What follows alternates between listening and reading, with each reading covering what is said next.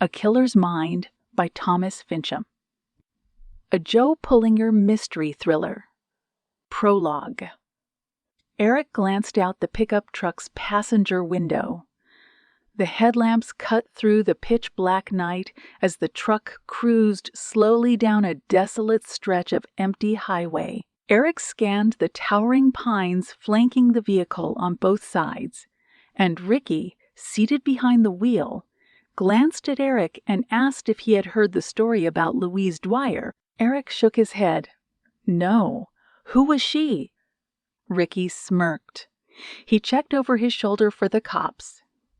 He had 3 beers before hitting the road, so a drinking under the influence on his record before graduating was the last thing he needed. She was a hitchhiker, he said.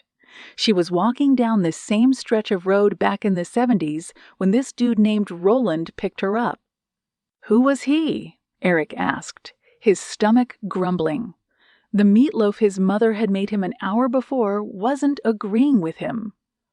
A serial killer, Ricky replied. He had a thing for stalking hitchhikers, always took their shoes after he carved them up. He pointed out his window. Apparently, they found 3 of his victims in these very same woods. A shudder shot up Eric's spine. You're lying, Ricky shook his head. It's the truth. These were Roland's old stomping grounds. He laughed.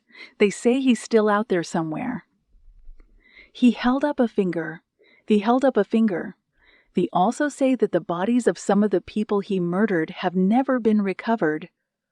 Eric tried his best not to look nervous. He cleared his throat and surveyed the forest outside the windows. I hate driving through here this late. Why? Ricky said. You think old Roland might get you? Knock it off, Ricky, Eric said. You're just messing with me. There's no one out there. I don't know, man, Ricky said with a teasing tone. Never say never. Eric squinted. He spotted something 60 yards ahead of the car, the headlamps washing across an object in the woods. He leaned forward to get a better look. He shook his head. He figured that Ricky's stories and the 2 beers he drank before heading out were just getting the better of him. Ricky asked, Where's the turnoff again? 3 miles away on the left, Eric replied, spotting the same object again, now 40 yards away. He dismissed it. It's probably just a bag of trash a motorist threw out the window, he thought. I hope Kelly's at the party, Ricky said, double-checking his shaggy hair in the rearview mirror. Senior year is almost over. If I'm going to make a move, I better do it tonight. Smoothing the wrinkles in his Nirvana t-shirt, Eric sighed. He also had a crush on Kelly, but Ricky was his only friend. He didn't want to lose him because of some girl. It was better to just let Ricky make his move. Plus, Eric was so shy that flirting was not his strong suit anyway. Hey, Ricky said. You okay? Eric nodded. He felt like someone was staring at him from deep in the woods. Yeah, he said. Are you sure? Eric's mouth opened to reply, but the object he saw was now coming into closer view. It was 30 yards away, just off the shoulder. Whatever it was, it looked out of place. Slow down, he said. Ricky shrugged. What for? We're almost there. Look. Eric pointed to the object. Ricky followed Eric's finger and saw what appeared to be a pile of discarded clothes resting a few paces away from the highway. Eric jutted his chin toward the shoulder. Pull over. He said he wasn't sure, but something about what he was seeing caused his stomach to twist into a knot. Ricky sighed. Come on, man. Seriously, Eric insisted. Stop the car. Ricky slowed the truck, turned off onto the shoulder, and killed the engine. Eric opened the door. His nerves were getting the better of him as he focused his eyes on Ricky. Are you coming with me? The idea of walking through the woods at 1 in the morning didn't sit well with Ricky. Stories about Roland were still circulating in his mind. "No way, man," he said. "If you want to go in there, have at it." Eric fixed his attention on the woods. The object, shrouded in darkness, was just 20 yards away. Chilled air licked at his neck. An owl hooted in the distance. A coyote yipped in reply. "Well," Ricky groaned, "are you going or not?" A lump formed in Eric's throat. He swallowed it, fishing in his pockets and retrieving his phone. He thumbed the flashlight feature, stepping out onto the road with slow and careful steps. He headed toward the woods and swept the beam of light from left to right. Nothing seemed out of place. The light illuminated a loose rock coated in crimson resting by his feet. "Ricky!" Eric called out. "What?" Ricky hollered back. "Get out here," he said. "You have to see this." His heart began to race. He squatted down and saw that the crimson on the rock was blood. There was no question about it. Ricky jumped out of the truck. He was annoyed. He wanted to get back on the road. He was prepared to dismiss whatever was getting Eric all worked up. His irritation disappeared when he laid eyes on the red, saturated rock. "Holy crap," Ricky said. "Is that what I think it is?" Eric, hands trembling, nodded. He directed the phone's light toward the object now 10 paces away. When Eric finally made out what the object was, he gasped. His knees felt like they were made of rubber as he tried to process what he was looking at. Ricky pointed his finger toward where the light was shining. "Oh, man," he said. "Tell me that's not what I think it is." Eric was certain that it was exactly what Ricky thought it was. The body of a young woman. Her skin was pale. Her pupils were dilated to the point that they appeared black. Her head was bashed in. The blood that had pooled around her body was darker than the night sky above her. Eric turned away. He ran back to the truck, collapsed on his knees beside the flatbed, and vomited out his mother's meatloaf. Chapter 1. It had been 6 years since Walter Crawley filled out a murder report. 6 years of peace and quiet that had gone undisturbed during his tenure as sheriff. The barrel-chested man huffed. He got down on one knee and examined the dead body of the young woman. A sea of red and blue emergency lights painted the trees that were flanking the corpse. The breeze rustling the branches stirred up an eerie kind of whistle. Crawley shifted the tobacco dip, clinging to his lip. He shook his head. He figured the girl lying face down on the ground had been young, most likely in her 20s, but she could have been in her 80s, and it wouldn't have made a difference. Murder was a heinous act, no matter the age of the victim. Working scenes like this one had pushed him to take a cozier job in the country after years of working in Dallas. Sheriff Deputy Beeman called out. Crawley kept his unblinking eyes focused on the body. "What is it?" Beeman removed his wide-brim highway patrol hat and gestured with it to the 3 cruisers parked along the highway. "I cordoned everything off with tape like you said. I might have used too much, I think." He winced. "I've never had to do this before." Crawley glanced at his deputy.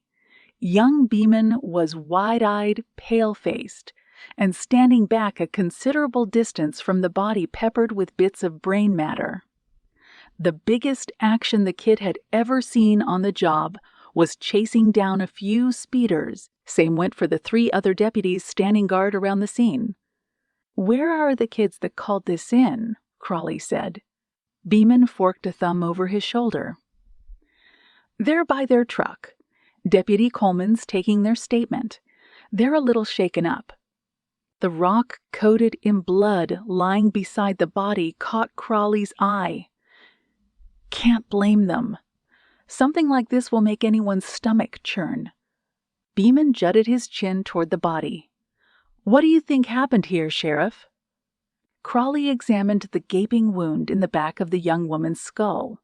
"Looks like someone bashed her head open from the looks of it." "Crazed hitchhiker, maybe?" Crawley took note of the dead woman's attire. Hiking boots caked with mud, blue jeans, and a red hooded sweatshirt. Red hoodie, he thought. "Why does that ring a bell?" "Beeman," Crawley said curiously. "Yes, sir," Beeman replied. "You been following the news?" The young deputy shrugged. "On and off, sir." Crawley pulled out a pair of latex gloves from his pocket and slipped them on. "There's a woman," he said. "She's been missing for a few days. It's been all over the news. Her parents reported it. Last I checked, they said she was traveling with her boyfriend not too far from here." Nodding, Beeman said, "I think I know what you're talking about, sir." Crawley gripped the blood-soaked hair draped over the young woman's face and brushed it aside. A lifeless face stared back at him. Right away, the sheriff sensed something familiar about her. He said, "You got your cell on you, Beeman?" Beeman pulled out his phone. "Yes, sir." "Pull me up a picture of this missing girl we're talking about." Shouldn't be too hard to find it in this day and age of smartphones, he figured.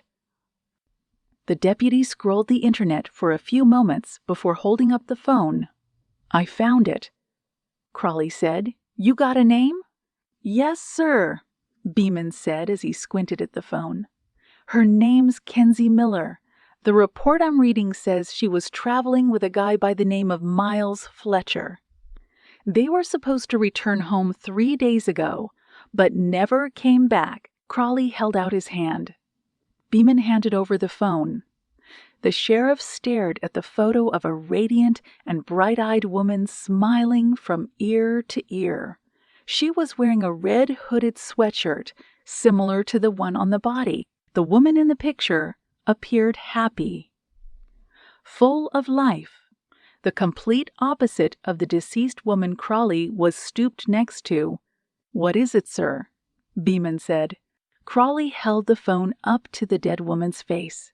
He compared her features to Kenzie Miller's photo and shook his head as he realized it was a solid match. "Well," he said as he met Beeman's gaze, "I think it's safe to say that the search for Miss Miller can be called off." The medical examiner's van arrived minutes later. Once Kenzie's body had been loaded into the vehicle, Crawley headed back to the station and made his way into his office.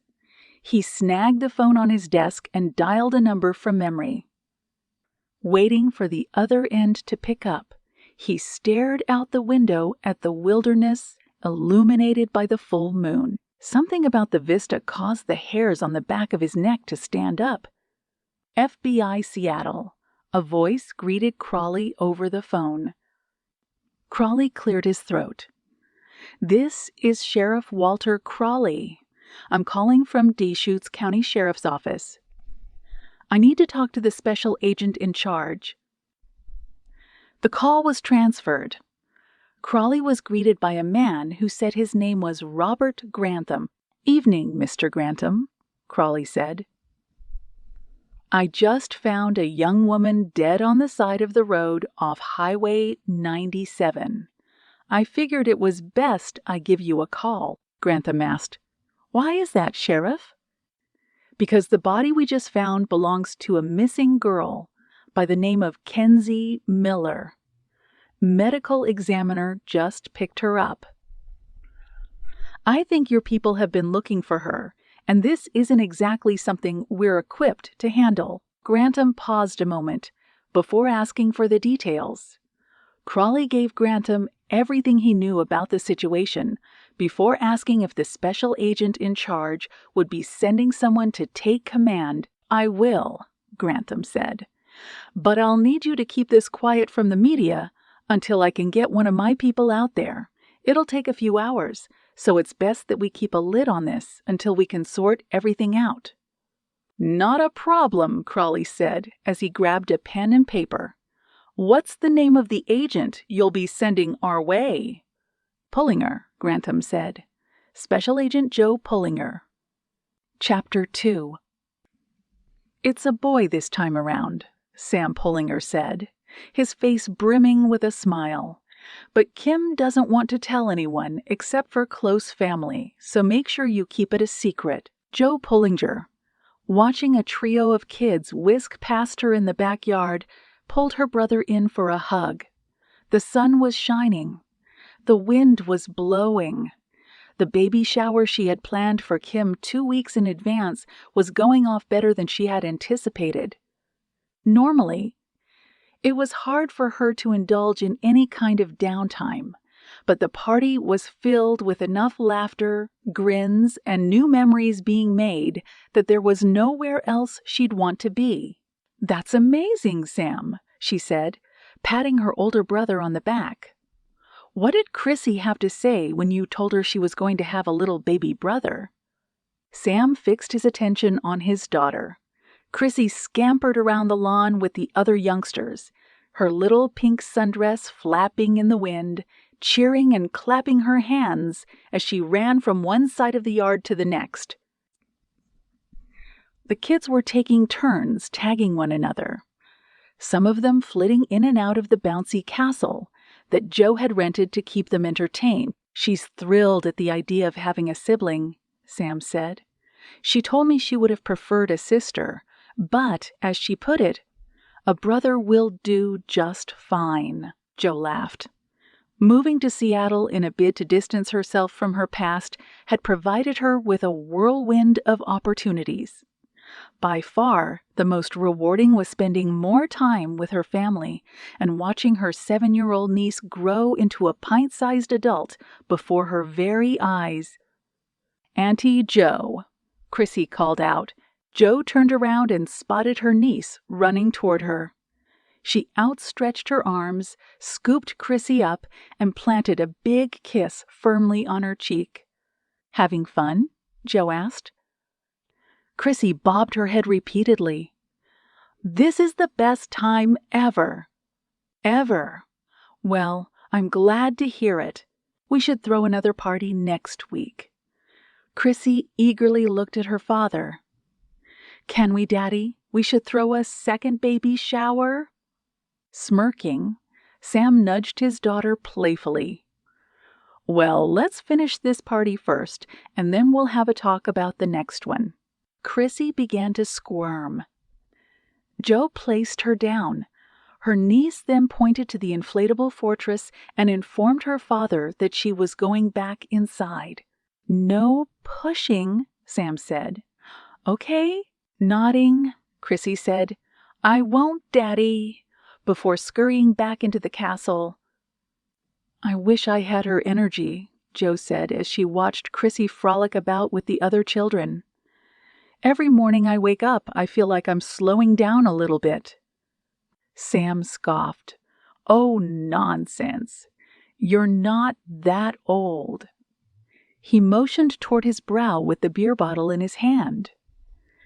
"That's all in your mind." Joe's head was the one place she easily got lost in.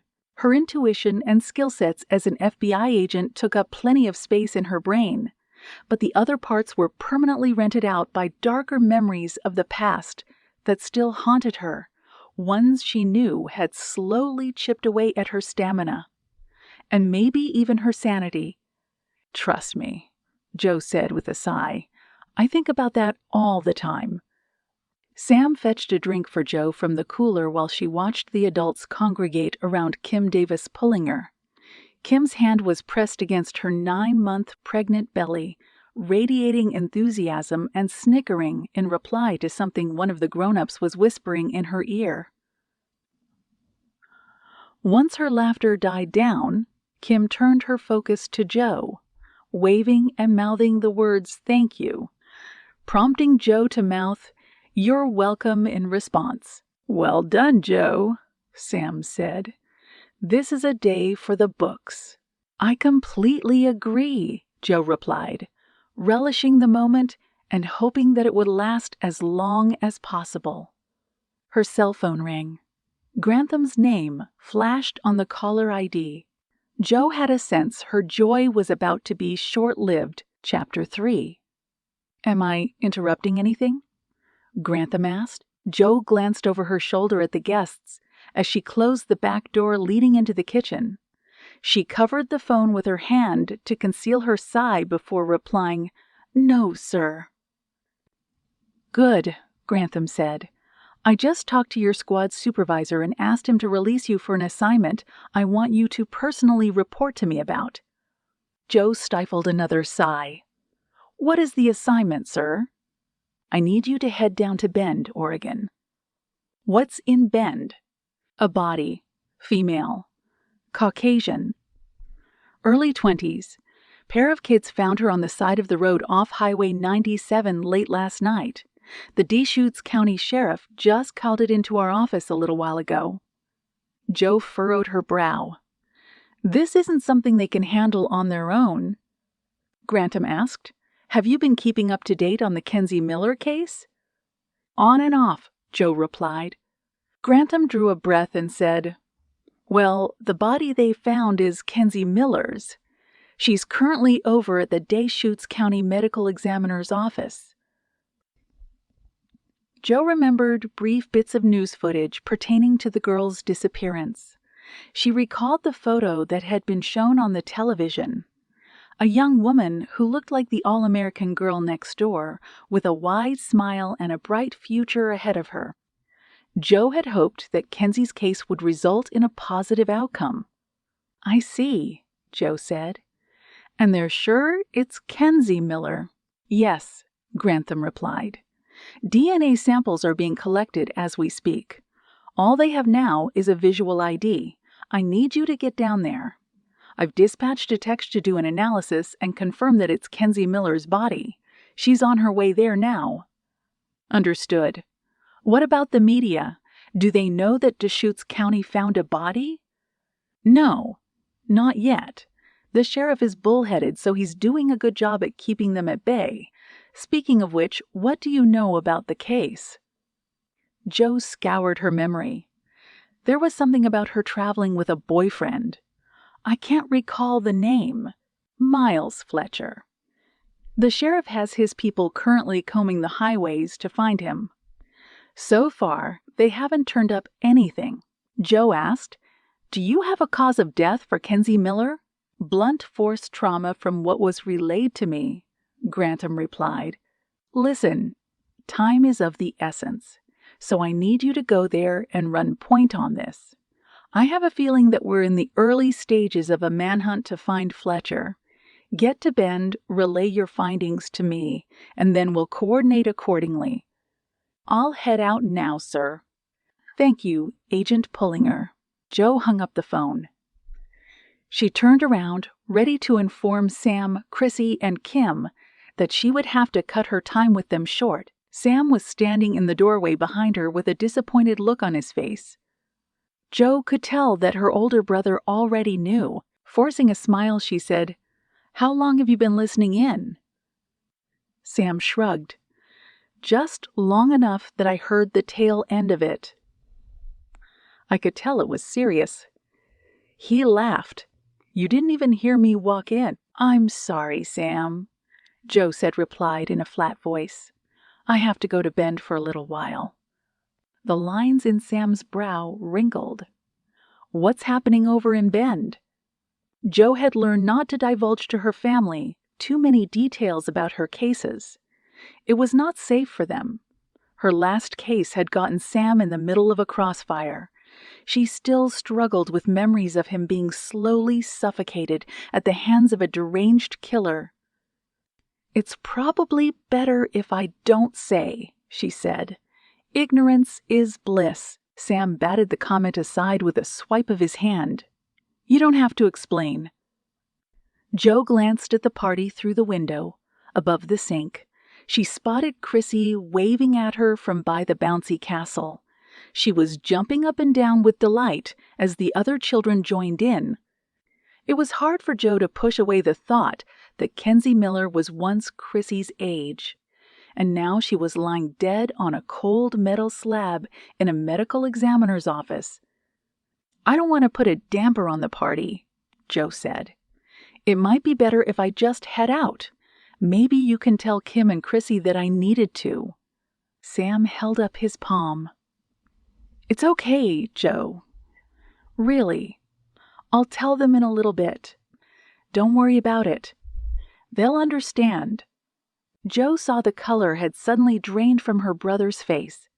He appeared nervous, fidgeting a bit and shoving his hands in his pockets. "Are you okay?" she asked. Swallowing, Sam said, "I just get, well, concerned every time you get one of these calls, especially after what happened the last time." Joe, a veteran at dealing with vividly dark and gloomy dreams, reeled at how Sam's kidnapping had become a recurring nightmare that kept her up regularly. However, her struggles paled in comparison to his. Joe's guilt over Sam's turmoil made her heart weigh heavy. "I'm sorry, Sam," she said, "for everything. If I wasn't here, you might not have had to go through what you did." Smiling, he replied, "You don't need to apologize. What happened was not your fault." "It feels like it is." "It's not." Sam flattened his hand over his heart. "I'm alive. Aren't I? If I have to experience a few bad dreams here and there, then that's a trade that I'm willing to make." Joe wrapped her arms around Sam and squeezed. Nothing meant more to her than the moments she was able to embrace her family. "Tell them I'll be back soon," she said. Planting a kiss on Joe's cheek, Sam said, "I will." He broke the embrace. "Now get out of here. Go save the world. Again." Winking, she headed to her room, gathered her bags, and placed them on the bed before changing into a pair of black slacks, a black shirt, and a black blazer. Tying her hair into a tight bun, she appraised herself in the mirror before she grabbed the black leather ID folder containing her FBI shield and credentials from the nightstand. Chapter 4. The drive to Bend, Oregon, took Joe half the day. The sights of the big city had been replaced by towering pines that seemed to go on for miles. She spotted log cabins and big lakes and smelled the scent of the wilderness, filtering in through the air conditioning of the bureau-issued sedan. She pulled into the parking lot outside the Deschutes County Sheriff's Office. She killed the engine and stepped out of the car. She took a look around and spotted a few deputies making their way toward the station. She straightened her jacket and walked into the station. She was greeted by a young desk sergeant who looked at her curiously. "Help you," he said. Joe showed him her ID. "Special Agent Pullinger. I'm looking for—" "Sheriff Crawley," the desk sergeant said before standing. "He's expecting you." He pointed to a door at the end of the hall. "He's down there." Joe thanked the desk sergeant before making her way down the hall. Sheriff Walter Crawley's name was displayed proudly in black lettering on the fogged glass. She knocked twice before being told. Come in by a baritone voice on the other side, she entered the office.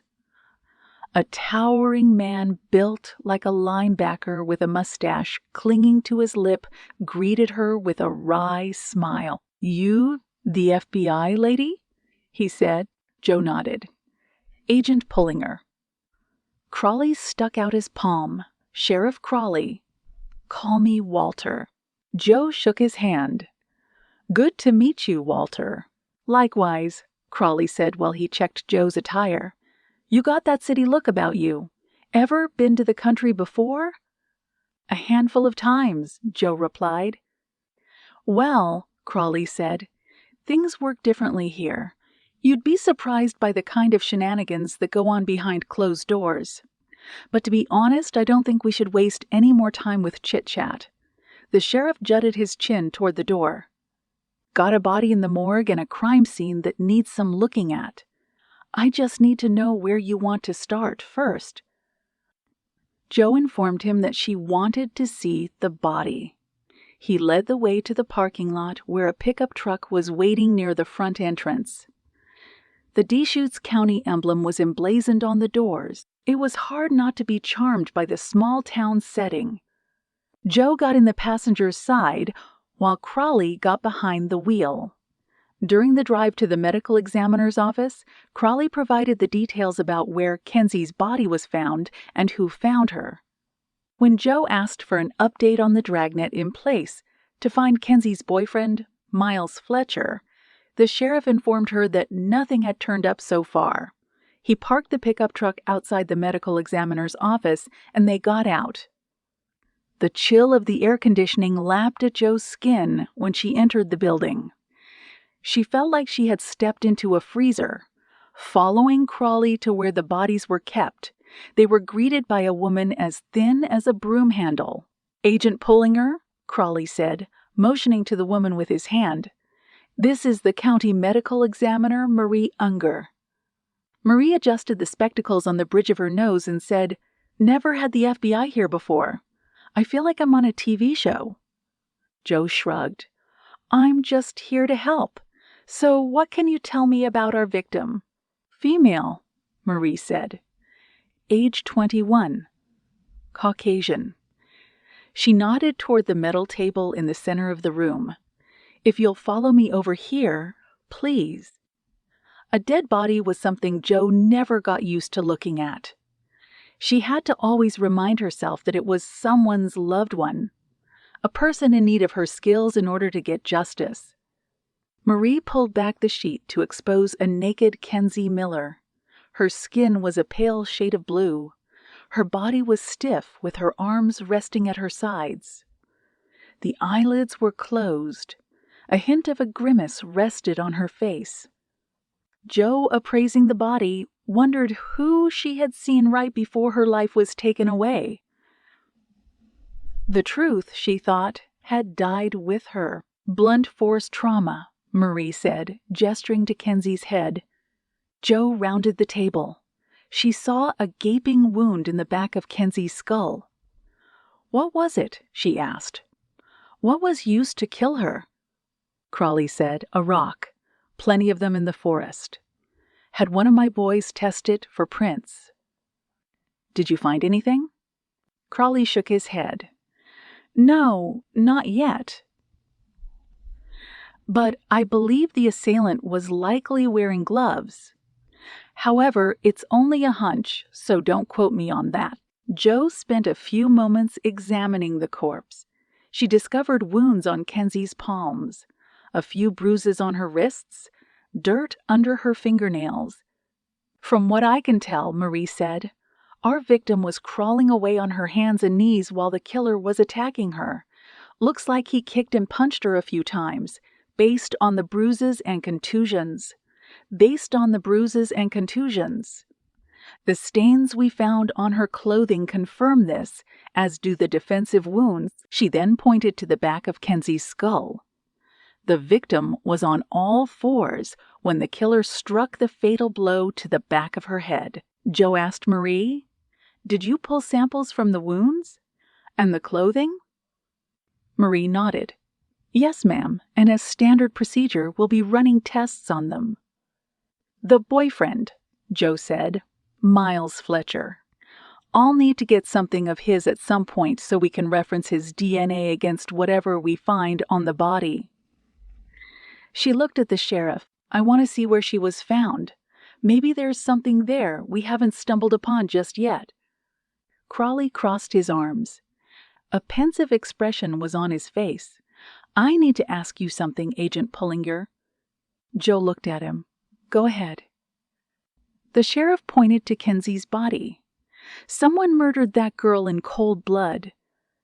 "I suspect that as well. The reason I bring that up," Crawley said, "is because I want to know if you're here to make sure that young woman's killer is brought to justice, that you're not just some run-of-the-mill FBI stooge punching a time card for the sake of advancing your career. It's important that I know you've shown up in my neck of the woods to see that this girl didn't die for nothing." Joe stared at him. "If you know anything about me, you'll know I won't rest until I figure this all out," she said. "It's what I do. It's who I am. You have my word that I will do what I can to see that this thing is resolved." Chapter 5. Thelma Winkler's rundown property looked like any other backwoods retreat: corrugated metal roofs, rusted farm equipment, and flanked on all sides by towering pines. Nothing about how she lived indicated that she made close to $1 million a year. Thelma spread some feed in the chicken pen. The birds clucked and flocked inside the small enclosure cordoned off with wire. "Where are you, Tommy?" She thought, Thelma knew it was possible her son had gotten drunk and passed out on a friend's couch. There was also a good chance he might have even gone to his father's place, Thelma's ex-husband. But there was no way Tommy had gotten himself locked up in jail. If he had, Thelma would have heard about it by now. Nothing usually troubled the 58-year-old woman, but Tommy not returning home after 2 days made her uneasy. Tires chewed up the gravel on the sloping driveway leading up to the one-story shack. Thelma turned around and spotted Jimmy Wilson's battered pickup truck coming to a stop near the rusted gasoline barrels. She put down the bucket filled with feed, covering her brow with her hand to stave off the sun. Years of being outside had cracked her skin to the point that it looked like leather. Wilson, a tall and brooding man with a bushy beard, got out of the truck. He spit some tobacco dip on the ground, sticking his thumbs in his belt and approaching Thelma slowly. Wilson took off his trucker's hat, held it between his fingers, and trembled slightly in Thelma's presence. "Ma'am," he said.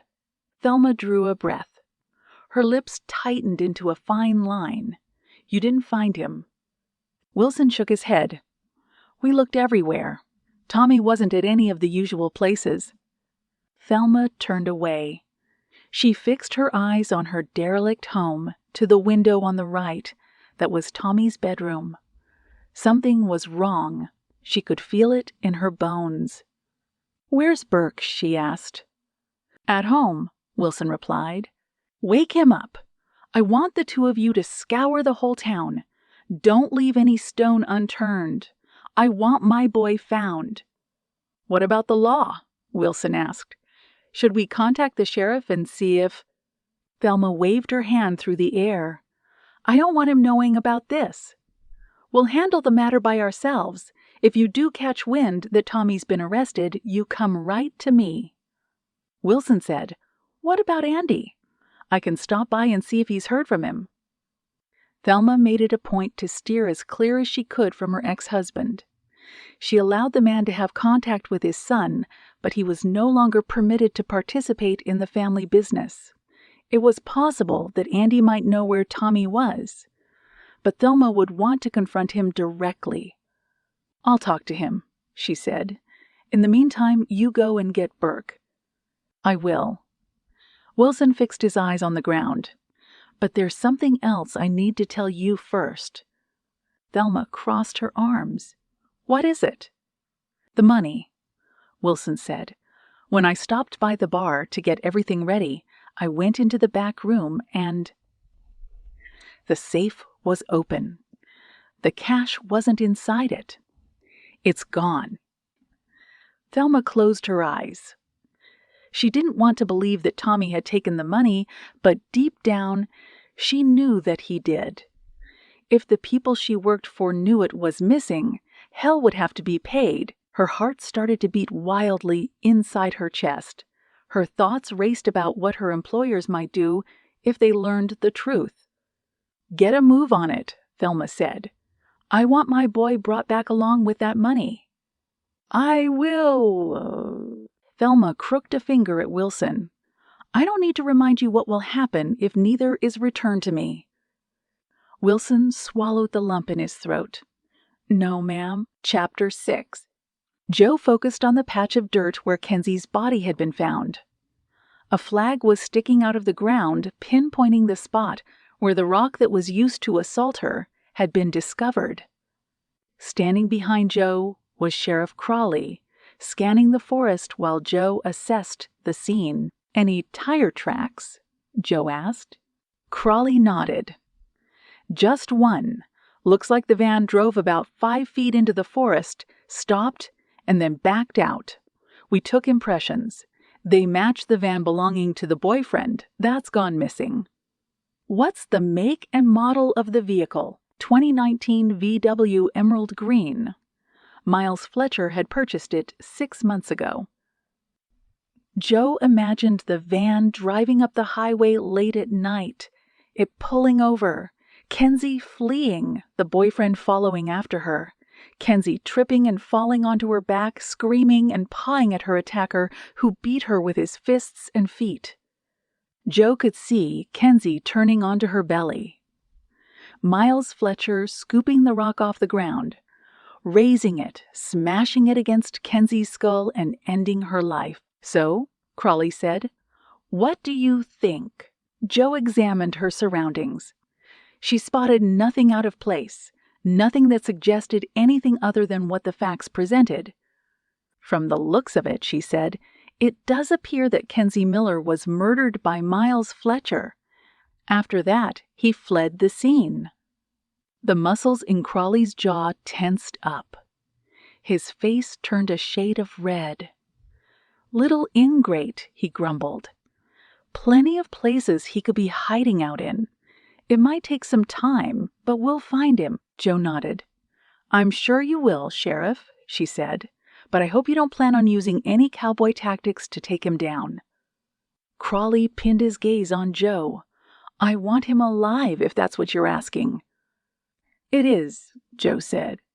"I've got a daughter," Crawley said. "She's 26.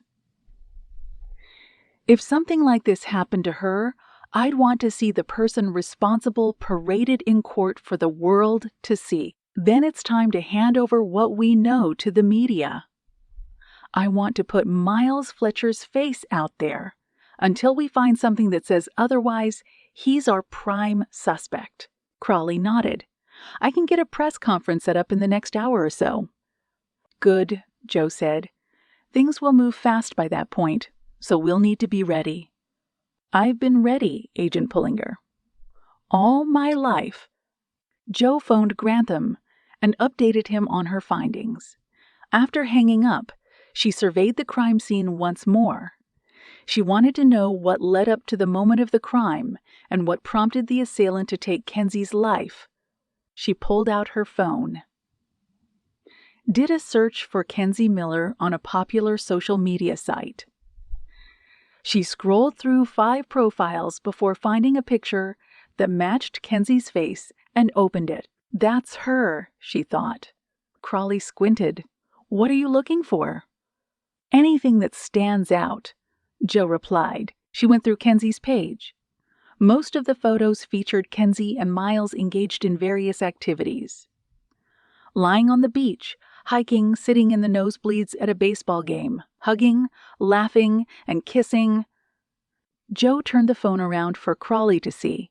"That looks like a happy couple to me." Crawley shrugged as he appraised the photos. "I may be older," he said, "but the one thing I do know is that the things people post on the internet don't reflect their real lives." "Quite true," Joe said before pocketing her phone. "Then I'd still like to get a sense of what Kenzie and Miles were like in real life." "How do you plan on doing that?" "First, I'd like to talk to her parents." Chapter 7. Brian Ford scooped up his daughter, Hazel, into his arms. She giggled as Ford peppered her with kisses and then placed her back down on the ground. He glanced at his wife, Kelly, who was busy preparing lunches for them in the kitchen. "Are you ready for the zoo?" Ford asked. "Yes," Hazel replied with delight. "I want to see the flamingos. Can we see the flamingos, Daddy?" "Of course we can." "We can see anything you want to, honey." Hazel announced that she was going to fetch her backpack before padding her way out of the kitchen and into the back bedroom. It never ceased to amaze Ford how much energy the young girl had. He rubbed his knees from the strain of picking her up. Kelly grinned as Ford grimaced.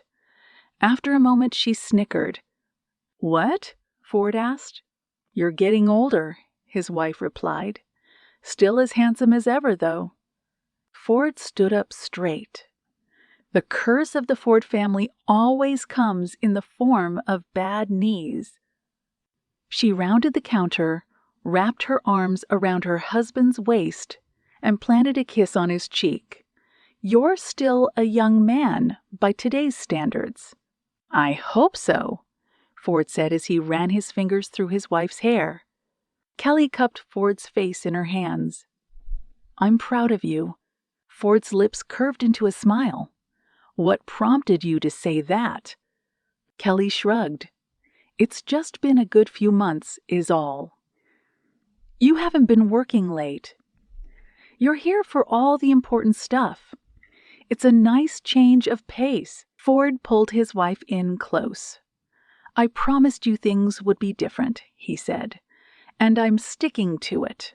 Plus, it's better than it was before. I prefer weak knees over a heavy heart." Patting her husband on the back, Kelly said, "How poetic of you, Mr. Ford." Ford watched his wife as she finished packing their bags for the day's events. "I'm lucky," he told himself. He knew he was lucky that he had been given a second chance at making things work by the woman he loved. Kelly tucked a loose strand of her hair behind her ear. The sunlight streamed in through the windows, radiating a heavenly glow on her face. Ford took a moment to appreciate his wife's beauty. Then his focus was diverted to the news playing on the television behind her in the kitchen. Ford's smile slackened into a frown. The news was about the case of the missing young woman named Kenzie Miller. He saw the image of a young man on the screen, one that Ford was certain he had seen before. "Babe," Kelly said, "are you okay?" Ford gestured to the television. "Turn that up. I need to hear what they're saying." Kelly turned around, grabbed the remote, and increased the volume. Ford was fixated on the robust man on screen, addressing the cameras. The name Sheriff Walter Crawley was projected in the right-hand corner of the display. "Yesterday evening," Crawley said, "Deschutes County deputies discovered the body of a young female off of Highway 97. As of this morning, she has been positively identified as Kenzie Erin Miller. The woman was reported missing by her parents several weeks ago." Kelly brought her hand to her mouth. "Oh my God," she whimpered.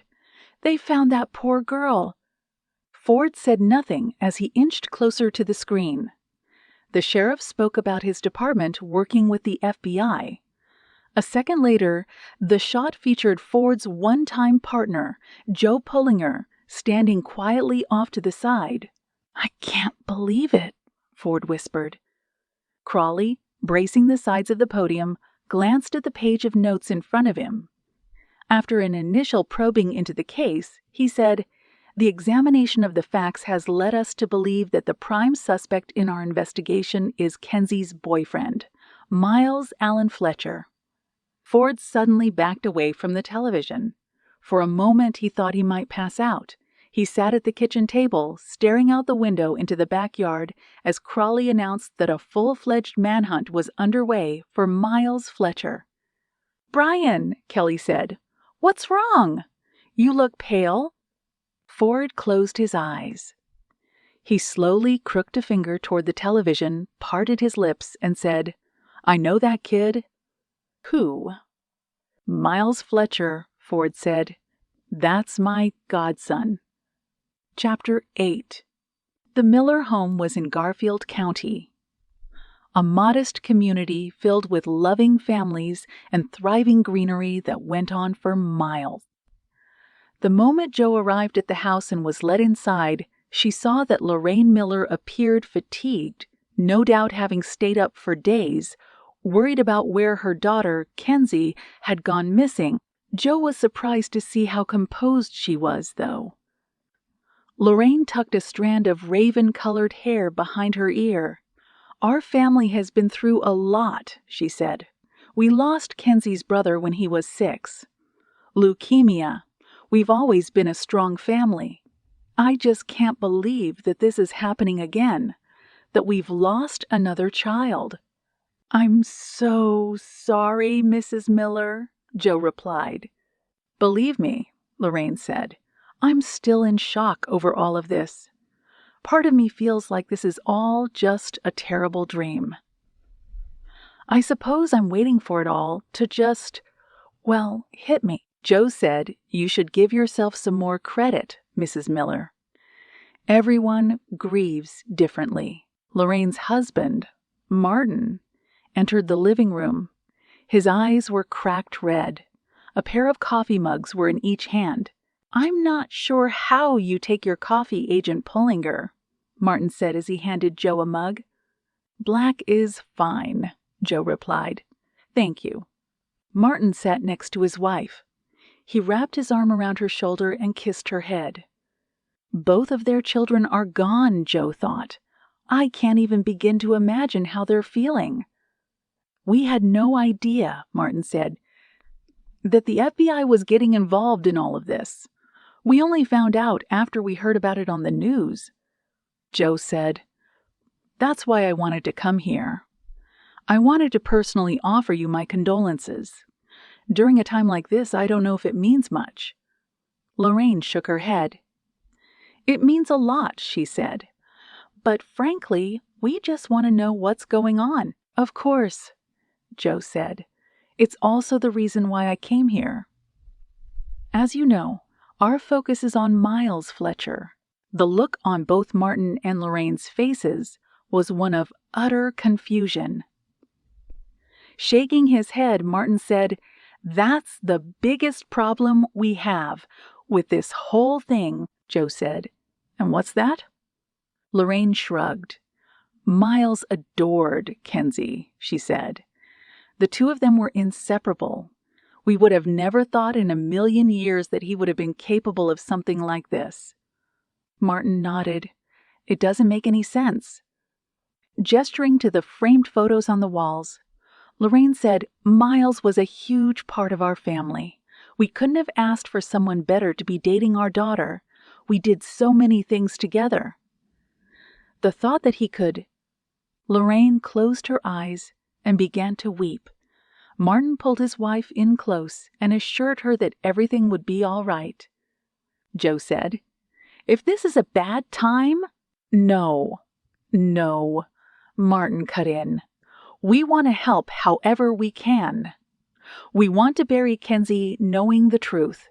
The best chance of that happening is cooperating with you, Agent Pullinger." Joe placed her coffee mug on the table. "You've said that Miles and Kenzie had a great relationship, but did anything in recent memory stand out to you as being odd, perhaps out of place, even some kind of turmoil in their relationship?" Martin shook his head. "Quite the opposite, actually.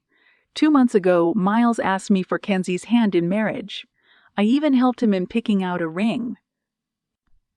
"That's why they went on their trip," Lorraine said. "Miles was going to propose to her when they got to the Grand Canyon."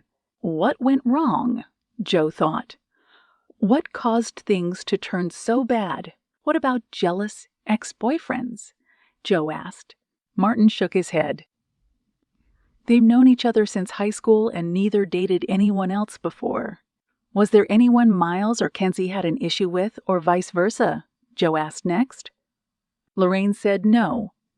Everyone loved Kenzie and Miles. Most of the time, they were the voice of reason when friends or family got into squabbles. They even stepped in when Martin and I were having disagreements. They were level-headed. Both of them were... Joe threw several more rounds of questions at the Millers. Everything pointed to Miles and Kenzie being great people, after which she thanked the Millers for their time and promised to update them as soon as she could. On her way back to her vehicle, she was stopped by Martin. "Agent Pullinger," he said, "can I ask you something?" "Of course," Joe said. He looked away as if he was unsure. He then said, "Could Miles have just snapped?" "Why do you ask?" Martin shrugged. I've watched a few of those true crime shows. There's always a story about someone who's quite normal, but then they just go off the deep end. Like something in their brain just doesn't, I don't know, work right. And then they lose their minds? Could that have happened? Joe nodded. It's a possibility. Would you bet on that being the case with Miles? It's tough to say at this point, Mr. Miller, Joe replied. I don't want to jump to any conclusions. Martin took a small step forward. I know, he said. But can you tell me anything that can ease the suffering right now? Anything at all? Joe waited a moment before replying. I have a lot more questions to ask before I can say with confidence that Miles killed your daughter. Martin's lip quivered. Please find out what happened, Agent Pullinger. Please, Joe replied confidently. I will. Chapter 9. Back at the FBI field office, Joe pulled the chair out from her desk and sat down. The entire drive over to Seattle, she had been thinking about the conversation she'd had with Kenzie Miller's parents. She was just as confused as they were as to why Miles would want to hurt Kenzie. Good morning, a voice said, breaking Joe out of her train of thoughts. She turned in her chair and saw Special Agent Lewis McKinley standing before her. Grantham informed me that you're working on the Kenzie Miller case. Joe nodded. I updated him on my findings a few minutes ago, which is little to nothing at the moment. Anything I can do to assist? McKinley had become an invaluable asset during her last investigation. He had not only proven himself, but also earned her trust. Actually, you can. Joe pulled out a thick file from her bag. This is all the information I've managed to gather on Miles Fletcher as of now. Credit card numbers, cell phone, gym membership, and a few other things. I want to see if anything comes up since Kenzie Miller's time of death. Spreading open the file on top of the desk, McKinley asked if he could use Joe's computer. She pushed her laptop towards him. He then began scouring through databases. They spent the next hour tracking everything pertaining to Miles. There's nothing we can use, McKinley said. There are no pings from Miles's cell phone, no charges on his cards, nothing at all since Kenzie was killed. If he's on the run, Joe said, he'll have to come up for air at some point, and if he's still driving his van around, someone is bound to see it. And if he got rid of it, McKinley said, then he's either stolen a new car or found someone to give him a ride. Joe said, his face is all over the TV. People would recognize him if he tried to hitchhike. Also, someone would have called in that their car was stolen. My guess is he's hiding. McKinley motioned to the file. Miles Fletcher doesn't come across as some kind of criminal. I'm curious as to what brought him to the point that he had to bash someone's head in with a rock. My thoughts exactly, Joe said. We still don't have the forensics back yet either. So there's still a lot that we have to sort through. The phone on Joe's desk rang. She scooped it up and was told that someone was waiting for her in the lobby. McKinley, Joe said as she placed the phone back in the cradle, can you keep digging a bit more for me? Will do, McKinley said before turning his focus back on the computer. Joe, trying to line up the missing pieces in her head, left the bullpen and headed to the first floor. Making her way into the lobby, she smiled as she spotted someone waiting for her near the front desk. Chapter 10. Detective Brian Ford had saved Joe's brother's life, and as a result, she felt like she would forever be indebted to him. How are you, Joe? Ford asked. I'm good, Joe replied. Ford looked down at his shoes and then said, I saw you on the news. You looked good on camera. Joe smiled. I'm not a fan of being in front of a camera, to be honest. You pull it off anyway. Thanks, Brian, Joe said. What brings you here? I thought you were on vacation. Ford nodded. I'm off for the next 2 weeks. But I might be cutting my vacation short. Why is that? I thought you were excited to spend time with your family. Ford glanced over his shoulder. Can we talk outside? In private? Sure, Joe said, leading the way to the front of the building. How's Sam? Ford asked once they were outside. He's good, Joe replied. How are Kelly and Hazel? They're doing well, Ford said. We were actually headed to the zoo today, but after I caught you on the news, I've been trying to get a hold of you. Joe stopped on the steps leading into the building. What's going on? You look upset. Ford sighed. I am, yeah, he said. I need to talk to you about what's going on with the Kenzie Miller case. Joe frowned. You know I can't speak about an ongoing investigation. I know, Ford said. I'm more than familiar with the decorum by now. I just need to get something off my chest, if you don't mind. Joe crossed her arms. I'm all ears. It's about Miles Fletcher. We're still looking for him. Well, Ford said, I know him. Know him? How? Ford took a deep breath and said, He's my godson. Joe's eyebrows shot up. You're kidding me? Ford shook his head. I'm afraid not. Back when I was in the Marines, I had a buddy named Lieutenant David Fletcher. During my second tour, the two of us were clearing a house in Kandahar when this insurgent opened up on me with an AK-47. I took a round to the shoulder. Joe watched as Ford pulled back his shirt collar to reveal a quarter-sized scar above his collarbone. He said, when they got me on a medical evac, we couldn't get to the base in time. I lost a lot of blood, but it turned out that David had the same blood type that I did, so he donated it on the spot. He saved my life, Joe said. You never told me about that. Ford laughed. It's not exactly something you bring up during casual conversations. Besides back when you and I partnered up for that last case, we were a little preoccupied. Joe thought back on the deranged killer she and Ford had taken down. She batted the memories aside. When I got back home from my tour, Ford said, David and I discovered we were living just 100 miles away from each other. We started hanging out regularly, but then in 2011, he suffered a heart attack. He didn't recover. Right before he died, he asked me to look after Miles. I agreed.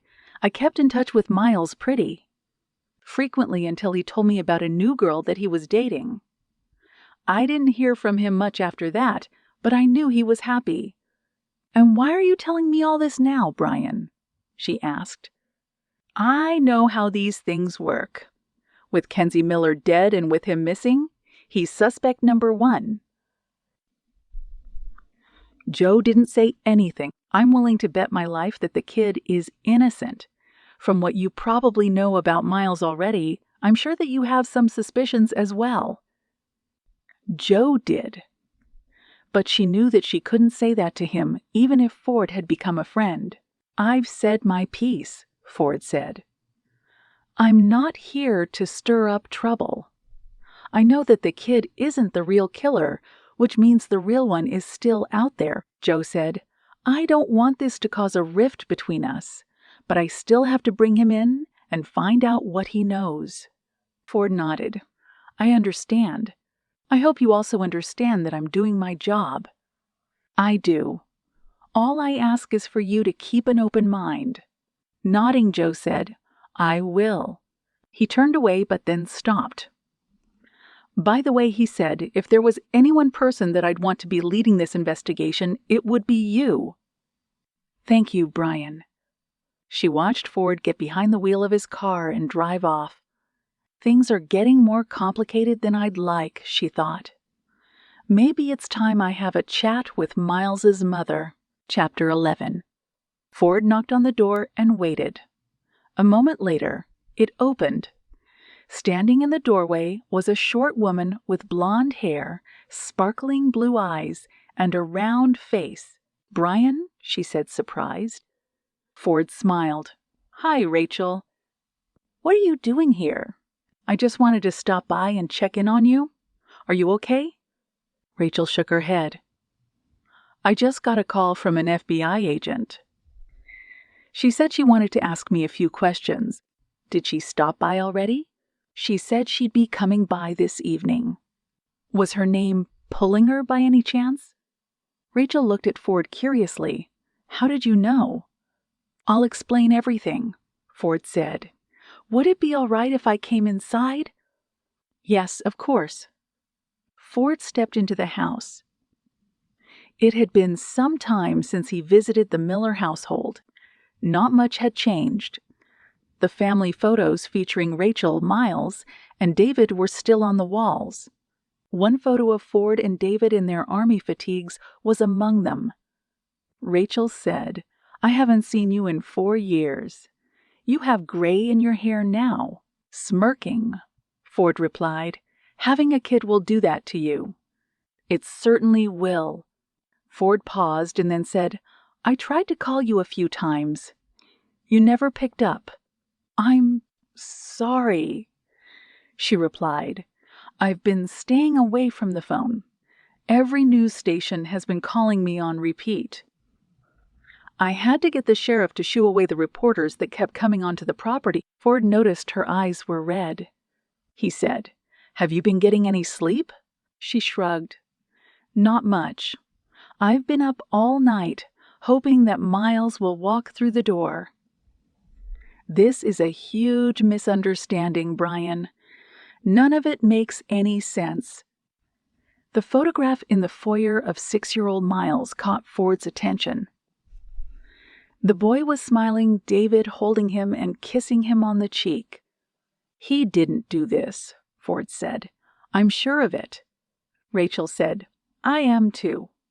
I'll cut to the chase, he then said. I came here to tell you that I'm going to make sure that I find Miles before anyone else does and bring him in. Rachel's eyes flickered. Is this being done in an official capacity? Ford shook his head. No. But I owe it to you and David to make sure that Miles gets a fair shot at telling his side of the story. Brian, Rachel said, I don't want this to cause you any trouble.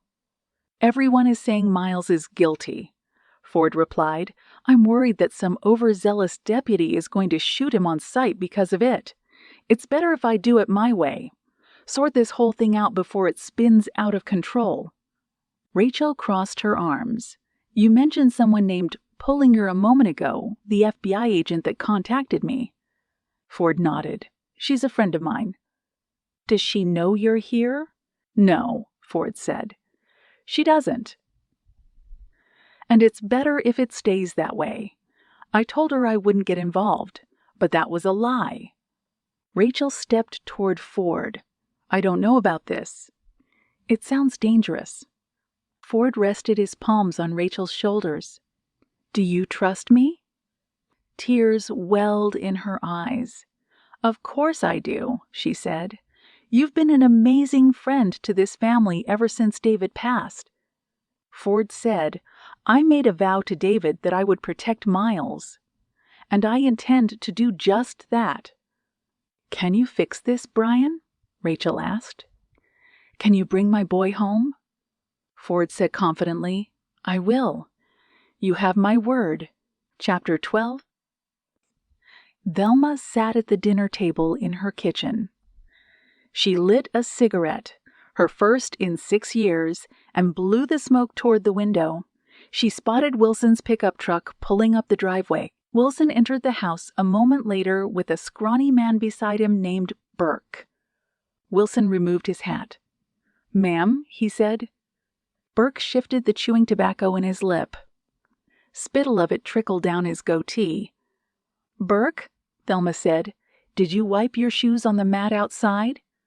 Burke, wide-eyed, rushed back to the front door and scraped his cowboy boots on the mat. Sorry, ma'am, he said. I don't know what I was thinking. Thelma winced. He never does, she told herself. Wilson said, We still haven't found Tommy. Thelma shook her head. Did you check Andy's house? Yes, ma'am, he said. No sign of your son or the bag. It looks like Andy's just been sitting on his porch drinking beer all day. Thelma asked, "What about the construction site?" Not there either. Thelma was silent. Burke then said, "But when I went there, Joe was asking when the money will get to him so he can clean it. I told him we're working as fast as we can." Thelma dabbed out her cigarette in an ashtray. "It's time to call our employers in New York," she said. "They need to know what's going on." Wilson's lips curved into a frown. "I see." Thelma reached into her frayed cardigan and produced a burner phone. She plugged in a number from memory and held the phone to her ear with a trembling hand. "Yes." A gravelly voice answered. "It's me," Thelma said. "Miss Winkler," the voice said. "To what do I owe the pleasure?" Thelma drew a shaky breath. "We have a problem." The voice scoffed. "We don't pay you to have problems." She closed her eyes. "I know." "The $5 million, the voice said. "Have you cleaned it?" "We've hit a snag," she said. "We're going to need a little more time." There was a moment of silence before the voice said, "Are you having problems with your operation?" "No," Thelma replied. "As I've said, we've hit a little bit of a road bump." "Winkler," the voice said, "the money that was delivered to you needs to be back in our hands by Friday. That's 2 days from now. Are you saying that the timeline won't be honored?" She said, "I promise on my life that I will have your cash ready soon." The call was terminated. Thelma kept the phone glued to her ear for a moment before placing it back in her pocket. Wilson said, "Is everything all right?" "No," Thelma said. "The Serbians aren't happy," Burke said. "What do you think they'll do?" Thelma glared at him and said, "They're mobsters." "You and Great? Predicting what they'll do is about as easy as guessing lottery numbers." Wilson said, "What do you want to do?" Thelma grabbed her house keys. "Take me to Andy. I'm going to have a chat with him. We have less than 2 days to figure this out. If we don't, we might as well put a bullet through our heads before the Serbians make an example of us." Chapter 13. James Sonny Brant rubbed the back of his neck. He walked into the Irish-themed bar, his eyes adjusting to the dim lighting after spending all day hunched over a computer. A tall man with dark skin gestured hello from the bar. Special Agent in Charge Isaiah Reeves patted the bar stool next to him and pushed a pint of beer toward Brant. "Paperwork's all done on the McManus case," Brant grumbled. Reeves picked up his glass. "Thank you kindly, Agent Brant." Brant pointed to his drink. "Thank you for the beer? I owe you," Reeves said. "We were looking for McManus for 2 months. Took you all of 2 days to find him. Thanks to you, he'll be serving 10 years in a federal lockup." Brant smirked. McManus always had a soft spot for his cousin. "I figured it was just a matter of time until he came back to Spokane. I guess my hunch paid off." Reeves clapped Brant on the back. "Well, you earned your time off." Brant took a sip of his beer and placed down the glass. "I'm not sure what to do with 6 weeks of downtime," he said. "I'll probably just stay at home for a bit. I've been on the road so much the past few months that I haven't had a chance to just sit down and breathe." "For now," Reeves said, "just have a drink or two on me." The two men sipped their beers and talked. They spoke about cases that had been solved, ones that were still on the books, and kicked around ideas for how Brant could spend his vacation. Reeves suggested that Brant should try his hand at acting. Brant laughed. "Why?" "You have those Hollywood looks," Reeves said. "Pearly white teeth, $1,000,000 smile." Brant waved his hand dismissively. "No thanks," he said. I prefer the job I have now. Keeps me occupied." Reeves grinned. "You really have a hard time sitting down, don't you?" "I chalk that up to being an Eagle Scout when I was a kid," Brant said. "That and running track and field." "I guess you could say I enjoy the thrill of the chase." Reeves furrowed his brow. "You actually like it?" Brant nodded. "I do. It's an adrenaline rush. Plus, I'm good at catching suspects. I'm 5 for 5 so far." Reeves sighed. "Don't let anyone ever tell you that you're modest, Agent Brant." One of the other customers asked the bartender to change the channel on the television above the bar. The bartender switched over to the local news. A reporter on the screen was on the side of a road that was flanked by trees. Below her, a banner read, "The Search for a Killer." Brant gestured to the television. "What's that all about?" "The Kenzie Miller case," Reeves said. "Have you been following it at all?" "A little," Brant said. "What's the latest?" Reeves shrugged. "The field office in Seattle is heading up the investigation. Last I heard, they were trying to track a suspect, the boyfriend." He then laughed. "Since you're the best self-proclaimed tracker in the FBI, maybe you could take your time off to lend them some assistance." Brant's eyes narrowed. "That's actually not a bad idea." Chapter 14. Jo checked her watch as she took the elevator up. Sam, Chrissy, and Kim were probably sitting down for dinner by now. She knew she'd be stuck at the office late into the evening. Any wish she had to engage with her family would have to wait. She tried her best not to be upset by it as the elevator doors opened, and Jo spotted McKinley waiting for her on the floor. "Anything to report?" Jo asked. McKinley shook his head. "Nothing." Jo sighed. "Miles Fletcher is a ghost," she said. "It's like he just disappeared off the face of the earth." McKinley led the way into the bullpen. Other agents were huddled around computers, staring at their cell phones and files, completely buried in their work. Support staff members were assisting them however they could. McKinley said, "Did you speak to Miles' mother?" Jo nodded. "I just visited her. She was very tight-lipped when I questioned her." "Is that suspicious?" "I don't think so," Jo said. "She's worried. The woman is trying to protect her son. Someone in her position would be concerned about saying the wrong thing." The two arrived at McKinley's desk. Papers and files pertaining to the case were scattered about.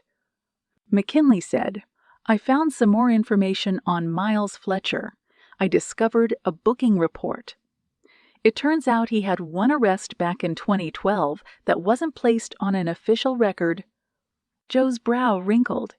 "Why was he detained?" McKinley handed her a piece of paper. He was picked up in his freshman year of high school. Apparently, Miles and some of his friends dipped their feet in paint and left prints across the school grounds. The principal called their parents, and the parents had all the kids rounded up by the police to scare them. The police gave the kids a browbeating and then let them go. Jo smirked. "A school prank." "Looks that way," McKinley replied. Jo tossed the piece of paper on the desk. "There's nothing else on his file." "That's it. I've dug as deep as I could into the guy's life. There's absolutely no dirt on him. All we can do is wait until someone spots him," Jo thought. "Luck is the only thing we have to work with now." McKinley nudged her with his elbow. She turned up her eyes and spotted Grantham approaching. "Sir," Jo said. The barrel-chested special agent in charge with raven-colored hair nodded. "Agent Pullinger," he said, "you need to get down to Preneville right away." "What for?" "Because," Grantham replied, "a highway patrol unit just found Miles Fletcher's van." Chapter 15. The skies were dark by the time Jo arrived on the scene. Dozens of people were gathered around their vehicles along the highway, all of them angled toward a burnt van parked in the woods a short distance away.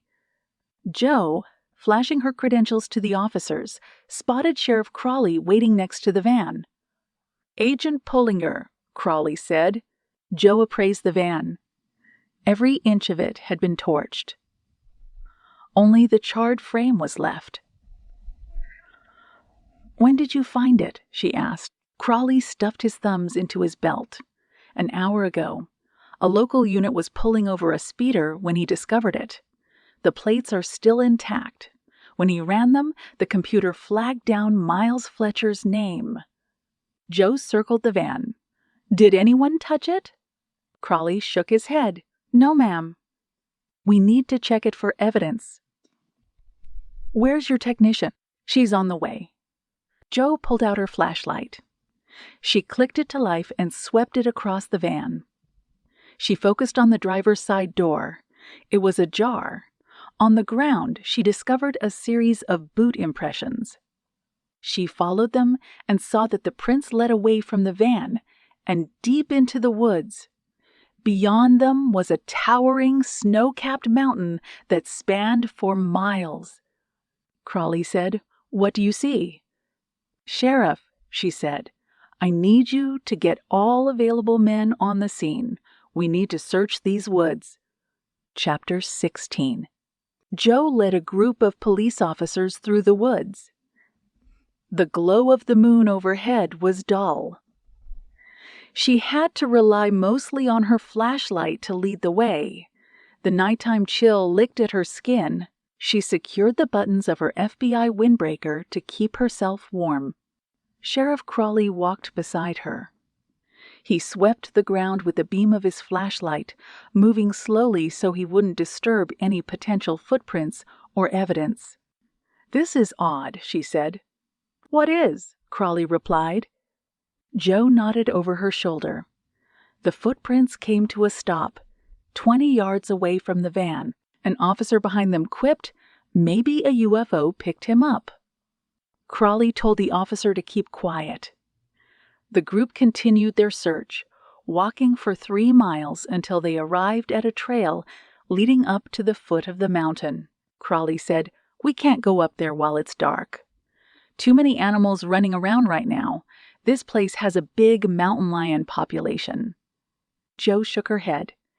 "If Miles is up there with just the clothes on his back, he'll freeze to death." "What are the chances that he tried to brave the hike?" Jo thought about it. "Slim," she said. "He is an experienced hiker. He would know better than to try to hide out up there." "So," Crawley said, "he lit fire to the van, walked into the woods, and then he disappeared? It doesn't make sense to me either, Sheriff. We'll need to come back when the sun comes up and do a more thorough sweep. Until then, we have to stay on the scene." Crawley ordered one of his men to retrieve coffee for the search party. Jo led the men back to the van, where the crime scene tech informed her that only clothing fibers had been discovered. When the sun rose, Jo and the search party headed back into the woods. She glanced over her shoulder at what felt like an army of police officers following her lead. They traversed every inch of the forest, the rich scent of pine in the air and a thin layer of fog blanketing the terrain. The investigation led the search team to the base of the mountain.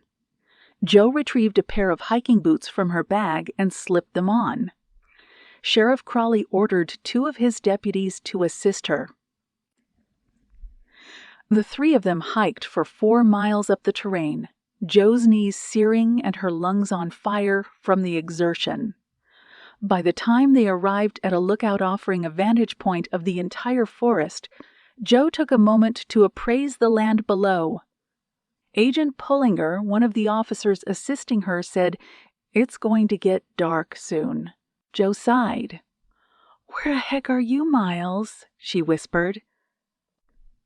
The search continued. 20 square miles was covered, spanning all 4 points of the compass. By the time night had fallen, the group had turned up with no trace, and Joe started to feel like it was possible that Miles Fletcher had vanished into thin air. Chapter 17. Grantham sat behind his desk and steepled his fingers. "You didn't find anything," he said. Joe nodded. "That is correct, sir." "How is that possible?"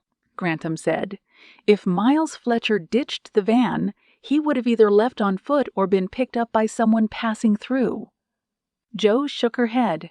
"Nothing indicates that either of those two things happened." "What about friends?" Grantham asked. "Is it possible that Miles Fletcher could have called someone to come and get him?" "I plan on questioning everyone he knew," Joe said. "But most of the people he is associated with live on the other side of the country." "What about his mother?" "She was at work when this happened. Her alibi is tight. The sack pinched the bridge of his nose." "Where is he, Agent Pullinger?" "I'm struggling to figure that out myself, sir." Bracing his desk, Grantham said, "This doesn't look good. It's been several days since we found Kenzie Miller's body, and we don't have anything in the way of a lead. The records show that Miles Fletcher isn't exactly Harry Houdini, Agent Pullinger. I'm struggling with coming up with reasonable scenarios as to why we can't track him down." The prospect of a killer running free made Joe's stomach twist into a knot. "I understand," she said. "I've never encountered anything like this in my entire career." "Give me a game plan," Grantham said. "Tell me what you are going to do next." Joe shrugged. "Our best option is to try and work this thing from the start.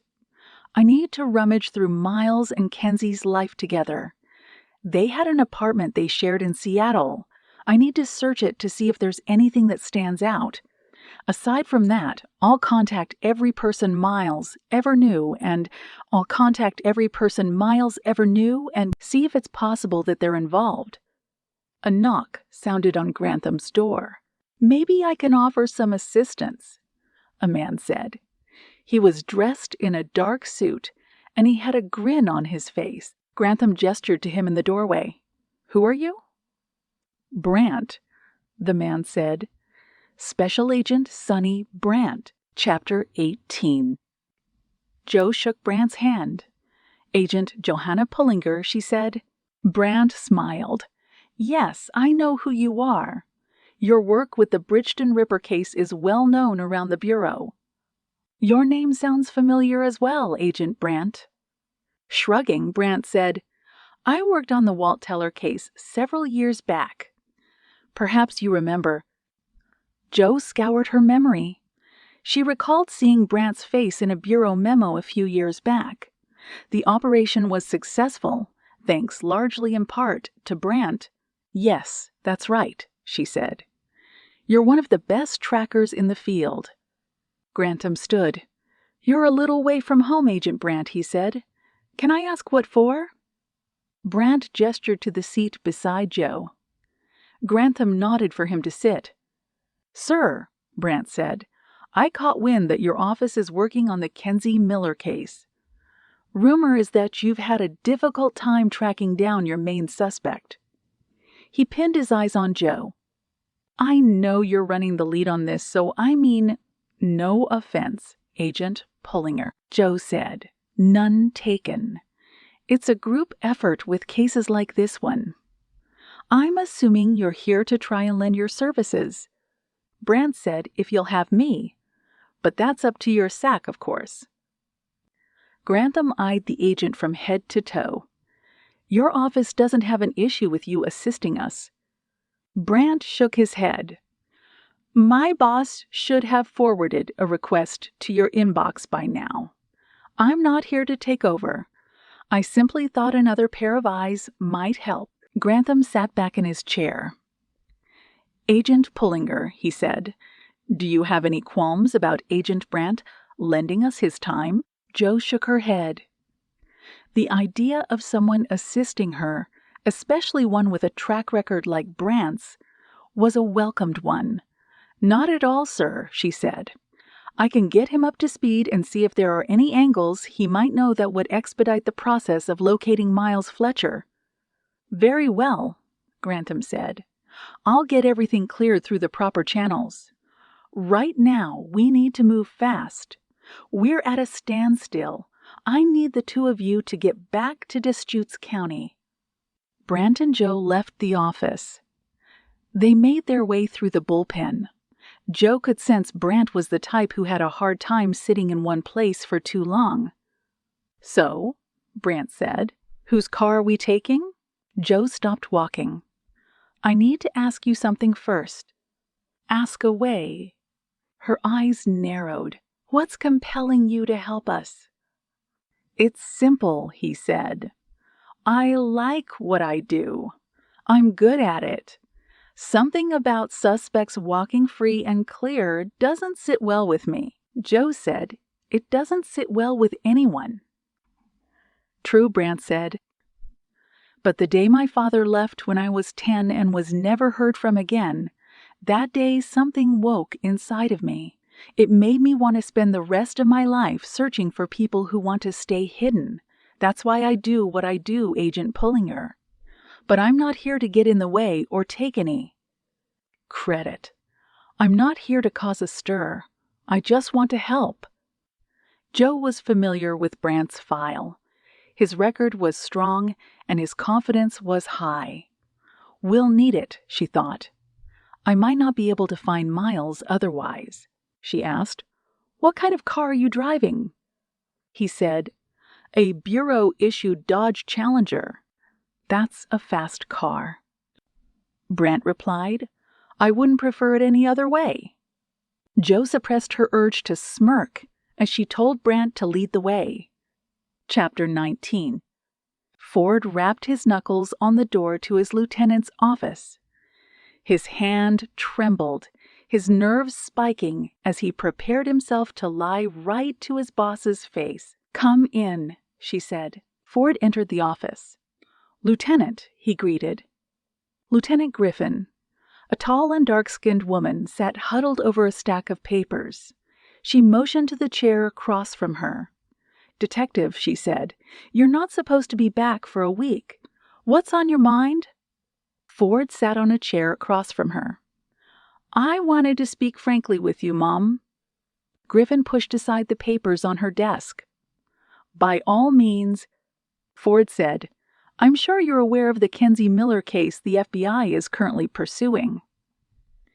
"It's all over the news." The lieutenant nodded. "I am. What about it?"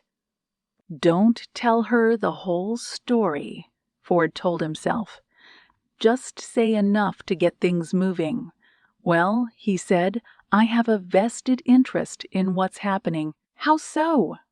"The main suspect, Miles Fletcher, is my godson, and everything that I've been hearing on the news has been emotionally taxing." Griffin squinted. "What are you trying to say, Detective?" The notion of lying didn't sit well with Ford. But he had no choice. He owed it to Miles. He owed it to his mother and father. He said, "I'd like an extension on my vacation. I have an additional 2 weeks' worth saved up. I'd like to spend it helping out the mother of my godson. It's important to me." Griffin nodded her head. "I see." "I know I'm asking a lot," Ford said, "but I feel I've put in enough time with this department that my request is a reasonable one." A curious twinkle flashed in Griffin's eyes. "I've known you for a long time, Ford." Ford nodded. "You have." "So," Griffin said, "I'd be kidding myself if I didn't think that there are some ulterior motives at play here." She knows, Ford thought. Play it cool. "No, ma'am," he said. "I'm being completely forthright with you." "So there's no chance," she said, "that your request for more time off is nothing but a ruse to allow you to pursue this case without anyone growing suspicious." Ford's jaw muscles tensed. "Don't give yourself away." "Lieutenant," he said, "I just want some time off. I know better than to get involved with something that could compromise my career. I simply want to console the family of my godson. That's all." Griffin stared at Ford. A palpable silence settled throughout the office. "I'll approve your time off," she said. "But if I suspect at any point that you've gone off the reservation, the consequences will be swift and severe. Are we clear on that?" Ford nodded. "Yes, ma'am." Griffin jutted her chin toward the door. "Go on then." Ford thanked her, stood, and moved to the door. "Detective," she called out. Ford turned. "Mom?" Griffin narrowed her eyes. "Don't do anything foolish." Chapter 20. The landlord opened the door to Kenzie and Miles' apartment. "Let me know if you need anything," the petite woman said to Joe. Joe nodded. "We will." "Thanks for letting us in." The landlord scurried away. Brant followed Joe inside. The apartment was small. 1 bedroom, 1 bathroom, sparsely furnished, Brant said. "Did anyone from your office do a sweep of this place?" Shaking her head, Joe replied, "We've been too preoccupied trying to track down Miles. Seattle PD stopped by here, though." The fridge caught Joe's eye. She opened it. It was filled with enough food that would last 2 people up to several weeks. Brant looked over Joe's shoulder. No one planning a murder would stock up on groceries right beforehand, Joe said. "Unless they were trying to mislead the police. I don't buy that in this case," Brant said. "Me either," Joe said. "How much have you read of Miles Fletcher's file?" "A good amount." "He's pre-med. Really bright. I didn't take him as the kind of guy who would do something like this, but I could be wrong." The two went through the bedroom. The closets, every drawer and cabinet. Nothing stood out. No evidence that suggested anything leading up to Kenzie's murder. Joe gestured to the pictures of Miles and Kenzie hung on the walls. More were on the nightstand, in the bedroom. A few in the kitchen. All of them showed the couple hugging or smiling. "Does this look like a relationship that was on the rocks to you?" "No," Brant said. He wandered over to the bookshelf in the corner of the room. He spotted a handcrafted wooden box. He slipped on a pair of latex gloves and opened the box to find a series of letters addressed from Miles to Kenzie. "Pullinger," Brant said. Joe walked over to him. She watched him sift through the letters, each one more affectionate than the next. Brant said Miles was crazy about Kenzie, and not in a deranged way. Joe pointed to one of the letters. "Same with Kenzie," she said. "That letter there from Kenzie to Miles was written just a week before they left on their trip," Brant sighed. "We need to talk to their friends," he said. "Maybe they know something we don't." "Tell me," Joe said. "You're the best tracker we have. Does anything stand out to you?"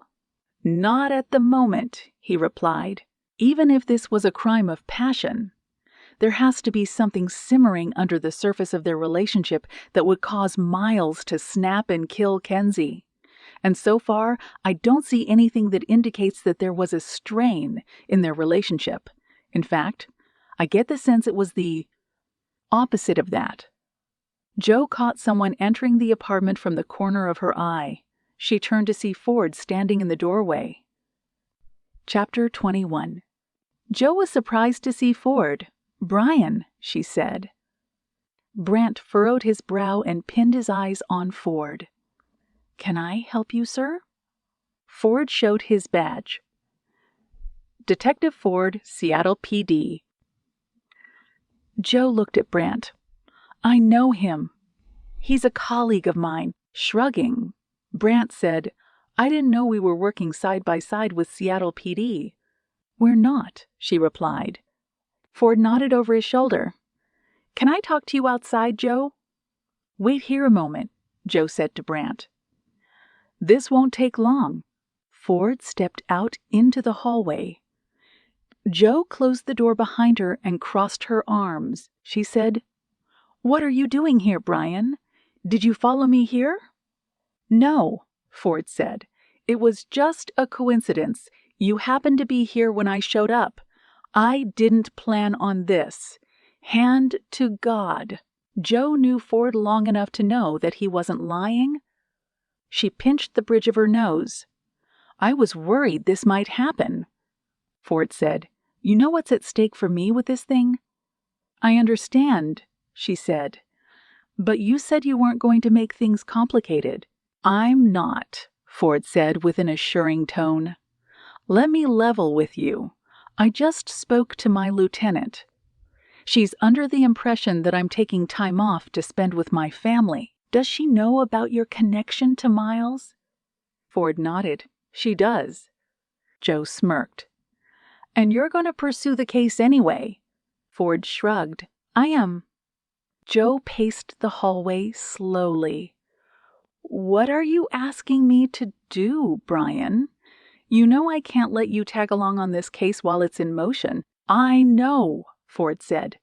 "All I'm requesting is that you turn a blind eye should we cross paths like this again." "Brian," she said, "I'm going to track down Miles. Nothing will stop me from doing that." "I know you will," Ford said. "And I plan on doing the same.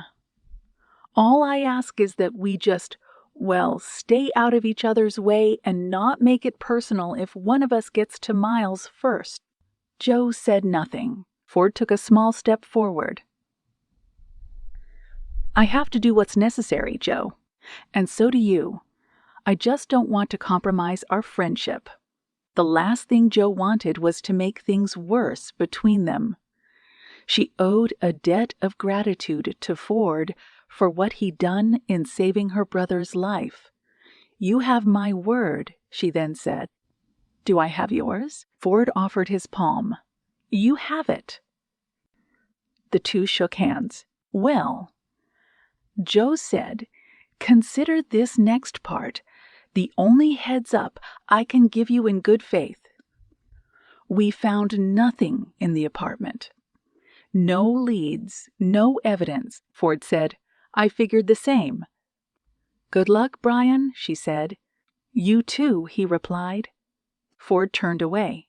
He then stopped and looked back at her curiously. "Who's that guy, by the way?" "His name's Brant. He's an agent from another office." Ford winked. "Handsome guy." Joe rolled her eyes as Ford walked away. She entered the apartment. Brant stood in the kitchen with an inquisitive look in his eyes. "What was that about?" he asked. "Nothing," Joe replied. Chapter 22. Joe pushed away her plate of half-eaten steak and potatoes. The diner waitress asked if there was anything else that she wanted. Joe asked for a refill of her coffee, so she said to Brant, "We have a short list of people that Miles and Kenzie were close with. Most of them are on the other side of the country, but there's a couple that live in the area whom we can talk to. They might be able to provide us with a lead." Brant took a sip from his mug of steaming coffee. "Can you be honest with me?" he asked. "About what?" Joe replied. Brant looked into her eyes. "That detective that stopped by the apartment," he said. "You know him." Joe said, "I do. He's a friend of mine." "Is it going to be a problem?" Brant said. "It won't," she said. "Ford is one of the best detectives in his department. He simply has an interest in the case and wanted some information. I gave him what I could without compromising anything and sent him on his way." "That's good enough for me," Brant said. "After all, I have no issue taking the word of the agent who brought down the Bridgeton Ripper." Joe sighed. "That case follows me everywhere. It made your career." "And the Walt Teller case," Joe said, "made yours." Brant smirked. "I got lucky on that one." Joe leaned in. How did you find him anyway? Teller managed to mislead the police and the Bureau for close to 3 years. You found him in 2 weeks. How was that possible? It was simple, Brant said. People are creatures of habit. They stick to a routine. You and I both learned that at Quantico. But Teller, Joe said, kept leaving clues to mislead the Bureau, right? Brant nodded. He did. He muddied up every crime scene with evidence that didn't make any sense. It took the case in a bunch of different directions, but it was an element of Teller's routine that led me to find out where he was. Joe furrowed her brow curiously. What was it? Brand smiled. Teller had receding gum lines that caused the early stages of gingivitis. No one thought anything of it, but I did. When I learned that he only used a very specific brand of toothpaste, I started looking around the different areas where it could be purchased. That's when I discovered someone buying it in bulk from a pharmacy in Long Island on the 1st of every month. I staked it out, and that's where I found him. Not bad, Joe said, impressed. Brant said, it was just a matter of looking at the evidence. You have a real knack for catching people on the run, too, Agent Pullinger. Again, the Bridgerton Ripper comes to mind. Joe batted away the memories of the case. That was different. Brant's eyes flickered. Can I ask you something? She nodded. Sure. Is it true, he said, about you, having that heart transplant? The muscles in Joe's chest tightened. She recalled the operation. She thought about the heart of the killer beating inside her chest. Yes, she said, it is. Brant frowned. That's a wild story, Agent Pullinger. To be honest, she said, I've been making it a point to put that behind me. Brant held up his hands. Understood, he said. Listen, the next steps in our search for Miles Fletcher are simple. We need to speak to his friends and find out anything they might know. He took a sip from his mug. And it's just a hunch, but something tells me he's still somewhere in the state. Joe glanced at the full moon outside the diner window. I have a feeling you might be right, she said. Chapter 23. Andy King went behind the bar and poured himself a finger's worth of scotch. The door opened. Light flooded into the dive bar. He squinted. When Thelma Winkler entered, he sighed. Andy ran his hand through his shaggy hair. Thelma, he grunted. To what do I owe the pleasure? Thelma approached the bar. She turned to the one patron passed out in one of the cracked leather booths, and then shook her head. It's nice to see that you haven't given up your knack for drinking in the early hours of the morning. Andy took a sip of his glass and then dabbed at the remnants clinging to his beard. We signed our divorce papers 10 years ago. I don't answer to you anymore. Thelma slipped onto the stool in front of Andy. She pinned a hateful gaze on her ex-husband. You degenerate drunk, she said. To think that I ever... Andy held up his hand. Cut to the chase, Thelma. What do you want? Where's Tommy? Thelma said. Andy's eyes narrowed. I was hoping you could answer that, he said. The kid hasn't been picking up the phone. Thelma spotted the photo of Andy holding an infant Tommy in his arms on the wall behind the bar counter. Your son, she said, has been missing for a few days. You're telling me that you didn't know he was gone? Andy shrugged. Tommy comes and goes as he pleases, he said. Unlike you, I don't need to know what everyone in my life is doing minute by minute, Thelma said. After you stole 60 grand from me a few years back, I learned to be better at keeping tabs on people. Andy pressed his finger into the chipped wooden counter. We needed to use more than just the construction site to clean the Serbians' cash, but you didn't want to listen to me. Plus, I needed money to buy this bar. Thelma glared at him, but then said, "And all of that was in the past. I came here to ask about our son." "So where is he?" Andy's nostrils widened. "I don't know," he said. "That's God's honest truth." Thelma shook her head. Andy always flared his nostrils when he was being dishonest. "You're incapable of telling the truth," she said. "You always have been." The two locked gazes. Andy saw Thelma curling her fingers into a fist. "Go on," Andy said. "Tear apart the bar looking for him if you want. He isn't here. And if you find him, you tell him to call me. I want to know where he is just as much as you do." Thelma stood. She turned toward the door. She stopped and then turned toward Andy. "Some money went missing," she said. "A lot of it. I suppose you don't know anything about that either." Andy shrugged. "Not a damn thing." Thelma left the bar. She headed outside to the parking lot where Burke was waiting for her by his truck. Burke said, "How'd it go? What did he say?" Thelma slipped into the passenger seat, fixed her eyes on the bar's entrance, and said, "Nothing but lies." Chapter 24. Bogdan Jovanovic tapped the ash off of his cigar.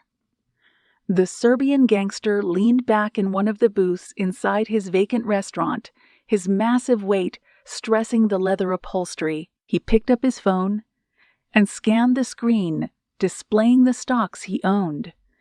He discovered he was slightly richer than he was the day before. A thin man in a suit entered from the kitchen behind him.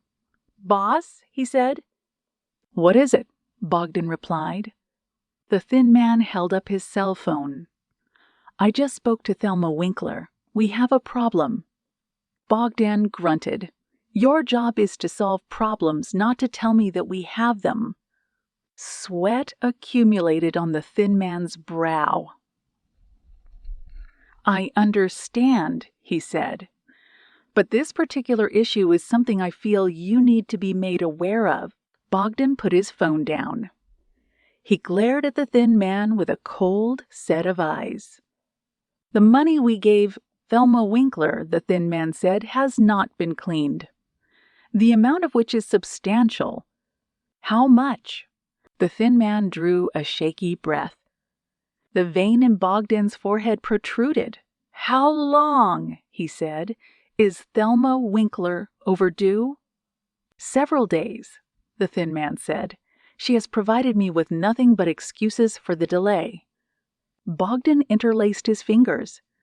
"Promptness has been a cornerstone of Thelma Winkler's business. That is why she is on the payroll." "This change in pace does not sit well with me," the thin man said. "What do you wish to do?"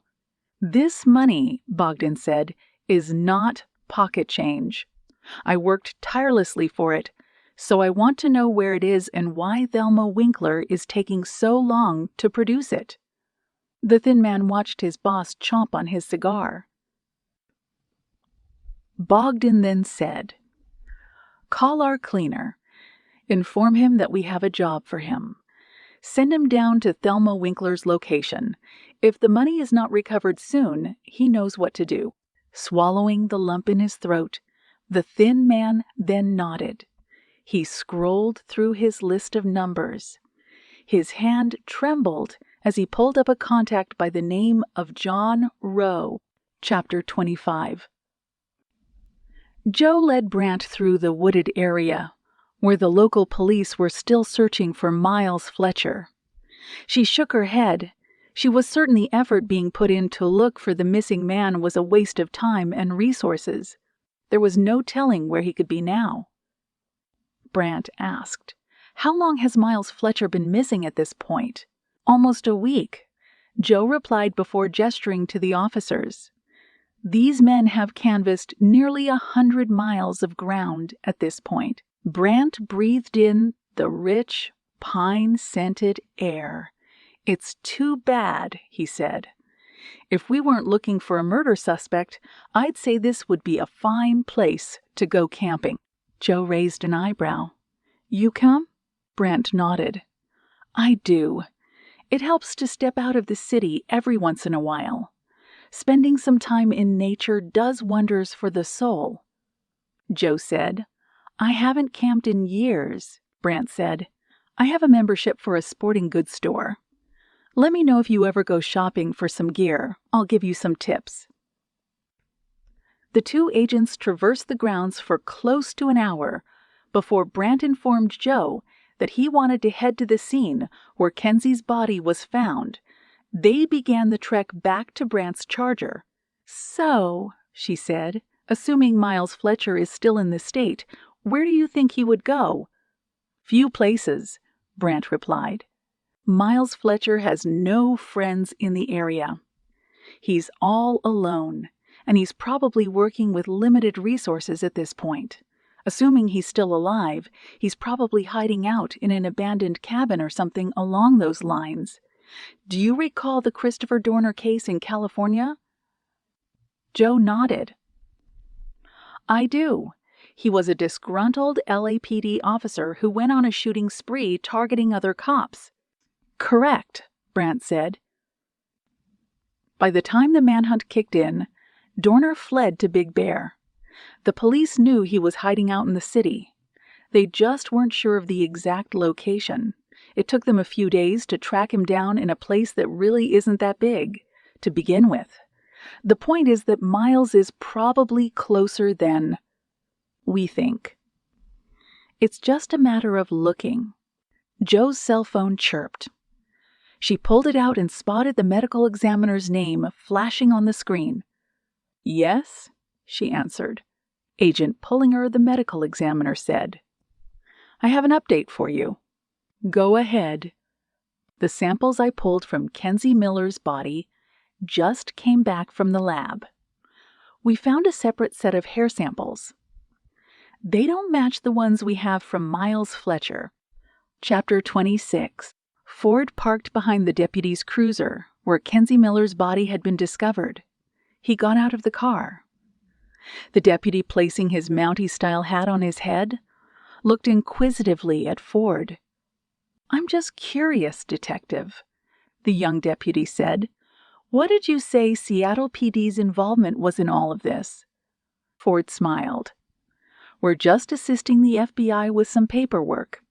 I wanted to check the scene where Miss Miller's body was found so I could place it in my report.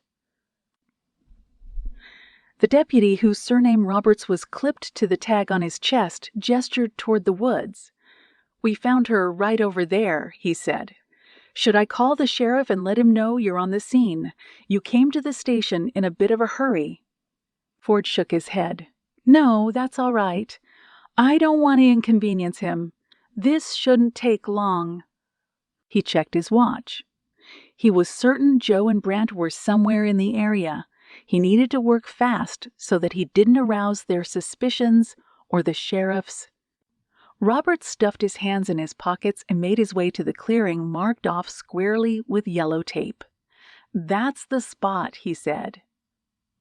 Ford noted that Roberts was staying as far back from the area as he could. The young man fidgeted, his body angled toward the highway. Ford recalled reacting the same way when he was a fresh-faced man unfamiliar with death. Deputy, Ford said, has there been any update on the search for Miles Fletcher? Roberts shrugged. No, not really. People are starting to pull their hair out looking for this guy. Ford stooped down on one knee at the spot where Kenzie's body once lay. His eyes scanned the terrain. He fixed his attention on the tire tracks that came to a stop a few feet from the crime scene. Something about the ground felt disturbed and unnatural. Robert said, Are you okay, Detective? You look like you're trying to crack a safe? Ford shook his head. This isn't right, he told himself. All of this is wrong. An idea popped into his mind. Ford smirked. He fished his cell phone out of his pockets and began scouring through his list of contacts. Roberts asked, Who are you calling? A colleague of mine, Ford replied. I want to run a few things by him." The young deputy motioned toward the highway. "If it's okay with you, I'd like to get back on patrol. It's my first month on the job. I don't want to get in trouble with the sheriff for not being on the road." Perfect, Ford thought. The less people on the scene, the better. "Sure," Ford said. "You get back to it, deputy. I'll put in a good word with the sheriff. Thank you for your help." Roberts bid Ford goodbye. He then piled into his cruiser and took off. Ford pulled up the name O'Reilly on his phone. He then placed a call to his old training officer. Chapter 27. Dusk had arrived when Don O'Reilly's early 2000s model Subaru pulled up at the scene. A robust man in a Hawaiian shirt got out of the car with gray streaks in his hair and a smile on his face. "Evening, kiddo," he greeted. Ford approached, and the two men hugged. O'Reilly patted him hard on the back. "Thanks for coming out, Don," Ford said. "I know it was a lot to ask to come out this far." O'Reilly swiped his hand through the air. "Think nothing of it. I'm retired. It was either sitting in front of the television watching Nash Bridges reruns or saying hi to an old friend." A cool breeze swept through the area. O'Reilly shivered and rubbed his arms. "Good heavens," he said. "It's colder than an igloo out here." Ford laughed. "Sorry.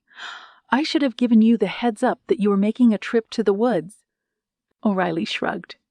"Care to tell me why I'm out here to begin with?" Ford gestured to the yellow tape behind him. "This is the area where they found that missing girl that I told you about over the phone. Her name was Kenzie Miller. I'm not sure if you're familiar with the case." "A little," O'Reilly said. "Does Seattle PD have you working it?" Ford shook his head. "I'll be frank with you, Don. The suspect they're looking for is the son of a friend of mine. My lieutenant is under the impression that I'm taking time off. The truth of the matter is that I'm here trying to figure out what happened and where the suspect is. I was hoping to get your insight on all of this." O'Reilly crossed his arms. "So," he grumbled, "you're working a case off the books." "You can get into a heck of a lot of trouble for that," Ford nodded. "I know, but this is important to me, and your batting average with the department was stellar, to say the least. I need your expertise. Something is wrong about this whole thing, Don, like you always told me. Don, like you always told me, if something feels out of place." O'Reilly smirked. "It's probably because it is." Ford appraised O'Reilly. The older man rubbed the stubble on his chin, a thoughtful expression on his face. "Brian," O'Reilly said, "this is clearly a personal matter to you. When things get personal, they get messy." "I know," Ford replied. "That's why I thought you offering an unbiased perspective might help me out." "Well, kiddo, I'm not a detective anymore." The lines in Ford's face wrinkled. "Are you saying you won't help me?" O'Reilly shook his head. "I'm saying the opposite, actually. I haven't been out of the house in weeks. This is better than going fishing. Of course, I'll lend you a hand." "Follow me," Ford said. O'Reilly strolled alongside Ford. He was given the rundown of the case. Where the body was found, how Kenzie died, and everything else in between. The two men stood outside the yellow tape, O'Reilly perusing the ground with a squinted expression. Ford said, "I can't place my finger on it, but this all feels strange," O'Reilly said, finishing his sentence. "I agree. This whole scene feels, too. Clean. What stands out to you?" O'Reilly got down on one knee. He stared at the tire tracks that came to a stop just off the highway. After a moment, only the whites of his eyes were showing. "Son of a gun," he whispered. "What do you see?" "I feel bad," O'Reilly said, "for these backwoods patrolmen. they've got working this case. They missed something very obvious here," Ford said, "which is—" O'Reilly pointed to the tire tracks. "See those tire marks, kiddo?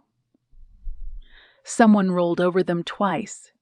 There was more than one car on the scene when all of this happened." Chapter 28. John Rowe emerged through the doors of the arrival gate at SeaTac.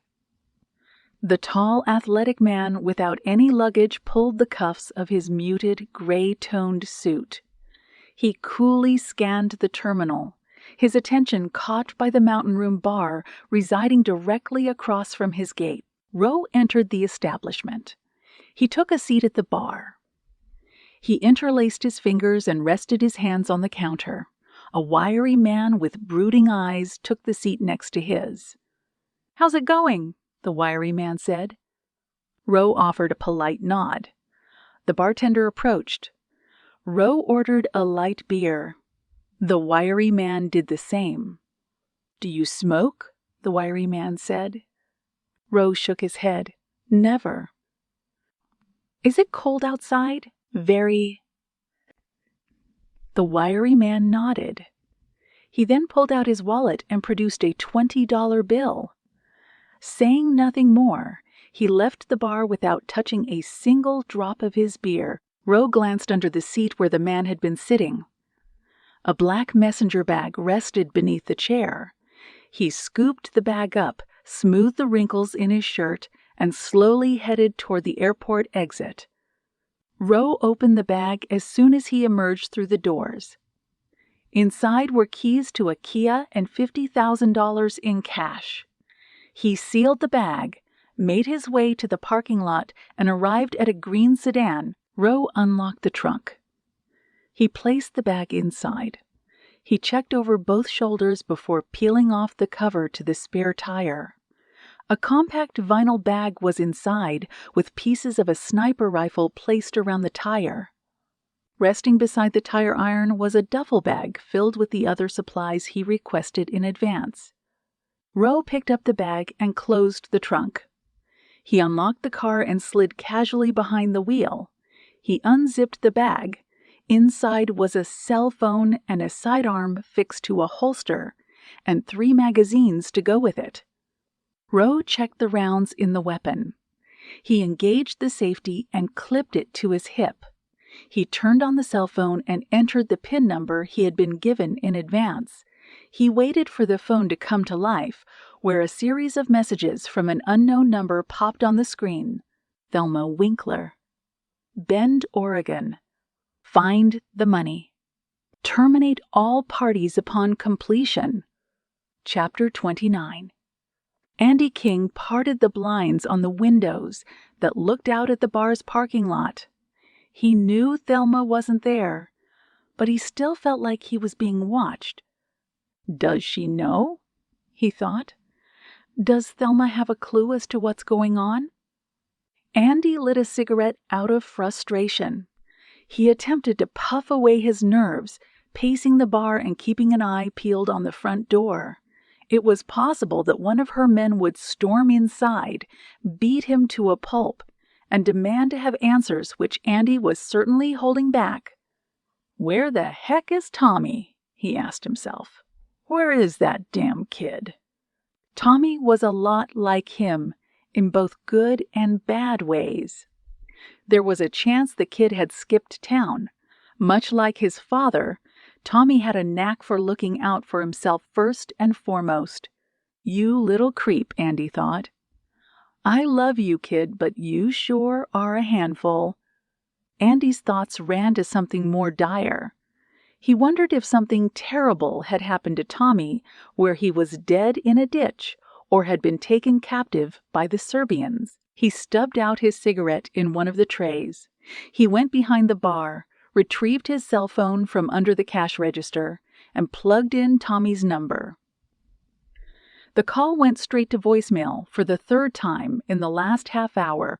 Andy tossed the phone down on the counter. He ran his hands through his greasy hair. He walked back over to the blinds, peeked through them, and saw a truck cruising slowly along the highway. Andy thought he recognized the truck. It looked like a vehicle that one of Thelma's men drove. He went to the back room, retrieved the 1911 Colt from his safe, and tucked it into the back of his pants. He placed another call to Tommy. There was no answer. He tried to call again. It went straight to voicemail. He tried several more times to get a hold of his son, but came up short every single time. He poured himself a bourbon, and then he sat at one of the empty tables. He stared at the window. "Where the heck are you, boy?" he said out loud. Chapter 30. Jo was behind her desk in the field office. Brant sat next to her.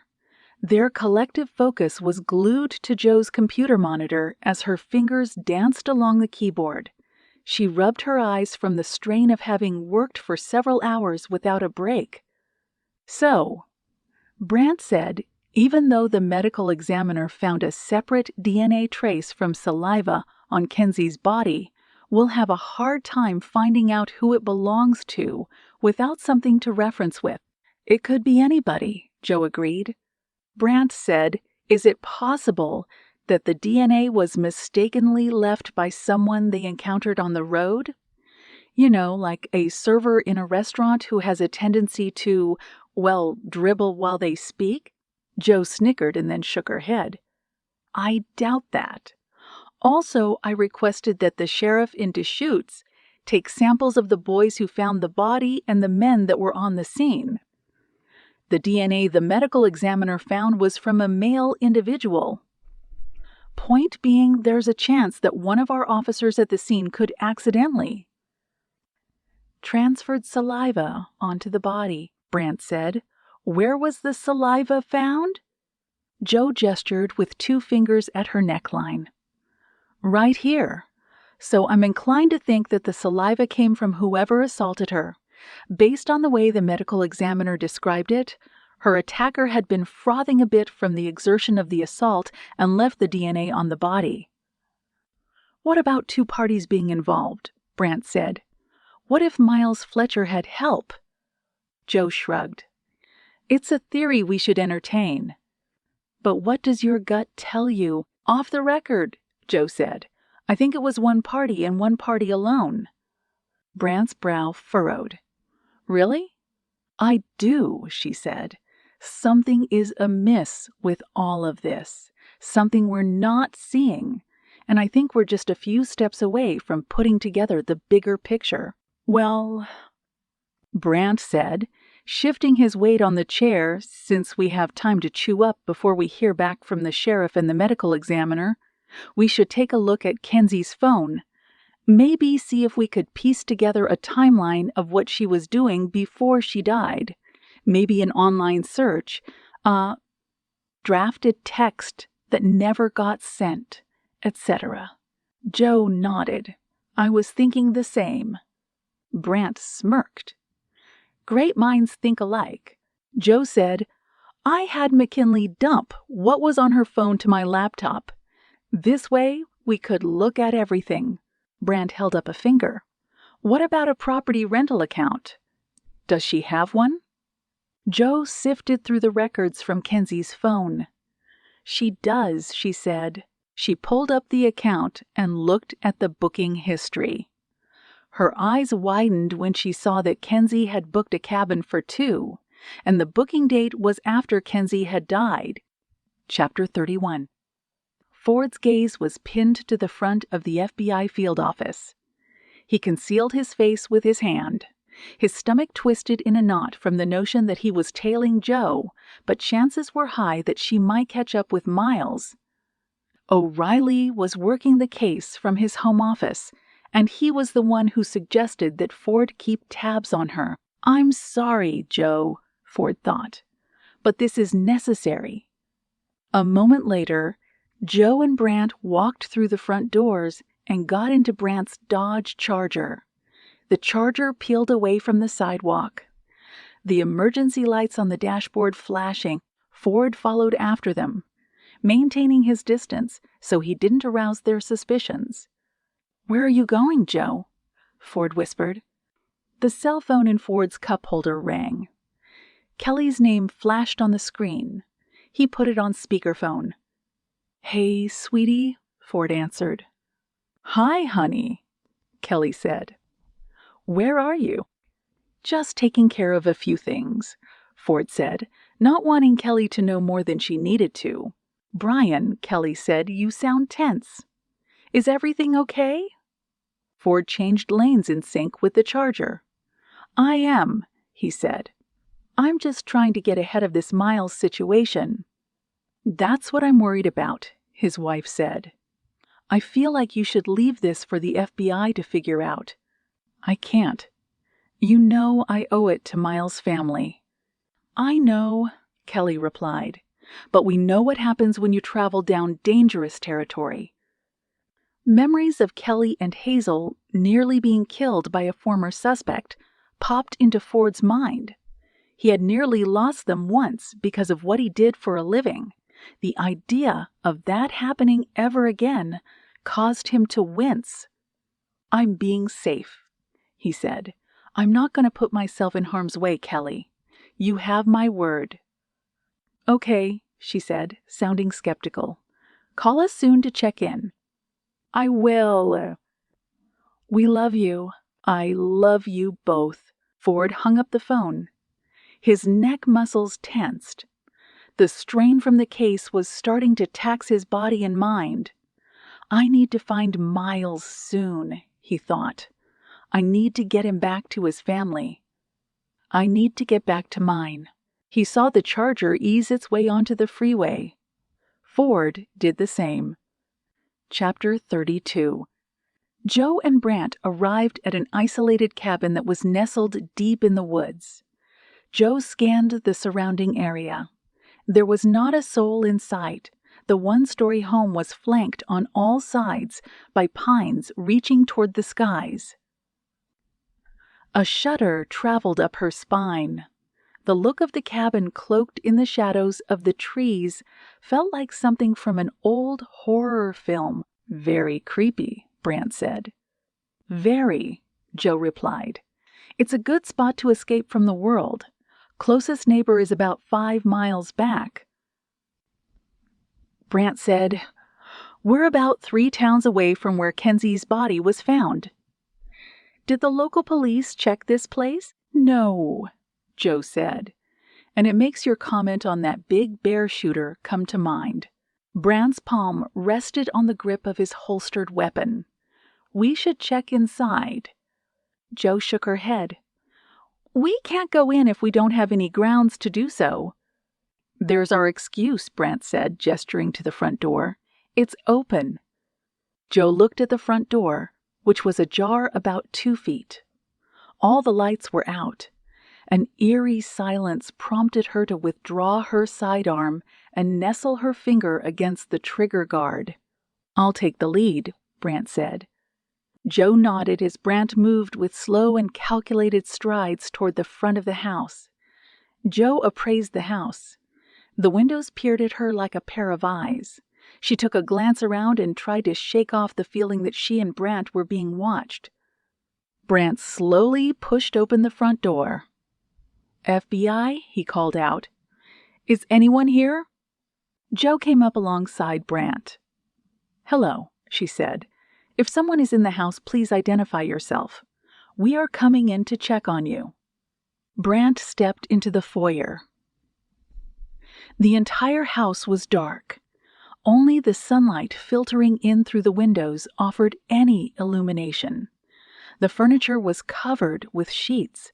Dust lingered in the air, along with the smell of mildew. "I'll check the living room," Joe said. Brant nodded. "On your 6," he replied as he covered Joe's back. She walked into the living room. The fireplace housed charred logs. The scent of a fire still hung in the air. Turning her attention to the furniture, Joe saw that the cover had been removed from one of the couches. A pillow and a blanket were laid across it. "You see that?" Joe said. "Someone stayed the night," Brant replied. They moved into the kitchen. Joe took the lead. Sweeping her gun from left to right, she saw a series of used food cans, wrinkled napkins, a half-used soda bottle, and a half-eaten loaf of bread littered across the countertops. "I'll be damned," Brant said. "We need to bag this stuff up," Joe said. "We should get it tested as soon as possible." Brant holstered his gun. "What do you think, Agent Pullinger?" "I think we've either stumbled across a squatter or we just caught up with Miles Fletcher," Joe replied. Chapter 33. Ford parked his sedan by the side of the road. His focus was fixed on the cabin just shy of a mile away. He spotted Brant's Charger in front of the residence, and no signs of him or Joe in the immediate vicinity. They probably just entered the house, Ford figured. He assessed the cabin. It was a perfect place for someone to hide from the world. Ford was worried briefly that Joe and Brant had finally caught up with Miles, that he was inside the cabin and being taken into their custody. Ford's hand inched toward his holstered sidearm. He was ready to back Joe and her partner up if need be. He wanted to find Miles as much as anyone. He wanted to get to the kid before Joe or Brant did. But if push came to shove, and Joe was in danger, Ford was prepared to come to her rescue. The door to the cabin opened. Ford squinted and saw Joe and Brant emerge through the door. Brant had his cell phone to his ear. Joe was donning a pair of plastic gloves. They found something, Ford thought. He wondered if maybe they had found Miles or his body, but the relaxed demeanor of the two FBI agents indicated that this wasn't the case. "What are you on to, Joe?" Ford said. "What did you find?" His cell phone rang. Ford pulled the device out of his jacket pocket and saw Lieutenant Griffin's name on the caller ID. He debated whether to pick it up. He opted to answer just in case Griffin was becoming suspicious of his extracurricular activities. "Lieutenant," Ford said, "just checking in on you," Griffin replied. "How is everything?" Ford sensed the skepticism in his lieutenant's voice. "Nothing new to report," he said. "Just stepped outside the house for something." "I see," she said. "Is there anything I can do?"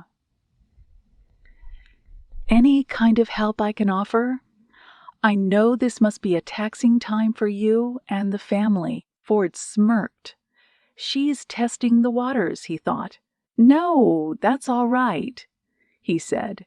"I think we're going to go for a walk around the neighborhood later. Then we'll probably call it an early night."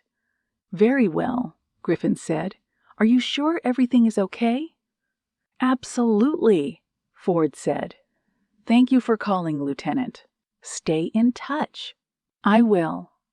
Ford hung up the phone. He sighed. Time was running out. He needed to work quicker. He needed to get O'Reilly on the horn and figure out a way to sniff out Miles' trail. He plugged his training officer's number into the phone and held it up to his ear. "How's it going, kiddo?" O'Reilly greeted. "I've got an update for you," Ford said. "I tailed my colleague in the FBI to a cabin a few towns away from the Kenzie Miller crime scene. I think they might have found something, but I can't get close enough to figure out what it is." "Interesting," O'Reilly said. "What's your exact location?" Ford pulled up the map application on his phone and forwarded the information to O'Reilly. O'Reilly said, "I know a few cronies in that part of town. Let me make a few calls. Stay on the scene. Keep your distance. Take note of everything. I'll get back to you in a flash." Ford hung up the phone. He watched as Joe and Brant re-entered the home. Joe was clutching a fistful of evidence bags that she had taken from the Charger. "What's in the cabin?" he thought. What did she find? Chapter 34. Jimmy Wilson exited Thelma's home. He lit a cigarette, blew the smoke in the air, and turned his gaze toward the ridge a half-mile away. In between a cluster of trees was a large boulder. For a moment, Wilson felt like there was something out of place, resting between the stone, a mass of brush that he was almost certain wasn't there before. Where did that come from? He asked himself. "You're just hungover," he said with a shake of his head. "Cut back on the booze, Wilson." He turned away from the brush and tossed his cigarette on the ground, grinding it out with his boot, and then spotting Burke's beat-up truck pulling up the dirt driveway. When Wilson's back was turned, the brush in between the stone on the ridge shifted slightly. Next scene. The brush between the boulder was John Rowe, lying on his belly and dressed in a ghillie suit that blended in with the forest. He observed an approaching pickup truck through a pair of binoculars. The hitman breathed slowly. The small radio device in his ear was tethered to what looked like a small satellite dish, a noise finder aimed in the cabin's direction. Rowe watched Wilson walk toward the pickup. A slim man with shaggy hair stepped out of the driver's side. "Where have you been, Burke?" Rowe heard Wilson say through his earpiece. "You're 20 minutes late." Burke shrugged and replied, "I woke up late." "You woke up late," Wilson said incredulously. "Velma doesn't pay you to be late, you horse's ass." "I had a rough night," Burke said. "I'm here now, aren't I?" Wilson assessed Burke. "There's no bulge in your jacket." Burke creased his brow. "So? What's that supposed to mean?" Wilson turned Burke around, patted him down, and then shoved him away. "Where's your gun?" he asked. "Why don't you have it on you?" Hanging his head, Burke said, "I lost it." Wilson threw up his hands. "Are you kidding me? You idiot! How the heck did you manage to pull that off?" "Take it easy, Wilson," Burke said. "I'm sure I just misplaced the thing." Rowe took mental notes of the two men, their appearances, their names. He could tell right away that Wilson was in charge based on the way he was browbeating Burke. "Damn it, Burke," Wilson said. "If someone finds that thing, they can trace it back to us. It's got your fingerprints all over it." Burke shook his head. "No one's going to find it, man. Besides, the serial numbers are filed off." Wilson crooked his finger toward the truck. "Go home," he said. "Find your gun. Don't come back here until you do." Rowe watched as Wilson waved his hand dismissively at Burke, turned away, and marched back into the house. He then saw Burke turn sheepishly back toward his truck, get inside, and then start the engine. "He's the weak link," Rowe thought. "The weak link always breaks the chain." He slowly backed away from the boulder on all fours and proceeded to follow after Burke. Chapter 35. Jo paid the server at the donut shop for the 2 coffees she'd ordered. She then headed out to the parking lot. The sun was in the throes of setting behind the mountains a few miles away. She brought the coffee to her lips and sipped. She was certain that a few more hours would pass before she would be able to catch some needed sleep. Brant, phone to his ear and seated on the hood of his Charger, nodded his thanks as Jo handed him his cup. "Understood," Brant said into the phone. "We'll be there by the time you arrive." Jo asked, "Who was that?" Brant pocketed his cell phone. "The owner of the cabin," he replied. "He's on his way back to give us a statement. He lives about an hour away, so we've got some time before he gets here." "I spoke to the medical examiner while I was inside the shop," Jo said. "She's rushing to test the evidence we bagged back at the cabin. She's nearly finished. She should be getting back to us shortly." He grinned. Jo said, "Why are you so happy?" He shrugged. "The thrill of the chase," he said. "It never gets old." Jo laughed. "I wish I had that kind of outlook on the job. The more terrible things that happen, The more I think the world is beyond saving sometimes. Why do you keep doing it then? Because, she said, it's what I'm good at. And when you're good at something, especially when it's catching bad guys for a living, that's not a skill you just turn your back on. Well, Brant said, when an agent has a record like you do, any superior would want them to stay in the field as long as possible. When I become a SAC a few years from now, I'll be sure to keep a talented individual like you around for the long term. Jo glanced at him. So, she said, you want to be in charge someday. That's your end game? And my father, Jo said, passed the torch of being an FBI agent on to me. It's a family trade. It's in the blood. Your father was Bill Pullinger, Brant said. Right? Jo nodded. Yes, he was.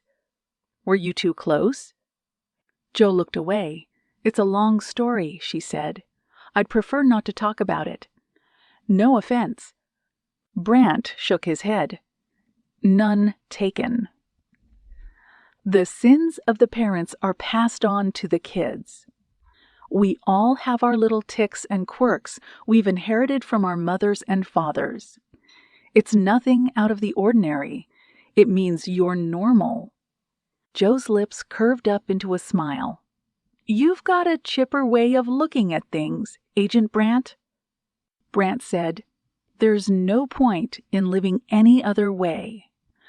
The way I see it, pessimism is a recipe for stress, and stress causes nothing but illness and disease. Jo appreciated how laid back Brant was. He was easy to talk to. Do you ever think, she said, that sometimes what we do is, well, a fruitless endeavor? Every once in a while, he said with a subdued tone. Like you said, the more bad things you witness, the more it takes the wind out of your sails. I guess that's why I try to stay, as you put it, Chipper. It takes the edge off. I can't help but think of how short Kenzie Miller's life was, Jo said. It's not the first time I've seen a young person perish. It probably won't be the last. I always wonder what their lives might have been like if they had been spared. Well, Brant said, that's why you do what you do, Agent Pullinger. You're here to give a voice to people like Kenzie Miller, and to make up for the fact that they were taken away before it was their time. You will find the person who did this. You will bring them to justice. If you ask me, the prospect of something like that should make you, well, Chipper. Jo laughed. She met Brant's gaze. She felt a hint of warmth swell in her heart. The cell phone in her pocket rang. That was fast, Jo said into the phone. He's alive, Jo thought. Miles Fletcher is still alive. He waved his hand through the air. Hopefully not for a while, he said. I like being on the hunt. But I'm not a fool. I know one day I'll be too old and my knees will eventually give out. That's the curse I inherited from my father. The Brant family has a reputation for torn ACL and knee injuries. Indeed, the medical examiner said, the evidence you found in the cabin was a match. It belongs to Miles Fletcher. I'll have to test it a little more, but putting it frankly, it's pretty fresh, maybe a couple of days old. Chapter 36. Ford walked into the house a little after midnight. The lights in the living room switched on. Ford squinted at the harshness of the glow. He fixed his gaze on the couch and spotted Kelly waiting for him with a weary look on her face. "Sweetheart," he said, "why are you up so late?" His wife stood up. "Why are you home so late?" He shrugged.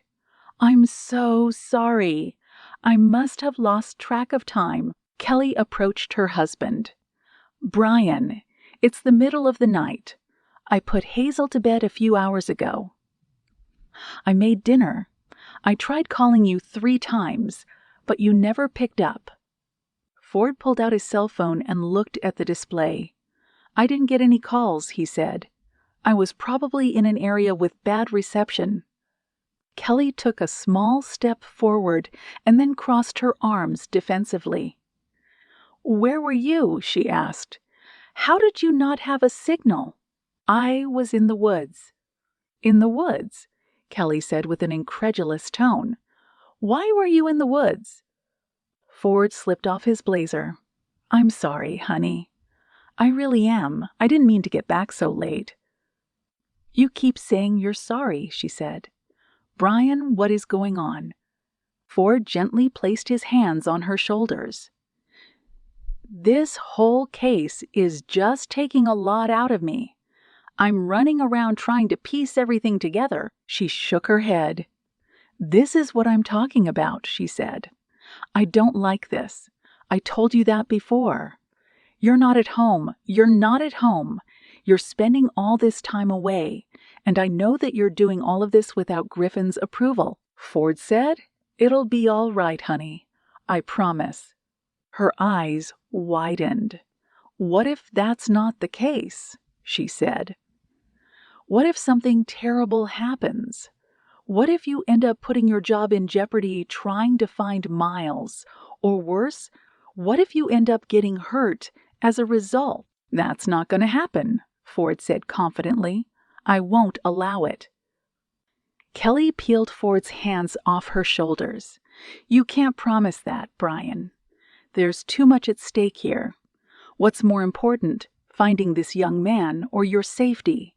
Your family's safety? Your sanity?" Ford closed his eyes. He felt drained of energy. All he wanted to do was sleep, but he couldn't shake his drive to track down Miles. He walked over to the couch, hanging his head and trying his best to stay awake. "I have to find him," he said. "There's no other choice."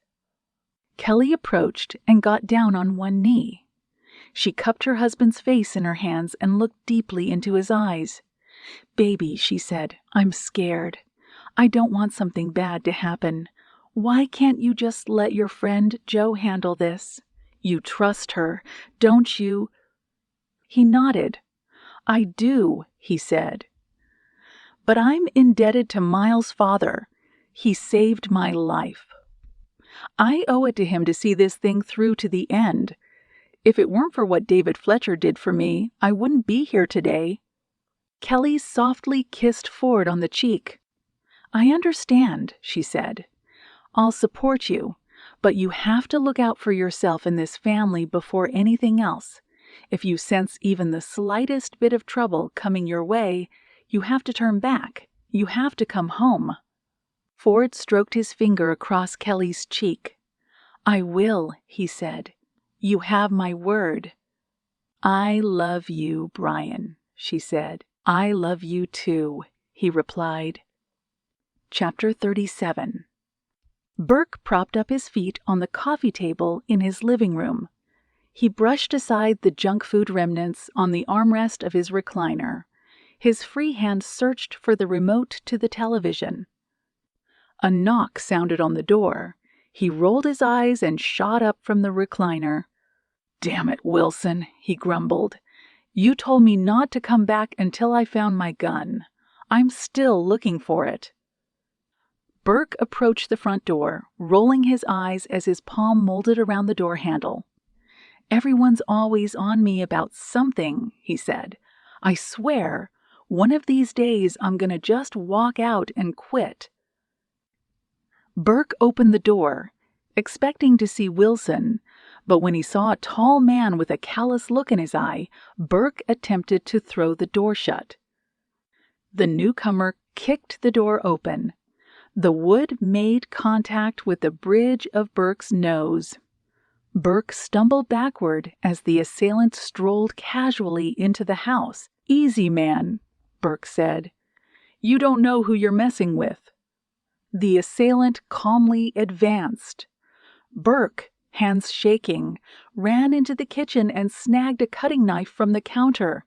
He spun around and took a swipe at the assailant's neck. The assailant caught Burke's wrist with his left hand. He then used his right hand to throw a punch right into Burke's gut. Burke doubled over.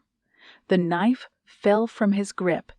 The attacker twisted Burke's arm, spun him around, and pinned the limb behind his back. Burke winced from the pain. "Come on, man," he pleaded. "Take it easy."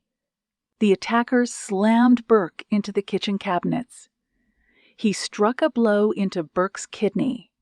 Burke fell to the ground and cradled his back before curling up into the fetal position. "Are we finished?" the assailant said. A groan came out of Burke's lips. The assailant stared into Burke's eyes. "Answer me." Burke mustered all the strength he could and offered a subtle nod. "Stand up," the assailant said. "Slowly. Keep your hands where I can see them." Burke did as he was told. He stood up, his hands held high above his head.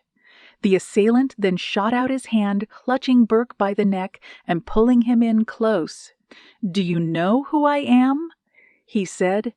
Burke shook his head. The assailant said, "I'm here on behalf of the Serbians. They sent me to find out what happened to the money that your employer has failed to deliver." Burke said, "I don't know anything about that. I swear." The assailant tightened his grip around Burke's throat. Burke's face took on a crimson shade. "Lie to me again," the assailant said, "and I'll snatch the life clean out of you." "Okay," Burke said. Okay. "Now," the assailant said, "what do they call you?" "Burke." "Listen good, Burke. I'm here to find that money. It's clear that you're the feeblest of this backwater brood out here, so you're going to help me for the sake of sparing your life." "I'll do whatever you want," Burke said. "I swear." The assailant released his grip. "Now," he said, "I want you to tell me everything you know. Spare no details." Burke rubbed his neck. He dabbed the ribbon of blood trickling out of his broken nose. "Thelma has a son," he said.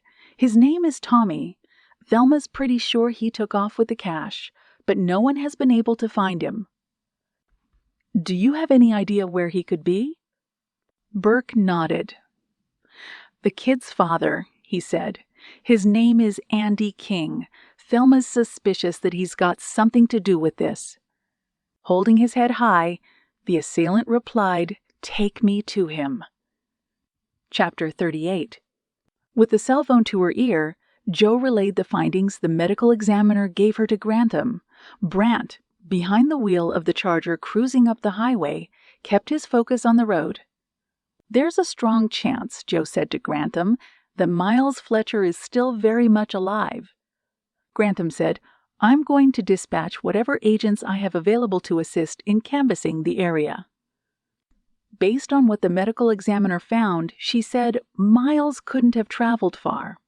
He may very well have seen the units arrive at the cabin, got scared, and ran away. "This is a solid update, Agent Pullinger," Grantham said. "I have a feeling you're getting close." She nodded. "The thought crossed my mind too, sir." "I'll call you back shortly." "Understood," Jo said, before hanging up the phone. She felt a spike in adrenaline. Brant's comment on the thrill of the chase drifted through her mind. Brant said, "Is your sack happy?" "He is," she said. "As am I. I was worried that Miles was dead in a ditch somewhere. But I'm making sure to be cautiously optimistic. A lot of things can happen in the next few hours. I'm starting to think," Brant said, "that you didn't need my help at all with this case. You've pieced everything together with considerable ease." Jo shook her head. "Don't sell yourself short, Agent Brant. After all, I don't think we would have gotten to the cabin as quickly as we did if we weren't in your Charger." Patting the steering wheel, Brant then said, "I knew it. Women only like me because of the car." Jo refrained from laughing. Keep it professional, she told herself. Her cell phone rang. Jo gazed at the display and saw McKinley's name on the caller ID. Go ahead, she answered. You're not going to believe this, McKinley said, but I think you just got another stroke of good luck. Tell me. Miles Fletcher's credit card, he said, just got used at a diner about 20 miles away from the cabin you guys found. Chapter 39. Brant drove the Charger slowly down a street in a quaint town not far from where Kenzie's body had been discovered. Jo stared at the shops lining the street until she saw a diner wedged in between an antique store and a barber shop. There, she said. Let's park the car a few doors away from the diner. We don't want to spook Miles if he's still in there. Brant nodded. Good idea, he said. We should put in a call to the town's sheriff. We may need their men on standby in case this turns into a chase. Jo pulled her sidearm, checked the rounds, and put it back in the holster. Let's hope it doesn't come to that. Jo and Brant got out of the car. They cautiously approached the diner. Jo checked over both shoulders for any sign of trouble. Let's hope this ends now, she told herself. There's been enough blood spilled already. Brant opened the door to the diner. Jo walked in first. They were greeted by a young woman in a canary-colored uniform. Hey, folks, she said. Welcome to Rockwell's Diner. Seat for 2. Jo shook her head and then showed her ID. My name is Agent Joanna Pullinger. I don't want to alarm you, but we have reason to believe that a suspect we've been tracking may have just used his credit card here about an hour ago. The server covered her mouth with her hand. Oh my, she said. Do I need to fetch the manager? Please, Brant said. The server retreated into the back. Moments later, a pot-bellied man with a green tie and thinning hair appeared with a quizzical look in his eyes. Yes, he said. Jo asked, Are you the manager? He nodded. Benjamin Loeb. How can I help you? Mr. Loeb, Brant said, we have reason to suspect that a person of interest we've been looking into may have been in your diner within the last hour. Is there anyone who might have seemed... Yes, Loeb cut in. We only serve locals here. It's rare that we have someone from out of town, but this person was acting a little strange. Jo's heart beat faster. What did he look like? Loeb squinted. He was a shorter man, he said. Had a bit of a beard. Looked a little strung out, if you ask me. The server said he smelled a little too. Kind of like he hasn't taken a shower in a couple of days. Brant said, How long ago was this? Loeb said. An hour, maybe, Jo said. Did you see which way he went? Nodding.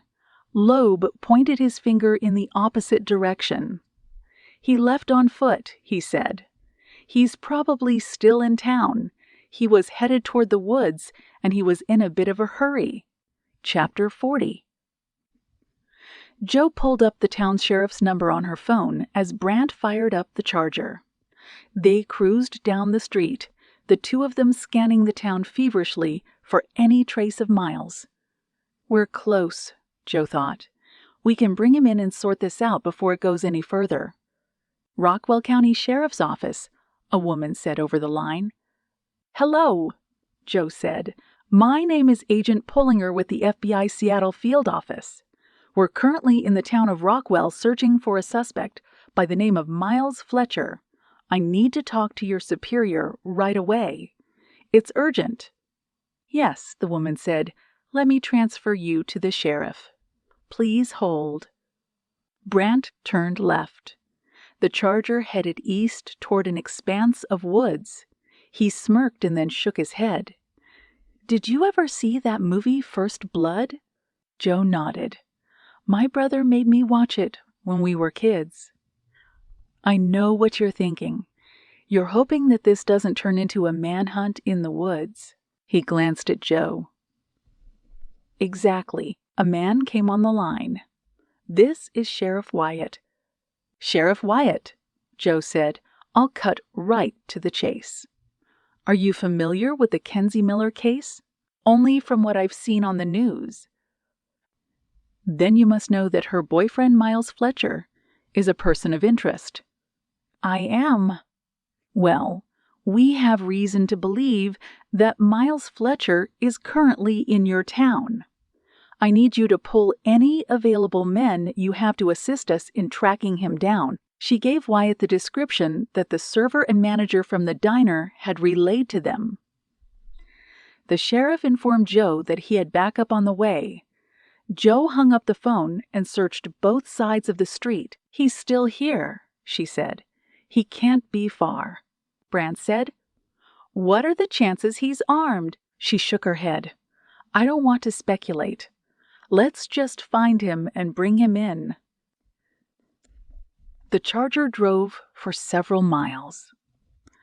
Joe spotted people walking down the street, none of them matching the description of Miles Fletcher. For a brief moment, Joe was worried they had lost track of him. "Come on, Miles," she told herself.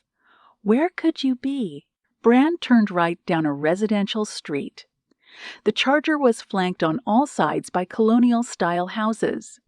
The vehicle made another left turn, and that's when Joe saw a young woman being wrangled out of a pickup truck by a short man with greasy hair and an unkempt beard.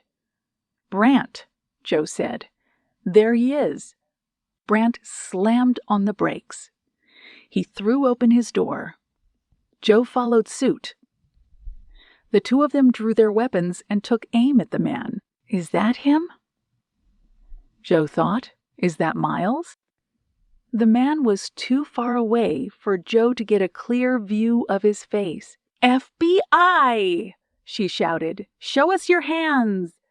The man spun around. His eyes were wide. He shoved the woman to the ground and then proceeded to jump into the pickup. "Don't do it," Brant said. "Get down on the ground." The man slammed the door shut. The tires of the pickup truck churned up smoke. "Damn it," Joe grumbled.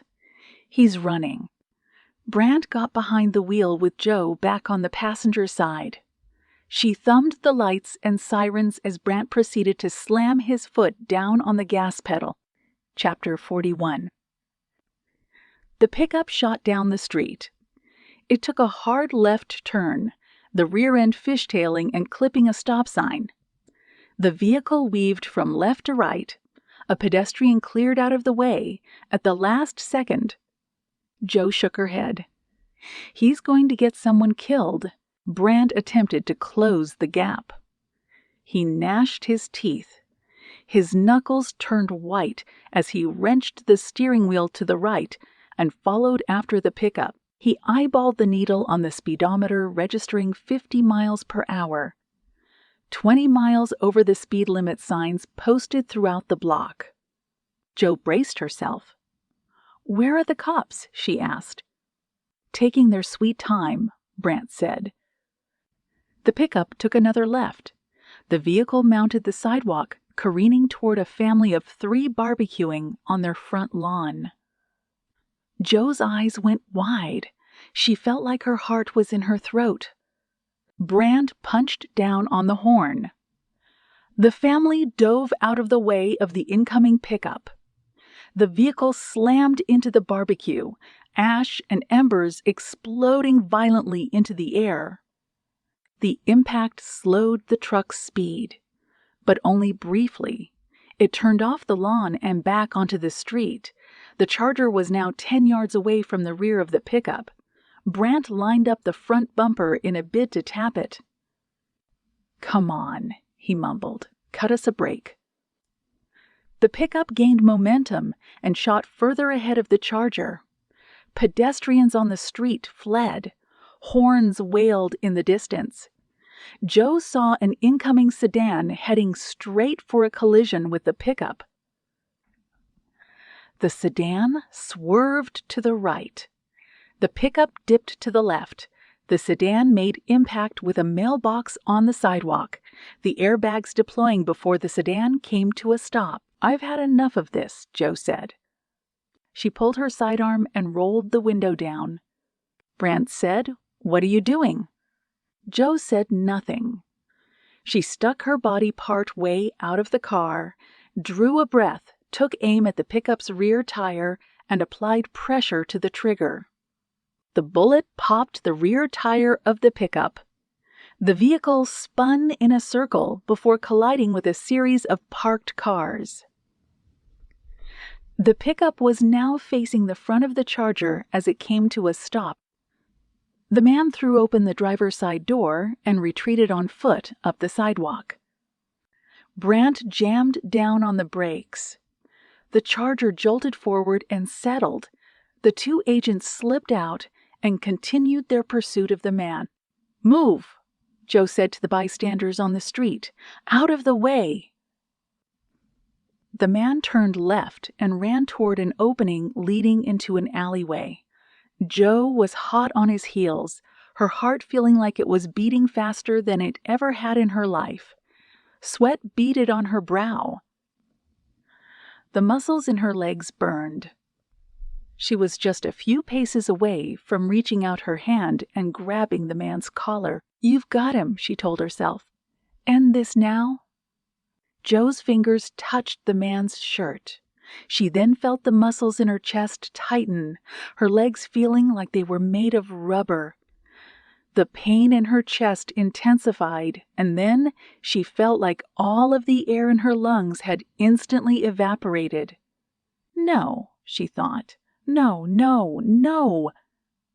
She collapsed to the ground and onto her side. She caught Brant following the suspect into the alleyway before her vision began to turn blurry. She closed her eyes, certain that death was about to greet her.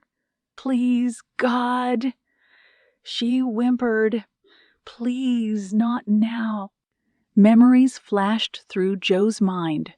Her father, her brother, her mother.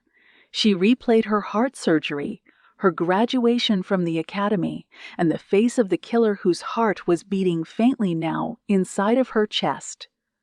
Right as Joe was about to pass out, she heard the sound of 3 gunshots cracking through the air.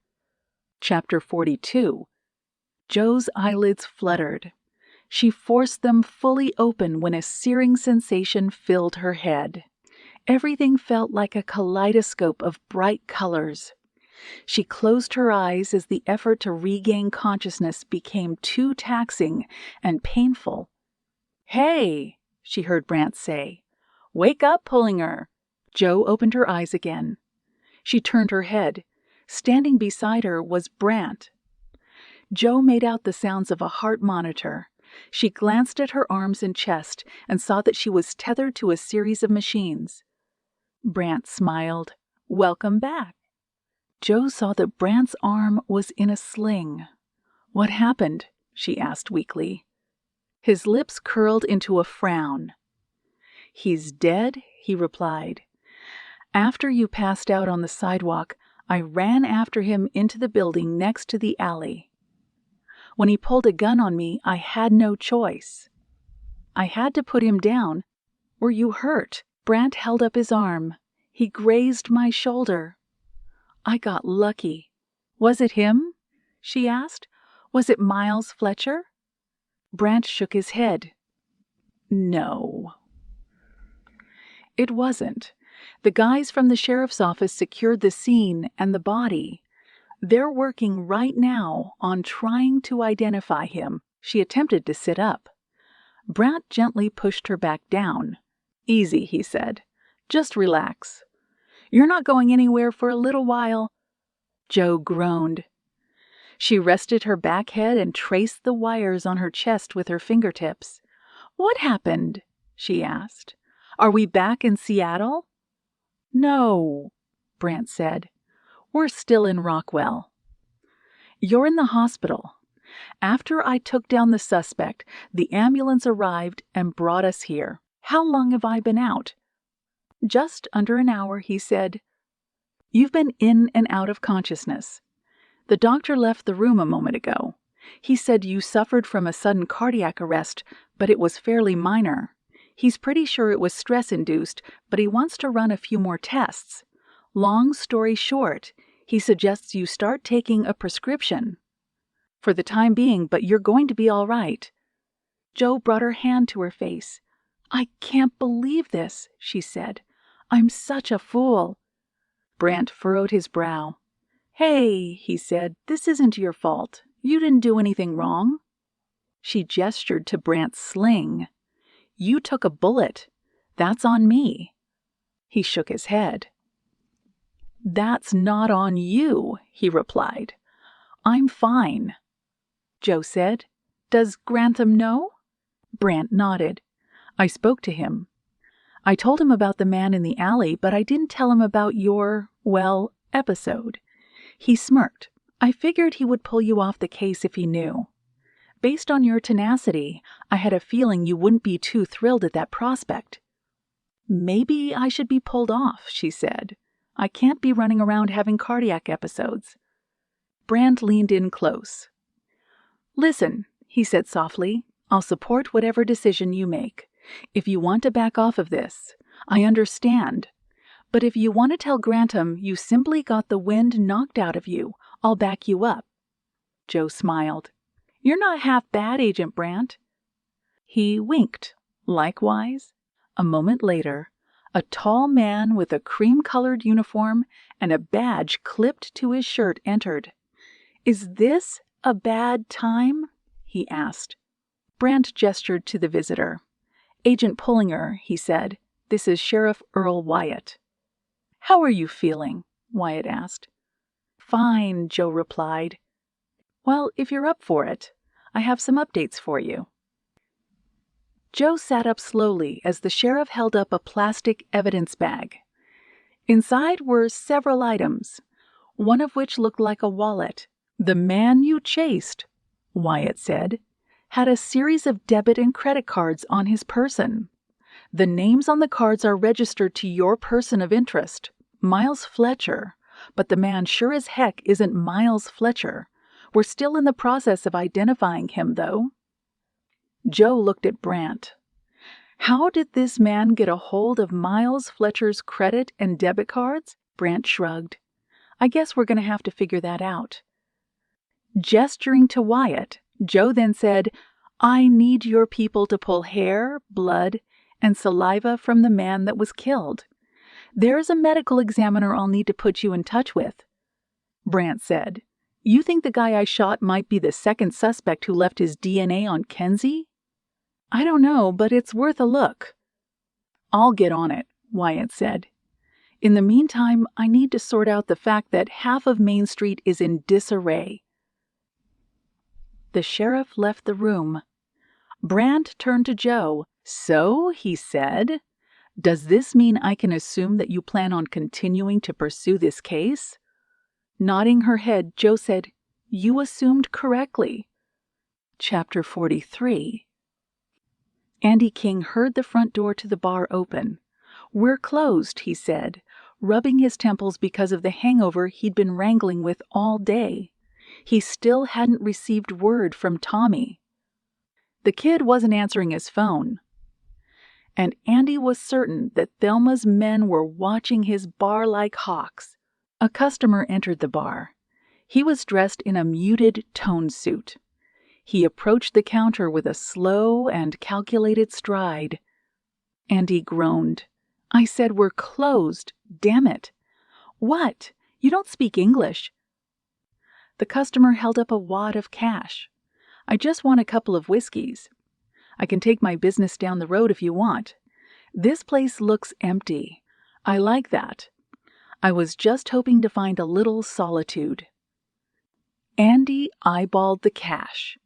The money in the customer's hand appeared to be made up of $100 bills. "My apologies," Andy said. "I thought you were someone who owes me money for his bar tab." "Take a seat. I'd be happy to serve you." The customer slid onto the bar stool. "Much obliged," he said. "Is this your place?" Andy nodded. He grabbed a bottle of whiskey from one of the top shelves. "It is," he said. The customer took a look around. "It's nice," Andy scowled. "It's a rat hole," he said disdainfully. "But at least it's quiet." The customer said, "What's your name?" "King. Andy King." "Rowe," the customer said. "John Rowe." Andy smirked, grabbed a glass, and poured Rowe a finger's worth of liquor. "Sounds like a spy name," he said, "like James Bond or something." Rowe shook his head. "It's not my real name." A laugh came out of Andy's mouth. "Is that a fact?" Nodding, Rowe said, "It is." "Why? Are you on the run from the law or something?" "No," Rowe said. "I use a fake name for my job." Andy eyed him. "What do you do for a living?" Rowe brought his glass to his lips. "I kill people," he said. "Customers pay top dollar for it, too." Andy didn't believe a word the customer was saying. He'd dealt with enough drunks in his life that he had heard crazier things. "Really?" he said. "How many people have you killed?" Squinting, Rowe said 52. "Most hitmen don't keep track, but I do." "That's a lot." "It is," Rowe said, "and it might be 53, depending on how our conversation goes." Andy laughed again. "You're a funny guy." Rowe shook his head. "I'm not," he said. "And it wasn't a joke." Something caught Andy's eye. The cold blue steel of a sidearm that Rowe had clutched in his hand, which he then proceeded to lay on top of the counter. "Listen," Andy said with a shaky voice. "I don't know what." "Quiet now," Rowe cut in. "Let's not waste any more time. I know who you are. I know about Thelma, Tommy, and the missing money. It's my responsibility to track it down. So let's keep this simple. Tell me what you know, and I'll spare your life." Summoning the courage to speak, Andy said, "I don't know anything." "That's God's honest truth. I've been trying to find Tommy for days. I heard about the missing money, but I didn't have anything to do with it." Rowe caressed the trigger of the gun. "Are you sure about that?" Andy's hands trembled. He clenched them into fists to stave off the shakes. "I swear, mister," he said. "I swear on my boy's life." A long moment of silence passed. Rowe gripped the gun tightly in his hand. He took aim at Andy and squeezed the trigger. Andy waited for the bullet to tear into him, but nothing happened. Rowe then disengaged the safety. He peeled off a $100 bill and placed it on the counter. He engaged the safety again, holstered his weapon, stood up, and backed away from the counter. "Stick around, Andy King," he said. "I'll be back later to check in on you." With that, Rowe turned around and left the bar. Andy stood frozen in place, his mouth agape in a terror-stricken expression. Chapter 44. Night had fallen by the time Joe and Brant arrived at the steakhouse in Deschutes County. Joe glanced at the neon sign that read Morty's above the front door. "Rumor is," Brant said, "that this is the best steakhouse in all of the state." Joe shook her head. "Looks pricey." "We don't need to go all out for this." "Sure we do," he said. "After today's events, we earned it. Besides, the Bureau is paying the bill." The two agents entered the restaurant and took a seat in a red leather booth. After ordering a pair of steaks, they set about sipping the glasses of water the server had brought to the table. Joe received a call a moment later from the medical examiner. She informed Joe that Sheriff Wyatt had delivered the DNA samples they took from the man Brant had shot, and she'd put a rush on the testing. Joe said to Brant, "The medical examiner will have it ready by the morning. Hopefully, it's a match for the second set of DNA they pulled off of Kenzie Miller." "Good," he said. "I sent pictures and had the prints from the man forwarded to the field office. Your buddy McKinley said he'll update us soon." Joe settled back in her seat. "I guess we've got some time to kill." Brant said. "Tell me, when you passed out on the sidewalk, what was going through your mind?" "Everything," she said. "Honestly, I thought I was going to die. I was sure of it." "That whole adage about life flashing before your eyes is true. I had that once," he said. "As a matter of fact, when that guy shot at me today, the same thing happened. I replayed everything I ever went through in the blink of an eye. I hope that never happens again." "Do you have any family?" she asked. Brant shook his head. "No," he said. "Not anymore. My brother died when we were kids. Car accident, my mother passed away from cancer a few years back, and you already know the story about my father." "I'm sorry," she said. "That must have been tough on you to lose everyone." "Don't be sorry for me," he said. "It's made me a stronger person. I wouldn't be who I am today if all of that hadn't happened." "True," Joe said. "I think the same thing myself." "What about you?" Brant asked. "Any family? A boyfriend, maybe?" She smirked. "Just my brother. My mom passed away a little while ago. I have a niece, too. Her name is Chrissy. I moved to Seattle to be closer to them. They mean the world to me." "I'm sure they're fortunate to have you around," he said. "I bet when you're not on duty, you're a lot of fun to be around." "I'm never not on duty," she said. "Maybe that's why I passed out today. I don't know how to take a break." "Well," Brant said, "maybe we should take the night off. After all, we've got some waiting around to do until we get those updates from the medical examiner and McKinley. We can start fresh in the morning." Joe felt a warm and pleasant sensation fill her chest. "That would make this dinner a social one if that's the case." Brant inched closer. "Are you against that?" he asked. Joe shook her head. She hadn't shared a private meal with someone other than her family in years. "Not at all," she said, as she met Brant's gaze. The two agents continued to converse well into the evening. After their meals were finished and the bill was paid, they headed down the road and found a motel to stay in for the night. When the owner asked how many rooms they wanted, Joe specified 1. Chapter 45. Ford entered the study in his home. He glanced at the clock above the bookshelf and saw that it was just past 2 in the morning. He debated whether to go upstairs to bed, but he didn't want to wake Kelly up. Plus, he was still wired from all the coffee he drank throughout the day. Instead, he made his way to his home office. "It'll be like this for a while," he thought, "at least until I find Miles." He glanced at the photo on his desk of him, Kelly, and Hazel. The last thing he wanted was to lose his family, but he simply couldn't fully be himself until he found Miles. Ford sat down. He pulled out his phone, scrolled the contacts, and punched in O'Reilly's number. He knew the old man would be awake. Ever since they met, his old training officer never seemed to sleep more than a few hours at a time. "Hey, kiddo," O'Reilly greeted. "Had a feeling you would call."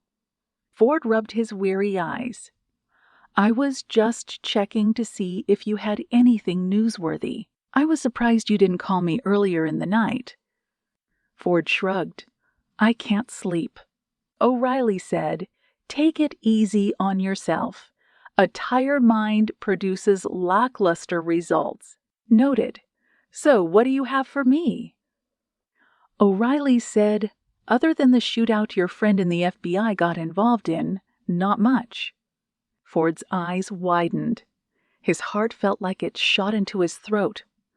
"What are you talking about?" he asked. "You don't know," O'Reilly said. "It looks like your friend Pullinger tracked down a lead earlier today. Whole thing turned into a car chase that ended up with a suspect being shot down. It was on the news." "Is it the kid?" Ford asked earnestly. "Is it the one I've been looking for?" "No," O'Reilly said. It's not. The local cops are still trying to identify the body they found, but they're positive it's not Miles Fletcher. Ford closed his eyes. Thank goodness, he thought. What about Pullinger? He asked. Is she okay? O'Reilly said, my source down there said she had some kind of an episode. Turns out she passed out during the chase. She's fine, from what I've been told. Joe's heart, Ford thought. I always had a feeling this would happen. This whole thing just keeps escalating, Ford said. Remember what I told you back when you were a rookie? O'Reilly said. Yeah, Ford replied. When the heat turns up, it means that you're getting close to something. Well, I'm inclined to think that we are definitely getting close to something. I'm making some moves on my end to see what this whole chase ends up leading to. I've got a few calls to make. Stay by the phone, and I'll get back when I hear something. Ford said, I feel like I'm sitting on my hands here, old friend. I don't like it. Just let me work my magic, O'Reilly said. Stay put for now. I promise I'll ring you up sooner rather than later. Ford thanked O'Reilly and hung up the phone. When he turned, he saw Hazel standing in the doorway. She was yawning and covering her hand with her mouth. Sweetheart, he said, what are you doing up? I couldn't sleep, she said. I had a bad dream. He walked over to his daughter and got down on one knee. A bad dream, he said. What was it? She shook her head. I can't remember. Are you okay, Daddy? You look upset. Ford forced himself to smile. I'm okay, Hayes, he said. I've just been working too much. Mommy said the same thing, she said. She did, huh? His daughter nodded. You look sad, Daddy, she said. Are you sad? Miles is still missing, Ford thought. Joe passed out during a chase, and I still don't know what I'm supposed to do. I'm not sad, sweetheart, he replied. I'm just a little tired. She asked, Can I sleep in the bed with you and Mommy? I don't have bad dreams when I do. Ford tucked a loose strand of Hazel's hair behind her ear. Of course you can, he said. Come on. Let's call it a night. We can make pancakes in the morning. He picked up his daughter and squeezed her tight. Hazel then proceeded to plant a delicate kiss on her father's cheek. Ford smiled. What was that for? He asked. Hazel replied, Because you need it. Holding his daughter close, Ford said, You're absolutely right. I do need it. Chapter 46. Joe paid the bill at the motel's front desk. She felt elated. Her lips turned up into a pleasant smile. She wasn't sure where her relationship with Brant was headed, but for the first time in years, she felt hopeful. There was a possibility that after so much heartbreak, a new page could be turned in the chapter of her love life. She exited the office and spotted Brant lingering near the charger. 2 styrofoam cups of coffee were in his hands. Ah, she said. I was wondering why you weren't in the room when I got up this morning. Had a little pep in my step, he said. You take it black with a little bit of sugar, yeah? Joe took a cup from Brant. You've been paying attention. So, Brant said, the next thing is figuring out where we go from here in our search for Miles Fletcher. I was hoping you could tell me, she said. You're the professional tracker. He furrowed his brow. That's what I'm having a hard time figuring out. What do you mean? Brant turned his focus toward the highway adjacent to the motel, the same one that Kenzie Miller and Miles Fletcher had traveled down the night she was killed. Something's off, he said. Something I can't quite place my finger on. I feel like we're missing a crucial detail, and I don't know what it is. Joe's phone buzzed. She saw Grantham's name on the screen. Sir, she answered. Just checking in, he said. Are you still in Deschutes? We are, Joe said. We just stopped for the night to get some rest. We were trying to figure out our next step. To be frank with you, sir, we're having a tough time figuring that out. I still have McKinley working on the records pertaining to Miles Fletcher's debit and credit cards, but he hasn't dug up anything useful yet. Grantham sighed. I just spoke to McKinley a moment ago, he said. He told me the same thing. After the guy you chased down got killed, we lost our best lead. I apologize for that, sir, Joe said. You don't need to, he replied. It was something beyond your control. I think it's best if you and Brant return to the field office so we can rally and come up with some kind of game plan. We're headed back now, sir. Good, Grantham said. I'll see you then. As soon as Joe hung up the phone, Brant said, Was that Grantham? She nodded.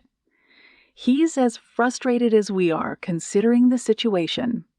He wants us to head back to Seattle so we can put our heads together. Not a bad idea, Brant said as he moved toward the driver's side of the Charger. Joe's phone buzzed. She spotted an incoming text from Sam and pulled it up. Barbecue tomorrow, the text read. Think you can make it? Joe eyed Brant as he got behind the wheel. Her fingers swiped along the keyboard as she drafted a reply. Can I bring a +1? Chapter 47. Andy King peeked out the front window of his home. The forested area that flanked his isolated retreat was shrouded in darkness. Nothing was stirring, but Andy couldn't shake the feeling that something was lingering close by. He entered the kitchen and grabbed the bottle of whiskey from the counter. He took a generous swig, his heart racing, as he then lit a cigarette and puffed away. Damn it, Tommy, Andy whispered. Where are you, boy? He paced the cabin. Every few moments, he took a swig of the bottle, walked over to the blinds, and took a scan of his front porch. The more time that passed, the more Andy felt like the walls of his home were closing in on him. He entered his bedroom and retrieved the revolver from his closet. He checked the rounds before stuffing the weapon in the back of his pants. I can't stay here, he told himself. That row guy is coming for us. I can't wait on Tommy anymore. I won't live to see tomorrow if I do. He walked over to his nightstand. He pulled open the drawer and retrieved the framed photo of him cradling an infant Tommy in his arms. Tears welled in Andy's eyes. That was the one day in his life when he felt a sense of hope. I'm sorry, son, he said. I have to go. He tossed the photo on the floor, along with his bottle of whiskey. The glass shattered, his boots crunching the frame as he left the room and headed for the garage adjoining the house. He pulled out his gun as he entered the space. He palmed the lights and scanned the inside, the dull glow of the bulb hanging overhead illuminating nothing but a rusted pickup truck. He breathed easy as he pressed the button that opened the garage. He waited until the gate slid open and then got inside the pickup. He placed his gun on the passenger seat and then inserted the key into the ignition. He felt the muzzle of a gun being pressed into the back of his head. Is that you, Ro? He asked. Ro's face appeared in the rearview mirror. Shut it off. Andy killed the engine. Hands up, Ro said. Andy did as he was instructed. Where you headed? Ro asked. You're not skipping town on me, are you? Andy hung his head. If you're going to kill me, he said, just do me a favor and get it over with. Ro shook his head. If I wanted you dead, I would have done it already. Andy's eyes flickered. What do you want? The truth, Ro said. This is your last chance to give it to me. You make this easy, you tell me what I need to know, and I'll let you leave town tonight, but you can never come back. You run as fast as you can from this place, and you make it a point to stay as far away from it as possible. Do you understand me?" "You're not lying to me, are you?" Andy said. "Just give me that much." "Again," Rose said, "if I wanted you dead, it would have happened before you walked into the garage." Drawing a breath, Andy then said, "I wasn't lying when I said I didn't know where Tommy was. He was supposed to call me a few days ago. The plan was for him to head upstate and wait at his cousin's house for a few days until it was safe for me to leave." Rose said, "Why is that, Andy?" Andy closed his eyes. "We took the money," he said, "all 5 million of it." "I see," Rose said. "Tell me more." "Tommy told me about the cash the Serbians brought in a few weeks ago for Thelma to clean. It was the most amount of cash they needed laundered at once. Both of us wanted a new life away from this sewer of a town. The plan was simple. Tommy took the money from the Lama. We split it up. He took half of it to his cousins, and I would meet him in a few days with the other half." "What then?" Rose said. "We were going to launder it at a few casinos," Andy said. "The idea was to do it over the course of a few weeks, a little bit at a time. Once we had it cleaned, we were going to charter a plane to Mexico." "Why Mexico?" Andy smirked. "Sunshine. Blue waters. Sandy beaches. I took him there once when he was a kid, back when Thelma and I were still together. Tommy always wanted to go back. I thought that taking my boy to the only place we ever knew happiness was a good way to live out the rest of our lives." Rose shook his head. "Not the best of plans, Andy." His eyes pinned to Rose in the rearview mirror. Andy then said, "You don't get it.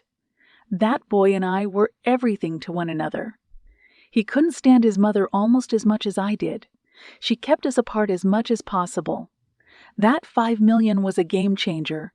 Tommy and I wanted to leave here for good and never come back. And I'm not a fool. I know it was a dangerous plan to undertake, but it offered me one shot at finding a better life. I'm not going to apologize for that." "Where's your half of the money?" Rose said. Andy patted his hand on the center console. "Underneath the truck," he said. "There's a slab of concrete covering a hole in the ground. My half of the cash is there. 2.5 million in total. Tommy has the rest of it. Again, I don't know where he is or what he's done with the other half." "Good," Rose said. "That wasn't so hard now, was it?" "What about Tommy?" Andy said. "You can't hurt my boy. If you find him and the rest of the money, please, just let him go." Rose said nothing. "Is that all?" Andy said. "Are you going to let me leave now?" Rose removed his gun from the back of Andy's head. "I admire what you did, Andy," he said. "I really do. It was foolish, but a man who would do something that's stupid for his child is an okay guy in my book." "I won't come back here," Andy said. "I'll stick to my word, I swear." "I know," Rose said. He pressed his gun's muzzle into the back of Andy's seat and fired off 6 shots. Chapter 48. Ford backed the car out of his driveway. Kelly waved at him from the front door. She had a concerned look in her eye as Ford set about resuming his search for Miles. "Find him," he told himself. "Find him and finish this so you can get back home." He came to the stop sign at the end of the block. Ford's phone rang. He spotted Rachel Fletcher's name flashing on the caller ID. "Hey, Rachel," Ford answered. "How are you holding up?" "Not well," Rachel said. "I haven't slept in days. I think it's starting to catch up to me." "You should cut yourself some slack," Ford said. "Worrying won't do you any good." "I know, but I can't as a mother," she said. "Anyway, I was calling to see if you had any update on Miles." "Not much," he said. but my FBI colleague did manage to track down someone who had Miles's credit and debit cards on him." Rachel gasped. "You're kidding me," she said. "Well, where is he now? Have you questioned him? Does he know where Miles is?" "No," Ford said with a sigh. "A shootout ensued while they were attempting to apprehend the guy. He's dead." There was a pause on the other end. "I can't believe this," she said. "You guys got close to finding out something about my son, and you kill the only lead you had before you get the chance to ask a single question? It's not that easy, Rachel," he said. "Sometimes these things go south." "Brian," Rachel cut in, "I don't want to hear it. I'm exhausted. I've been pacing the floors of my house, trying to figure out where my son is, and you've given me nothing concrete in days." "I'm trying," Ford said. "I really am." "Well," she said, "it's not good enough, apparently." Ford felt his stomach twist into a knot. He pulled the car over, parked, and pinched the bridge of his nose. "I'll find him," he said. "I gave you my word, and I swear to you on my life that I'm going to live up to it." "And what am I supposed to do until then?" she said. "Every moment that passes, I feel like Miles is getting further and further and further away. You don't know what it's like, Brian. You can't imagine the devastation you feel inside when you don't know where your child is." She's right, Ford thought. "I can't. I just need time," he said. "I'm going at this with all I've got." "I hope so, Brian," Rachel said, "because I'm starting to feel like it's going to amount to nothing." The line went dead. Ford placed the phone down. He didn't blame Rachel for how she acted. In many ways, he felt like she was handling the situation better than he ever could. He picked up the phone and opened the photo gallery. He scrolled for a moment before locating a picture of himself, Miles, and David Fletcher when Miles was only a toddler. The three of them were seated in the bleachers of a Mariners game with smiles on all of their faces. "Find him, Ford," he said. "Find him now." Chapter 49.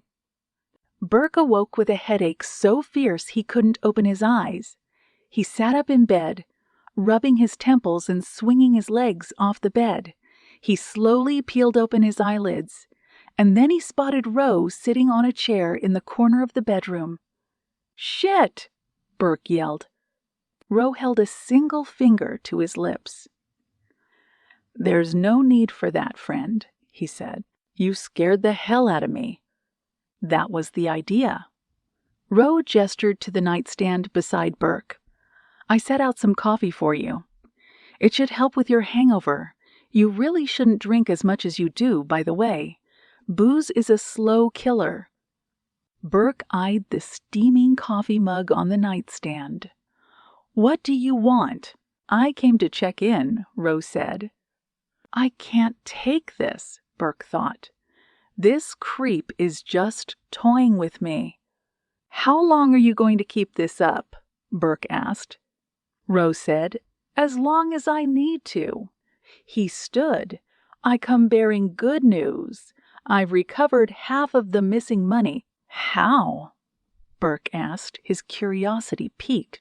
"Andy King," Rose replied. "You were right that he was up to no good. I stopped by his place last night.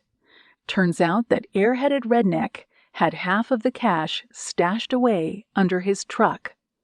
Furrowing his brow, Burke then said, "What about Andy King?" "He's either in heaven or hell," Rose said, "if you believe in that sort of thing." Burke's heart raced. You killed him?"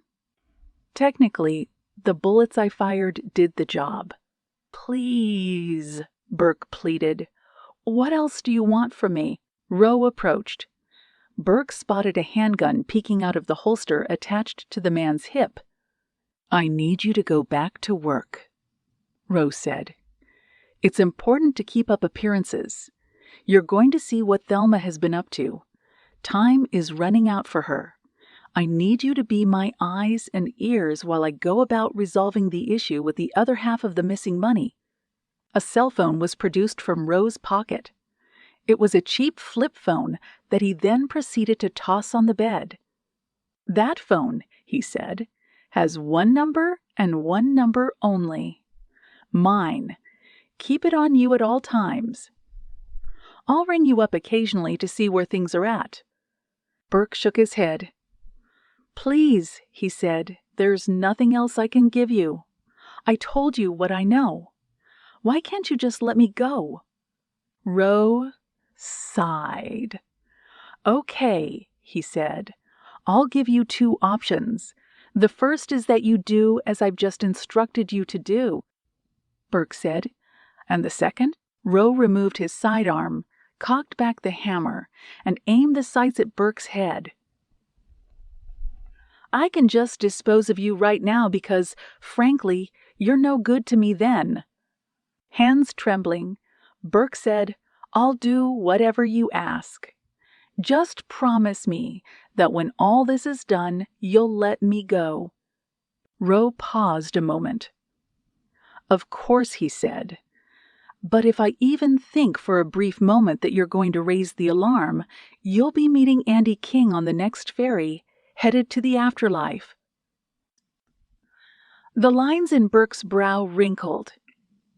"You enjoy this, don't you? You like playing these sick little games with people.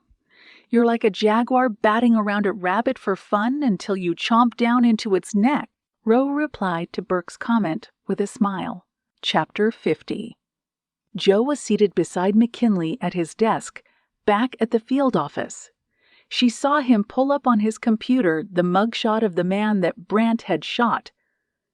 "The guy's name is Vic Warner," McKinley said. "He's got a record about as long as the Delaware River. I just updated Brant a moment ago before he stepped out."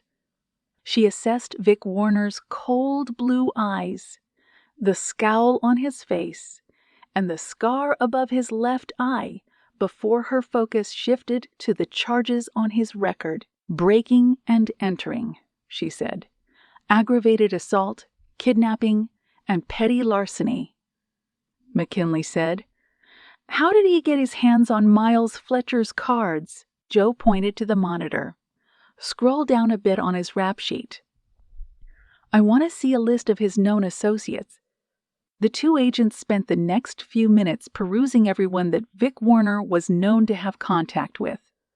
"Most of these guys," McKinley said, "are either dead or locked up." She nodded. This wasn't a guy that Miles Fletcher would have come into contact with on a social basis. "Maybe this is the guy who killed Kenzie Miller," McKinley said. "According to his sheet, he hasn't had a steady job or address in the past 3 years. He's a drifter. Is it possible that Warner was driving or hitchhiking down the highway Kenzie Miller and Miles Fletcher were on, pulled a gun on them Miles Fletcher were on, pulled a gun on them, robbed them, killed them, and then took off with their belongings?" "No," Joe said. "It doesn't explain why we found Miles Fletcher's DNA at that cabin. He's still alive. Maybe Warner was holding him against his will?" She shook her head. "It doesn't make sense. A second sweep was done of the cabin.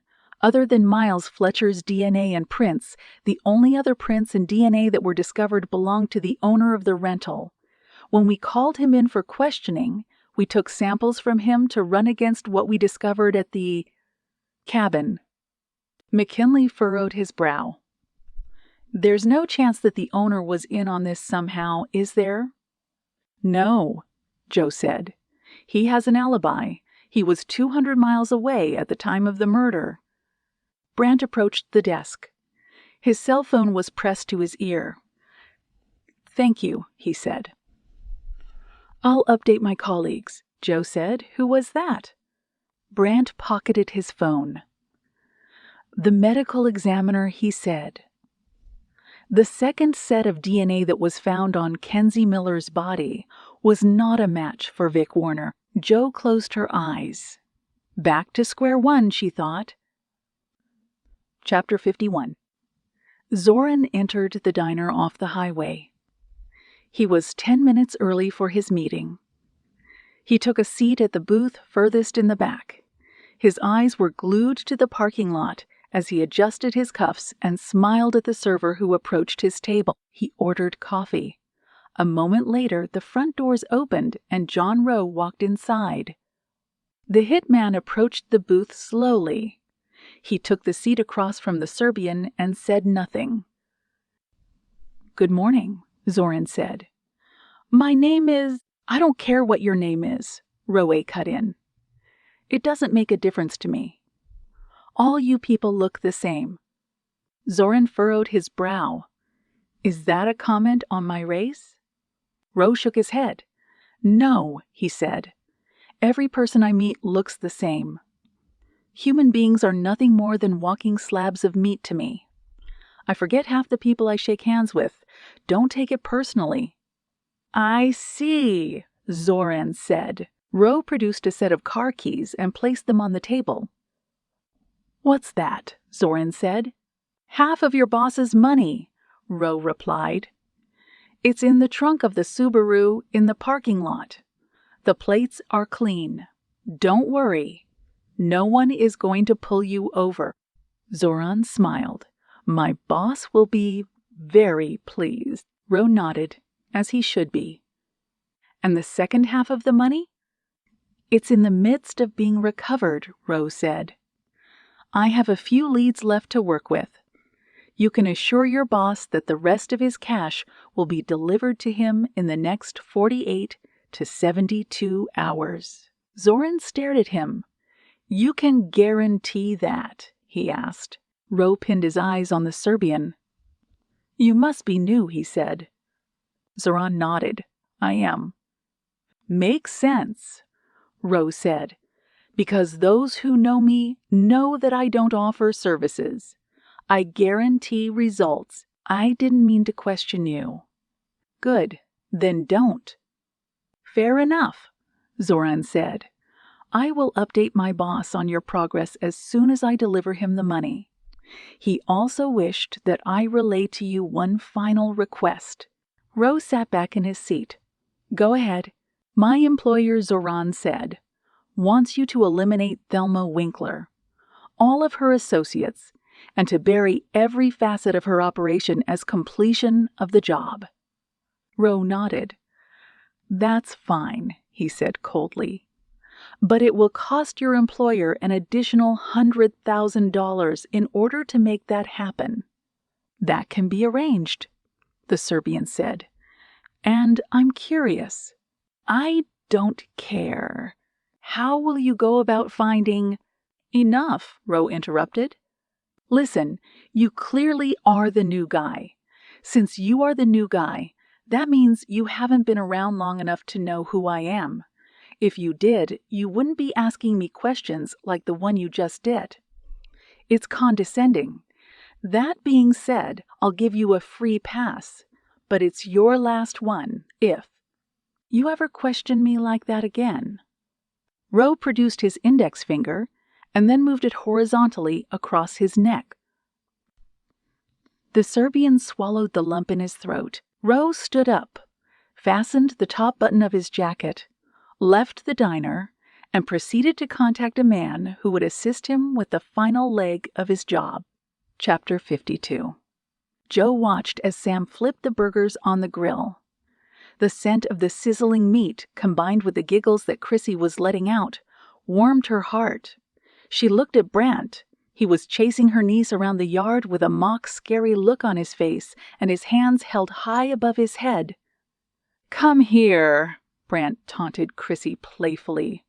"The monster is going to get you." Chrissy laughed with delight as Brant pursued her. She then proceeded to scale up Brant's back. Brant then hauled her around the backyard for a piggyback ride.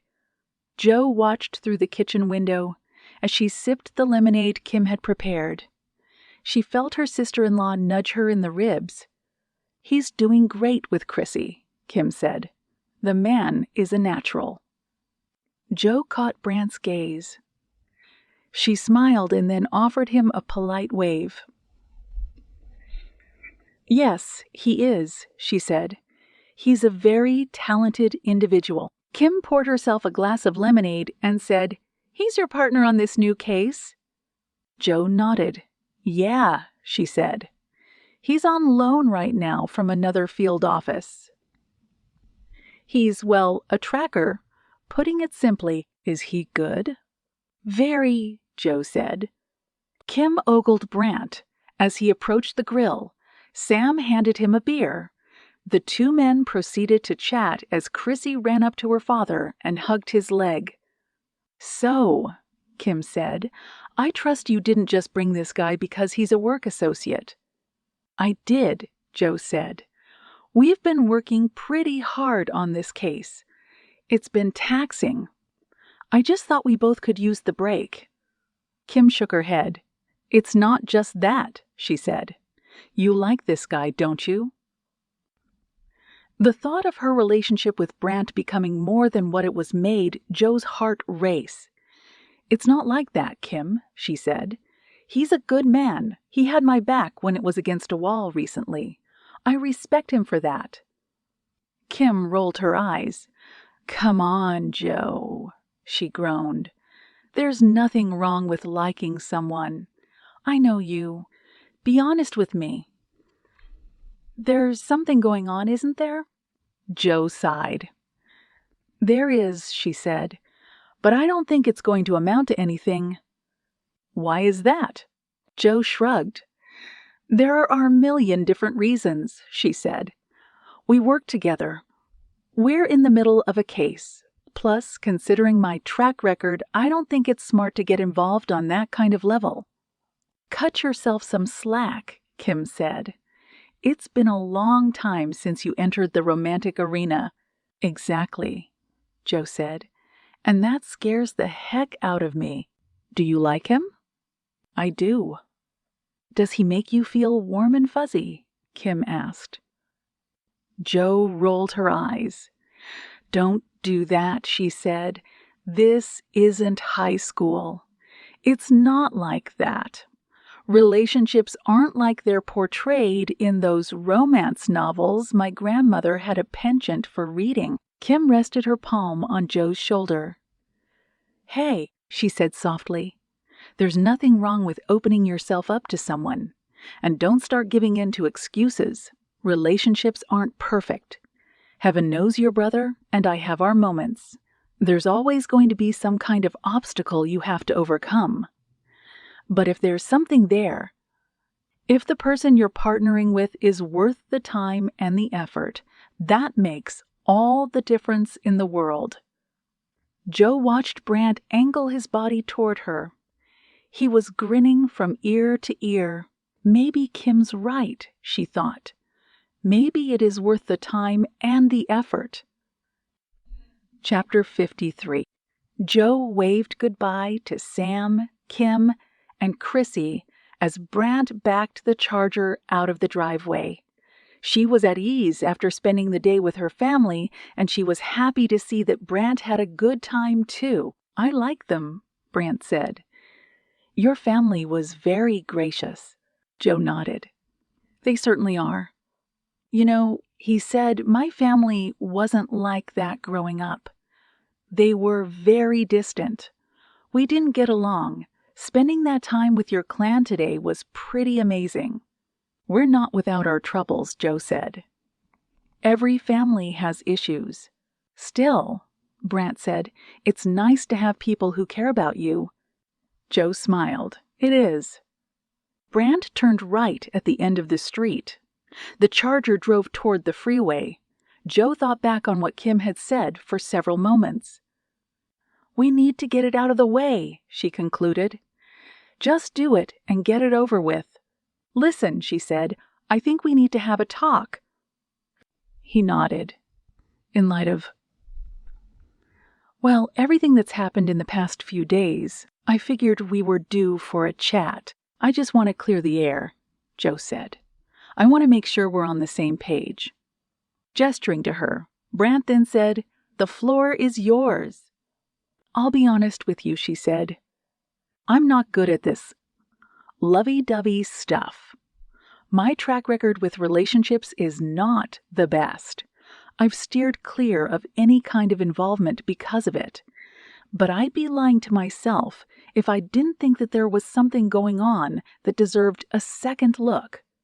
Same, he said. And since we're on the subject of honesty, I want to make it clear that my career comes first and foremost. I've worked too hard to get where I'm at. You have too. I don't want that to become compromised. But yes, I'd regret it if I didn't see what we have amounted to anything or not. How about this? Joe said. Since we're neck deep in this case right now, I vote we focus all of our attention and efforts on that. We table any other talk until then. When all is said and done, we can grab a drink or something and resume the conversation. Brant smiled. I like that. He stuck out his hand. You got yourself a deal. Joe clapped her palm into his hand and shook it.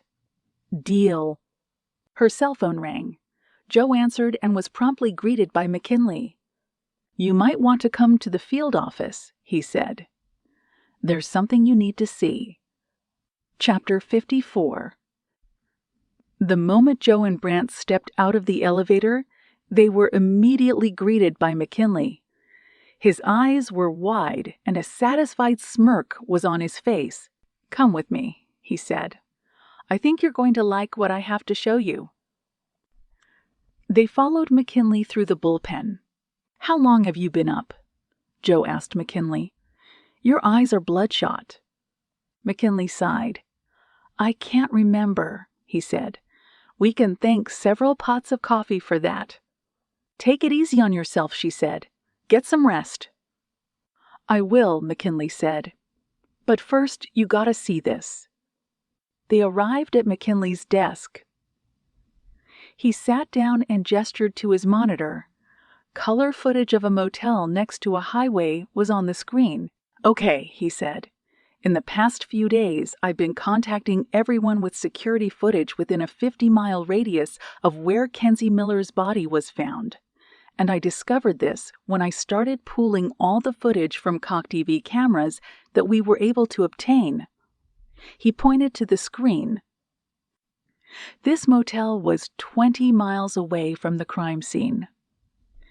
The following was recorded a little over an hour after the time of death established for Kenzie Miller. He hit play on his keyboard. Joe watched the monitor and saw Vic Warner enter the parking lot of the motel. Warner meandered around the grounds and then began sifting through the garbage bins on the footage. That's him, Brant said. That's the guy I shot. McKinley nodded. Keep watching, he said. Look what happens when he gets to the second trash can. Joe saw Warner approach the bin to his left. He dug around a while before pulling out what looked like a wallet. He then peeled it open. McKinley hit the pause button. Now, he said, I had to zoom in and clean up the picture a bit, but look closely at the ID card inside the flap of that wallet. Joe inched closer to the screen. She stared at the wallet in Warner's hand and saw Miles Fletcher's driver's license. Unbelievable, she said. McKinley nodded. That's Miles Fletcher's wallet. No question about it. Joe said, Did you find the footage of whoever threw it away? McKinley rewound the footage. The timestamp on the screen rolled back 45 minutes before he hit play. Watch very closely, he said. A subject entered the frame in a hooded sweatshirt. The face was concealed. The body was angled away from the cameras. The hooded figure approached the trash can Warner had been going through moments before on the tape. The hooded figure fished around in his pockets and then discarded Miles's wallet into the trash can. Son of a gun, Brant said. Not bad, McKinley. The only question, McKinley replied, is who the heck is the guy on the screen? He tossed Miles's wallet about 20 minutes after Kenzie Miller was killed. The location of the motel is not far from where her body was found. So the timeline fits perfectly. Could that be Miles Fletcher on the screen? Brant said. I'm not sure, McKinley said. Whoever it was, he made sure to keep his face turned away so we couldn't see him. Joe appraised the figure on the screen. That's not Miles Fletcher, she said. Brant said, How do you know? Because, she said, he knows there's a camera. The guy on the screen is even making it a point to hunch over and exaggerate his posture. He knew he was being watched. He wanted to make sure that we couldn't make him out. So, if it was Miles Fletcher, then why would he go through the trouble of discarding his own wallet outside a motel? He could have just tossed it in the woods or hurled it over a bridge. What's your point? Brant asked. My point is that if Miles Fletcher didn't want his wallet found, there would have been far easier places to get rid of it. Brant thought about it. Are you saying that this was done to send us in the wrong direction? Looks like it to me, she replied. Brant nodded. Regardless, we need to find out who this guy in the hoodie is, McKinley said. The guy on the screen is wearing a Quicksilver sweatshirt.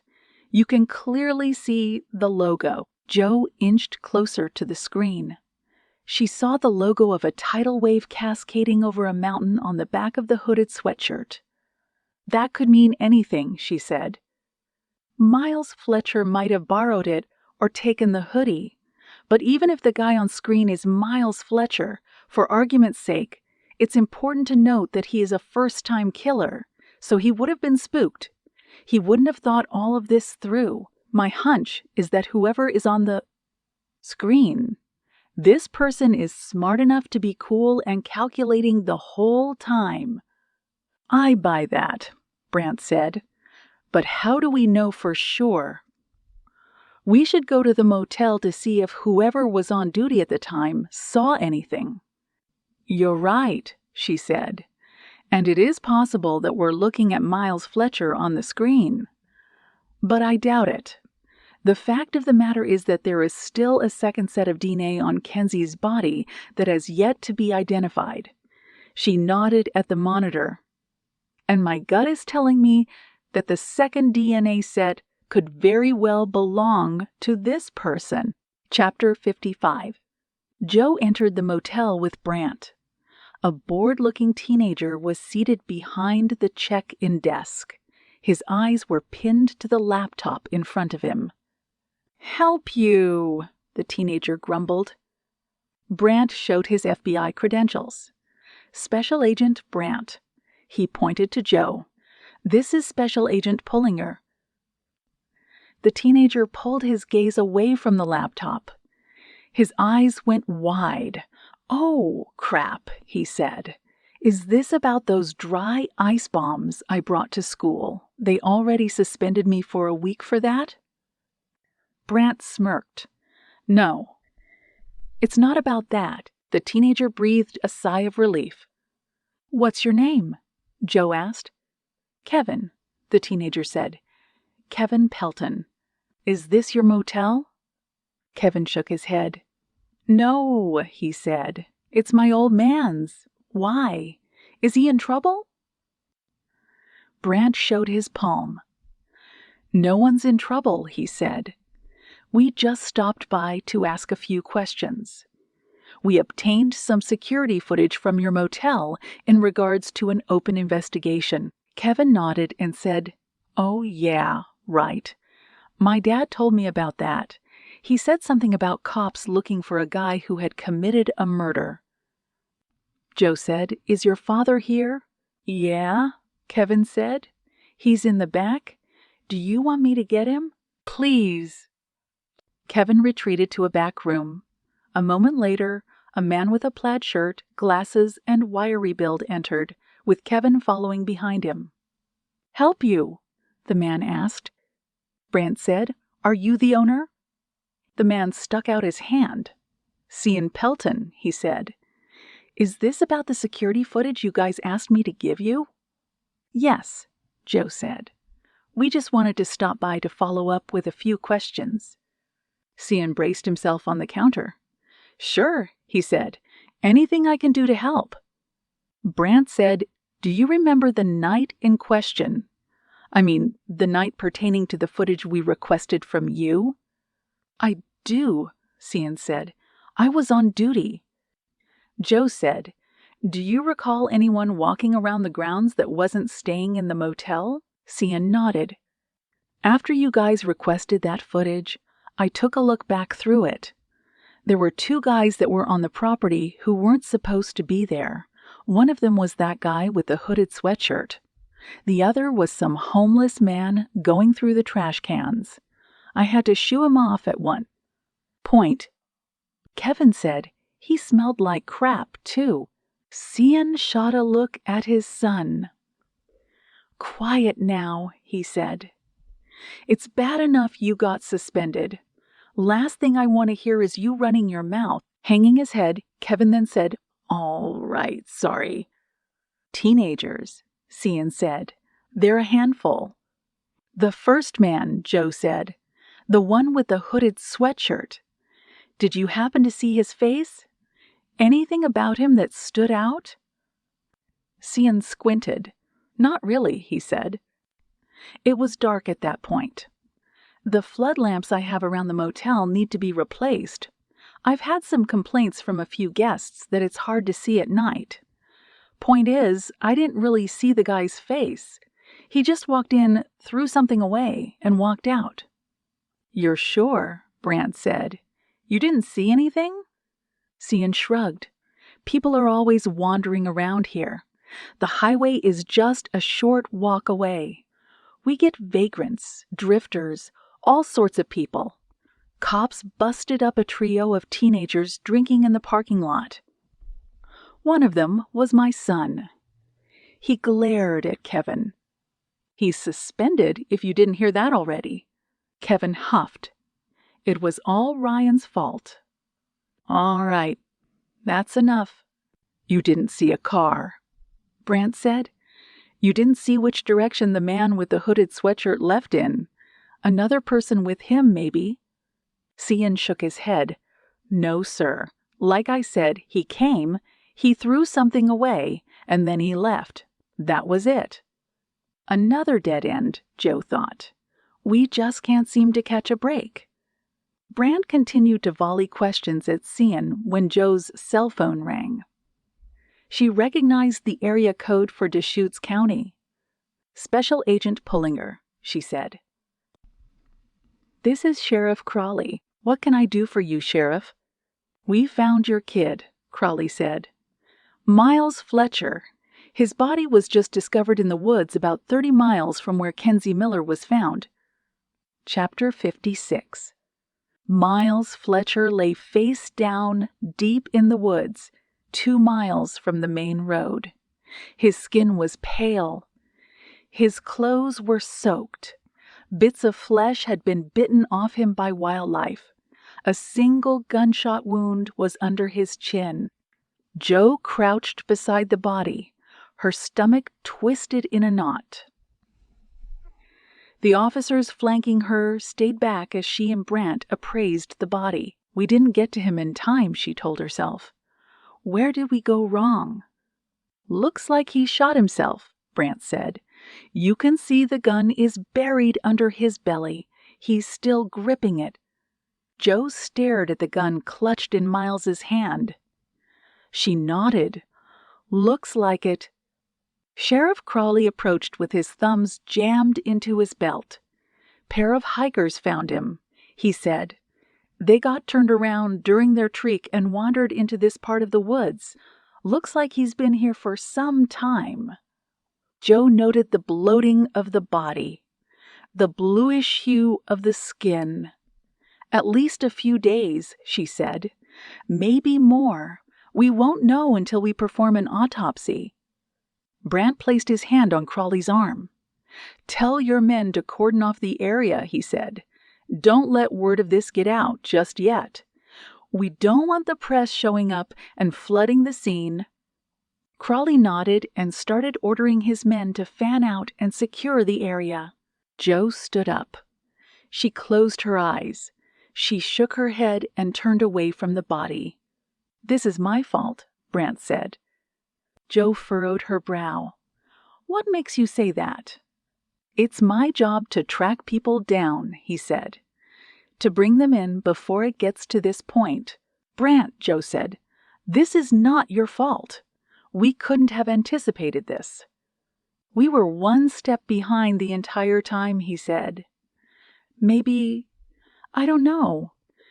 Maybe we got distracted." Jo thought about the night they shared together in the motel. Is it possible? She thought. Did losing one night lead to Miles losing his life? "We can't get sidetracked on that," she said. "We found Miles Fletcher. We'll need to deal with that accordingly. There's still someone wandering out there that we haven't found yet. The guy who dumped Miles Fletcher's wallet. There's still a lot of questions left to be answered." Brant nodded. "You're right. I just wish it hadn't come to this." "Me too," Jo said. She then thought about breaking the news to Miles's mother, and her heart sank. Next scene. Deputy Lewis distanced himself from Sheriff Crawley. He took a glance at the FBI agents huddled over Miles Fletcher's body. He walked out of earshot, pulled out his cell phone, and dialed the number for his uncle, Don O'Reilly. "Uncle Don?" Lewis said quietly. O'Reilly said, "What do you got for me, kid?" "They found him," Lewis said. "They found Miles Fletcher's body. I thought your friend Ford might want to know." Chapter 57.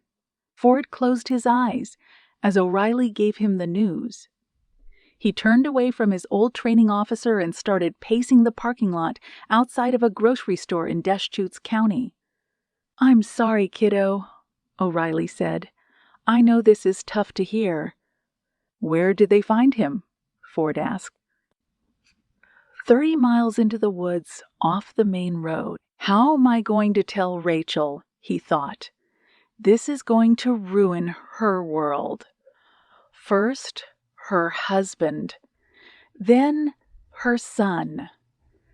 This is all on me." "Hey," O'Reilly said. "Talk to me, pal."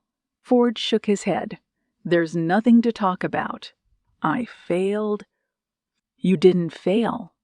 "Yes, I did. I told Miles's mother that I'd find him before something like this happened. I swore it to her. I was responsible for that kid after his father died. There's no splitting hairs over this. I failed." O'Reilly exhaled. "What are you going to do now?" Ford shrugged. "I have to tell Rachel," he said. "I have to drive over to her place and break the news to her. Heaven only knows what I'm going to say." "Do you want me to go with you?" Ford shook his head. "No. I have to do this on my own. I just don't know how I'm going to explain that Miles put a gun under his chin and—" Ford went silent. "What?" O'Reilly said. "You trailed off there for a moment." "This doesn't add up," Ford told himself. "Where did Miles get the gun?" "I'm thinking things through," Ford said, "and it doesn't make sense."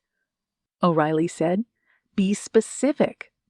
"What doesn't make sense?" Ford fixed his gaze on the woods off in the distance. The same woods where Kenzie was found. The same place where Miles was discovered. The same place where a killer might be hiding. He said, "There was a second set of DNA that hasn't been identified yet, correct?" O'Reilly nodded. "That's what my nephew found out from the medical examiner, yes." "So," Ford said, "there's a third party still roaming around. He's walking free. He's got some kind of involvement in this whole thing. One can assume that, sure." Ford held out his hand. "Well," he said, "I'm not inclined to think that Miles took his own life. He wasn't that kind of kid. He was smart, but there's no way he could have survived all of this time on the run. And if he had killed Kenzie, he would have turned himself in." "You can't say that for sure," O'Reilly said. "I knew him," Ford said. "He wouldn't have gone on the run even if he did kill his girlfriend. And I'm sticking to my guns that he's not responsible." O'Reilly rested his hands on Ford's shoulders. "You're not thinking clearly, kiddo. You are biased in this situation because this kid was your godson, and that's tainting your perspective." Ford shook his head. "It's not," he said. "There's a third party that's involved. We know that. Maybe he forced Miles to kill himself. Maybe this guy pulled the trigger and doctored the scene to make it look like a suicide." O'Reilly sighed. "What do you want to do?" he asked. "Tell me what you're thinking." Ford said. "How long is the sheriff going to keep a lid on this discovery?" O'Reilly shrugged. "Not long. I got word from my nephew that your FBI friends want to keep that to themselves until they sort a few things out. My guess is maybe 24 to 48 hours at the most." "Then I have 2 days," Ford said. 2 days to find this third person, bring him in, and explain exactly what happened to Rachel and why. I may not be able to bring her son back, but I damn sure can avenge him." O'Reilly furrowed his brow. "What are you saying? That you're going to kill this other person?" Ford said nothing. He patted O'Reilly on the arm, walked to his car, and drove off. Chapter 58. Roe lay back on the bed inside his cheap motel room. He closed his eyes and prepared to take one of the hour-long naps that he had implemented instead of regular nighttime sleep. 2 minutes into it, his burner phone rang. "Who is it?" he asked, annoyed. "It's me." The voice of Rose Mole replied. Roe sat up in bed. "Talk quickly," he said. "I'm trying to recharge my batteries." "I've got some more updates for you," the mole said. "First, it appears that the body of Miles Fletcher has been found." Roe shrugged. "That has nothing to do with my business," he said. "Next." "Wrong," the mole said. "The FBI's case has a possibility of overlapping with your job. This update of the dead kid is a plus for you. It means that the authorities are going to close down the case soon. There are a few loose ends to tie up, but I doubt that it will lead them in your direction." "Good," Rose said. "What else do you have for me?"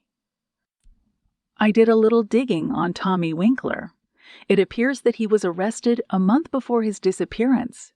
He was arrested by a highway patrol officer for possession of methamphetamine. And a mole said he was released 6 hours later." "Why?" "Because," the mole said, "the FBI stepped in and took custody of him. The trail on what happened after that is cold."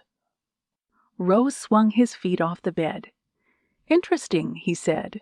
"Very," the mole said. "What it means, I don't know. But you might want to try and take a look into it.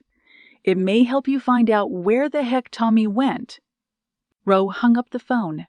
He donned his jacket, grabbed his one bag, and proceeded to check out of the motel early. Chapter 59. Jo closed her eyes as soon as Brant told her the media had learned about Miles Fletcher's death. "How?" she asked. They were back in the field office. "Come on, Jo," he said, taking a seat next to her. "You've been working in this business long enough to know that there's always someone snitching to the press. It was probably some deputy in Deschutes who got charmed by a local news anchor to dish them some details." Jo turned to the computer on her desk. She pulled up online clips of the news coverage of Miles Fletcher's death. "It's everywhere," she said. "I was really hoping to keep this at bay for as long as possible." Grantham arrived at her desk. "Pullinger," he said, "can I speak with you and Agent Brant for a moment?" They followed Grantham into his office. He shut the door and then slipped into the seat behind his desk. "Okay," he said. "I need a status report. We've got 2 dead bodies, no clear motive, and a lack of closure on this whole thing. I trust you saw that all the media outlets are already running their pieces pontificating on possible theories." Joe nodded. "I have." "In this day and age?" Grantham said. "That's a problem.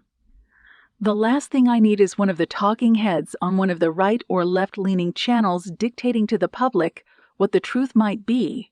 Right now they're saying that a serial killer is responsible for this, despite the fact that nothing points to that being the case. People living in the area are starting to panic.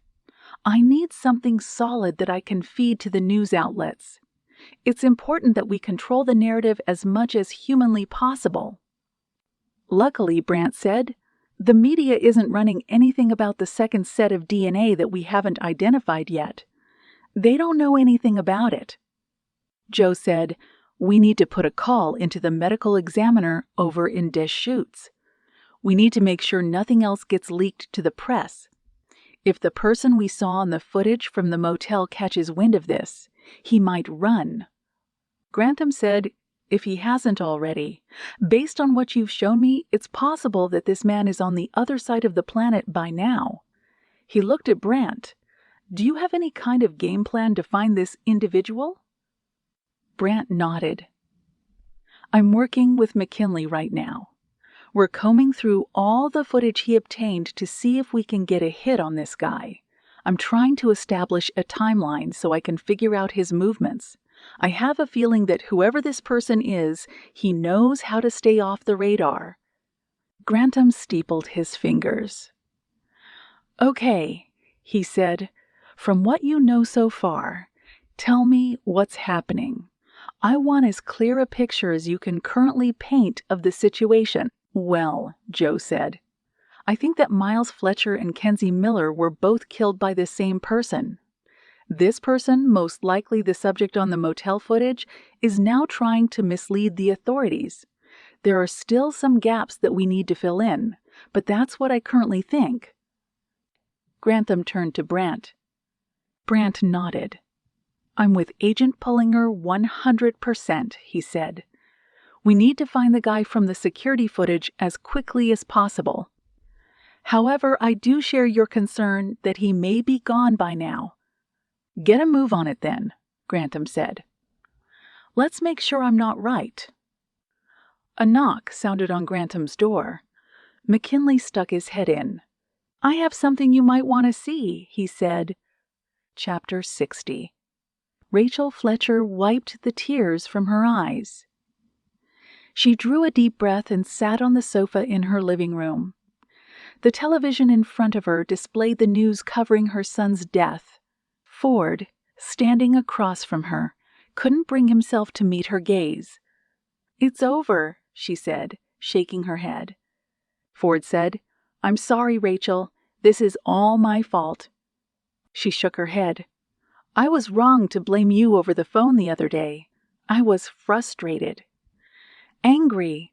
I had a feeling deep down that Miles was gone. I could feel it in my bones.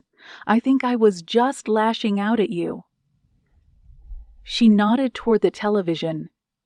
"They're saying it's a serial killer that's responsible. Others are saying that Miles was a deranged lunatic." The muscles in Ford's jaw tensed. "None of that's true," he said. "When I figure out what really happened, I'll make sure these idiots broadcasting that nonsense will pay for it." Rachel stood. She walked over to the end table. On top of it were several framed photos. Some with her and Miles, some with Ford, Miles, and David. She picked one up of Miles as an infant and traced her finger across the glass. "This family," she said, "has been through hell, Brian. We've sacrificed and suffered for as long as I can remember. It's strange. I should be livid. I should be. I don't know, breaking down or something. Maybe I'm just suppressing it all. I'm sure it will all hit me at some point." Rachel Ford said, "I made you a promise that I would find Miles. I didn't deliver on that promise. I was supposed to look after him. He was my responsibility. She placed down the photo and turned toward him. He's innocent in all of this, she said. Someone murdered my son. He nodded. They did, he said, and I'm going to prove that even if it takes the rest of my life to do it. Brian, Rachel said softly, I need your word that you will make sure that nothing stands in the way of you finding this person who harmed my son. I'll do whatever I have to do, Ford said. She took a step forward and locked eyes with Ford. And when you find the one responsible for killing my son and his girlfriend, I want you to avenge them. I don't want this person paraded around on TV during a trial. I don't want this dragged out any more than it already has. When you find him, I want you to kill him. Ford swallowed hard. Chapter 61. McKinley handed Joe a file. This, he said, is the report on the gun that was found on Miles Fletcher's body, the one he used to allegedly shoot himself with. Joe flipped through the pages. Who the heck is Burke Schaefer? She asked. Burke Schaefer, McKinley said, has a long criminal record spanning years. Possession, assault, breaking, and entering. The list goes on and on. Something on the report caught Joe's eye. Burke Schaefer, she said, lives in Deschutes County. McKinley nodded. He does, he said, about 10 miles from where Kenzie Miller's body was discovered. Joe turned her attention to Brant. Maybe this is our guy, she said. Maybe this is the person we saw on the security footage. Brant furrowed his brow. This stinks to me, he said. How so? She asked. This is all very convenient, he said. Don't you think? Joe shrugged. It happens, she said. You know that. Sometimes criminals get sloppy. They make a mistake that ends up coming back to bite them in the rear. Unless Miles Fletcher stole the gun from Burke, which I highly doubt, I'd say that the odds are pretty high that this man who owns the gun has something to do with this whole thing. Your meds, Joe told herself. Don't forget. She took the pills from her bag, swallowed one, and placed the bottle back inside. You doing okay with that stuff? Brant asked. Joe nodded. I'm used to it by now, she said. They're helping. Good, Brant said. Also, maybe you're right. The best solution is to drive up to Burke's cabin and find out what's going on. I'll update Grantham and let him know of this new development. Joe, McKinley said, can I ask a favor? She turned and faced him. Sure. McKinley stuffed his hands in his pockets. Can I go with you guys? He asked timidly. I've never actually been in the field. I could use the experience, especially if I'm shadowing you and Brant. You guys are legends, Joe frowned. That's nice of you to offer, she replied, but I don't think the SAC would be too happy to have another agent on the case right now. We are already stretched on resources as it is. McKinley looked disappointed. How about this? Joe said. I'll talk to the SAC, and maybe on the next case we can try to get you a bigger role. McKinley smiled. I like the sound of that. Chapter 62. Ford had merged his car onto the highway when his cell phone rang. O'Reilly's name was on the screen. Hey, Don, Ford greeted. Where are you? O'Reilly asked. Headed home to see my family. I'm making sure I don't let too much time pass between checking in. I've let that happen before.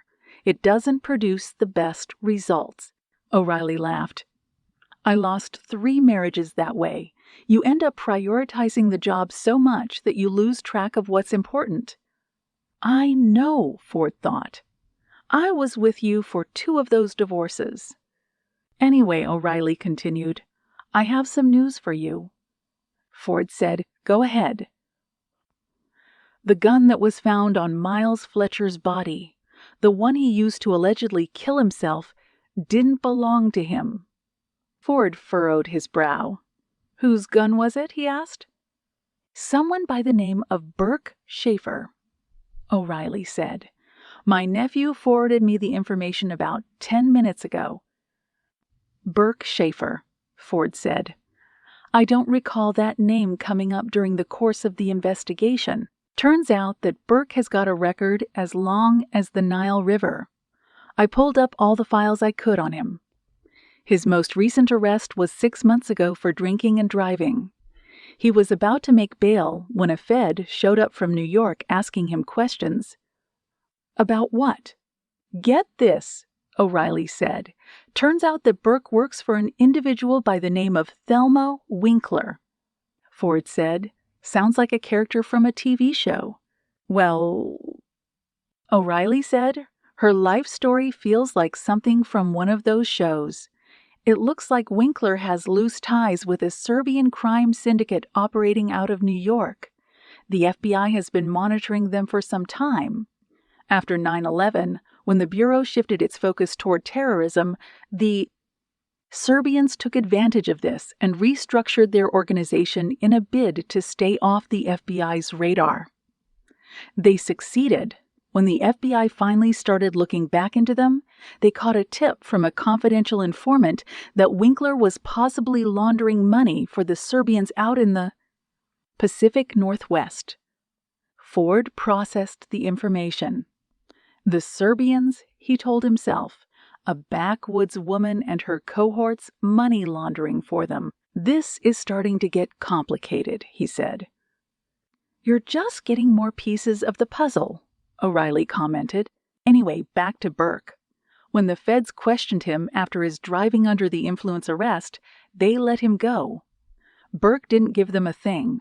But the gun that he had on him, which he had the proper permits for, was logged into their database during the arrest, when the same gun was found on Miles Fletcher. It got flagged down pretty quickly. I just thought you'd like to know. I'll forward you all of Burke's information right now." Ford eyed the traffic signs pointing him towards Seattle. He wanted to see his family. He missed them dearly. But then he turned the car around at the next off-ramp and decided that a visit to Burke Schaefer's residence was something that could not wait. Chapter 63. Roe got into his rental car outside the motel. He checked his watch, pulled up a Thomas guide, and planned his next move. His burner phone rang. He answered while keeping his eyes glued to the map. "Talk," he said. "It's me," the mole replied. "What is it? Does the name Burke ring a bell?" "It does," Roe replied. "Have you had contact with him?" the mole asked. Roe replayed beating up Burke inside of his own home. "We had a chat," he said. "Yes? Well," the mole said, "this guy might turn into a problem. I just caught word from my source that some Seattle PD detective is on his way to question him." "What for?" Roe asked. "Because," the mole said, "his gun was just tied to that Miles Fletcher kid who just offed himself. The one I told you about earlier." "That is a problem," Roe said. "Burke will do whatever he has to do to save his own skin, even if that means ratting on us." The mole said, "Then you know what you need to do." Roe hung up the phone. He saw something in his peripheral. He looked up and saw a scrawny man in a black hooded sweatshirt with soot covering his face. He looked as though he hadn't showered in the last few days. Roe rolled down his window. The scent of booze clung to the man bending over to look inside the car. "Get away from the car," Roe said. "Sorry," the man said, his teeth yellow and some of them missing. "I was hoping you could help me." "Go to an AA meeting," Roe said. "Now get away from the car." The man's smile turned down into a frown. He reached into his pocket, produced a compact revolver, and shoved it into Roe's face. "This is a carjacking," he said. "Get out! Now!" Roe looked at the man with a stoic gaze. He held up his hands. The man opened the door for Roe and took a step back. "Slowly," the man said. "Don't do something stupid." Roe slipped out of the car. He stared at the man from head to toe. "Do you know what you're doing?" he asked. The man flexed his grip on the weapon. "I've killed people before, man," he said. "Don't mess with me." Roe pointed to the revolver. "If that's true," he said, "then you'd know you need to chamber a round in that gun first." The man's eyes flickered. He took his focus off Roe for the briefest of moments. Roe shot out his left hand. He secured a grip around the man's wrist, pulled him in, knocked the pistol away, and then punched the man in his throat with his right hand. The man fell to his knees. He wheezed and clawed at his throat. Roe sighed. He scooped up the revolver and pocketed it in the pants of his muted-toned suit. He turned to the car and threw open the door into the man's face, knocking him out cold. "Amateurs," Roe said as he started the engine, checked his watch, and slowly backed out of the motel. Chapter 64. Dusk had fallen when Ford arrived on the dirt road leading up to Burke Schaefer's cabin. The pathway snaked for a half-mile through the woods until it came to a stop outside a dilapidated home in need of repair. Ford appraised his surroundings. The home was flanked on all sides by rusted car frames, trash, and dozens of boxes and wooden crates. He drove slowly toward the front of the house and came to a stop several feet from the sagging steps leading up to the porch. He killed the engine. He looked around and couldn't shake the feeling that he was being watched. He produced his sidearm, thumbed back the slide, double-checked that a round was in the chamber, and then got out of the car. He made his way up the stairs to the front door. He parted his coat so that Burke could see his Seattle PD shield. "What do you want?" A voice called out from inside. "Burke Schaefer?" Ford asked. "Who's asking?" "Detective Brian Ford. We found your gun in the woods the other day. I'm bringing it back." Footsteps sounded from inside the home. The ripped screen door peeled open. Ford fixed his gaze on a man with bloodshot eyes, dried skin, and a glazed-over look on his face. "He's run down," Ford thought. "He looks like he's falling apart." "Are you Burke Schaefer?" Ford asked to confirm. "I mean, did I show up at the right place?" Burke nodded. "Yeah," he said. "You said you found my gun?" "I did," Ford said. "Where was it?" "We can talk about that." Burke stuck out his hand. "Can I have it?" he asked. "I've been looking for that thing for some time." Ford nodded toward the foyer. "Mind if we have a chat inside?" he said. "It won't take long." Burke furrowed his brow. "Am I in trouble?" Ford shook his head.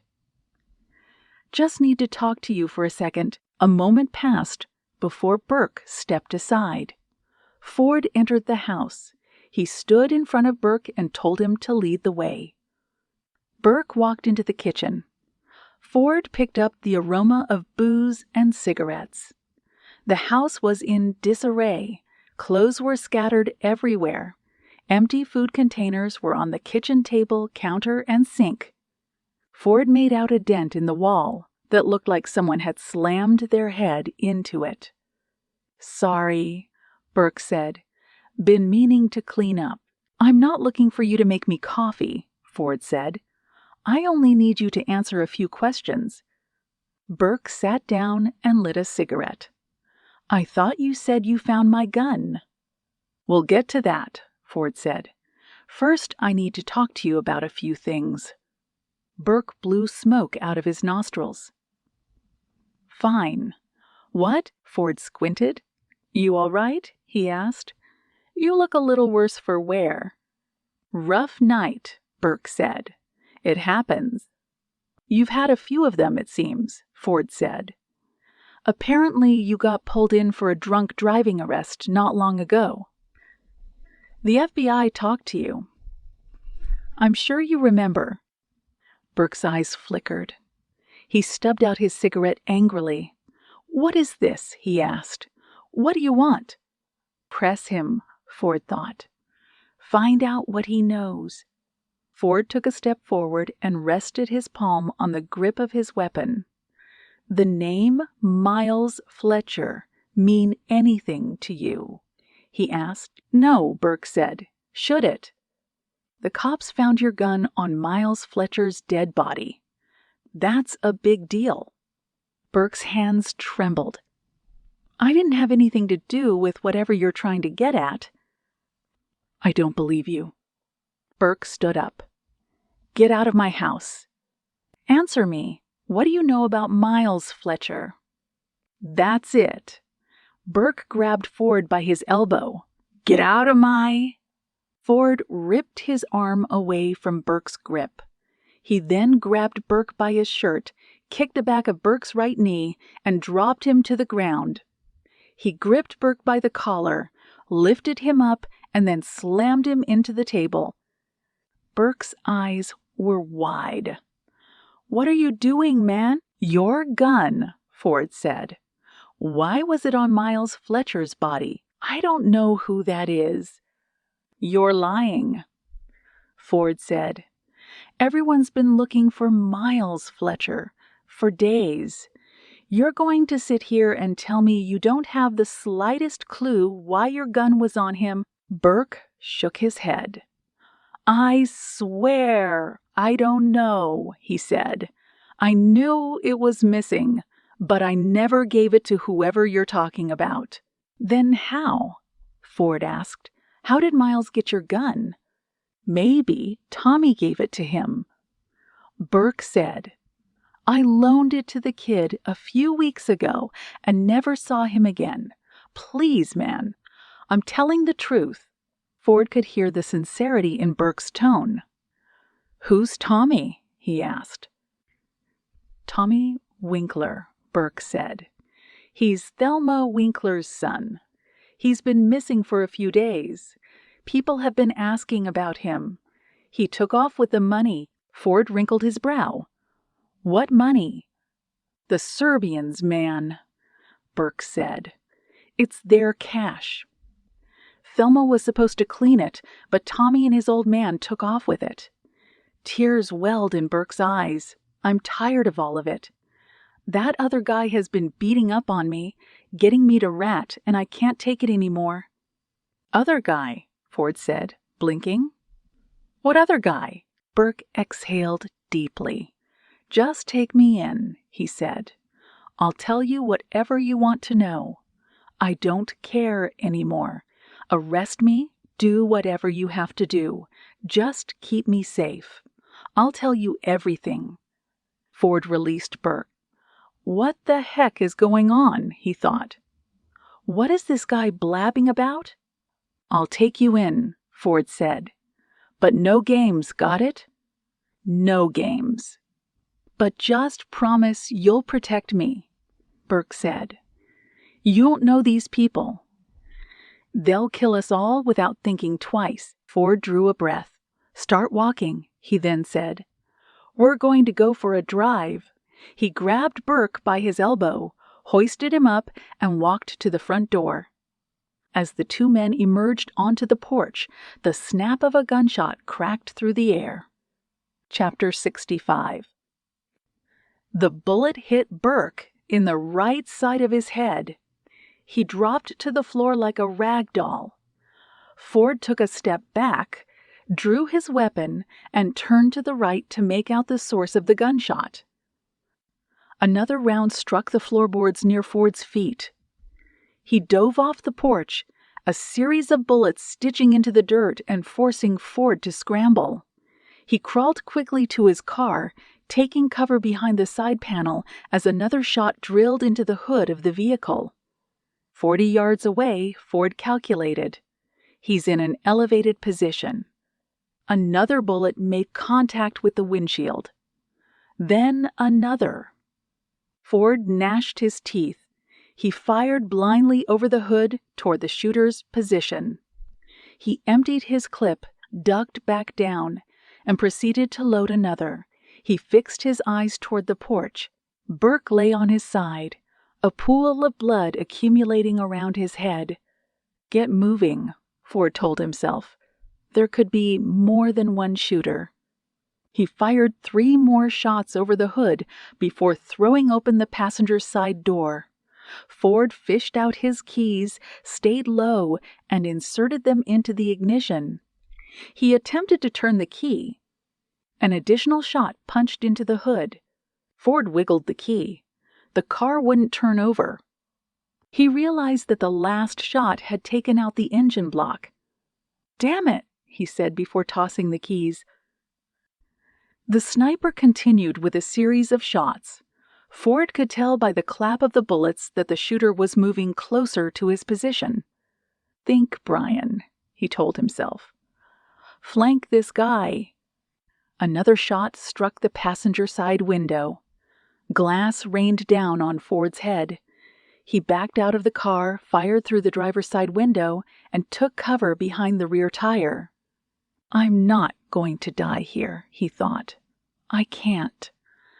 Not like this." The sniper's gunfire intensified. Ford looked to his right and saw a stack of crates resting near a rusted bike frame. He attempted to move out of cover. A round hit the tire right as he went to make his move. Ford emptied his weapon in the direction the shots were coming from. He fished out his third and final clip and then looked around frantically for somewhere to run. "This guy is just too good," he thought. "He's moving in closer for the kill." Kelly's face flashed before Ford's eyes. Then Hazel's.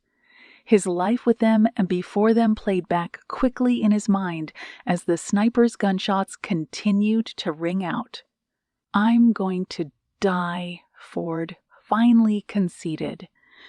"There's no way out." He drew a breath, slapped in his final magazine, and prepared to make his last stand. Chapter 66.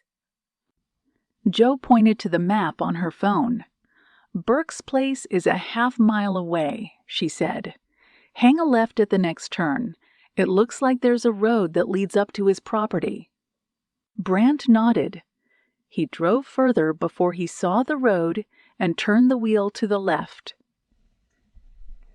"It's a shame," he said. Joe wrinkled her brow. "What is?" He gestured to the woods, spanning for miles along the highway. "This place," he said. "It's picturesque, almost like something you'd see on a postcard. With all the death that's happened around it recently, it kind of put a stigma on it all." She nodded. "It makes me think about Miles Fletcher and Kenzie Miller." "In what way?" he asked. She shrugged. "They were just a pair of kids trying to live their lives," she said. "They hit the open road full of hope and looking to start a new adventure in their lives. I can't say it on the record, but my gut tells me that both of them were simply in the wrong place at the wrong time. Whoever that guy was on the motel security footage, he is responsible for all of this. I'm just hoping that we find him so that we can make the dots connect." "We will," Brant said. "These kids won't have died for nothing."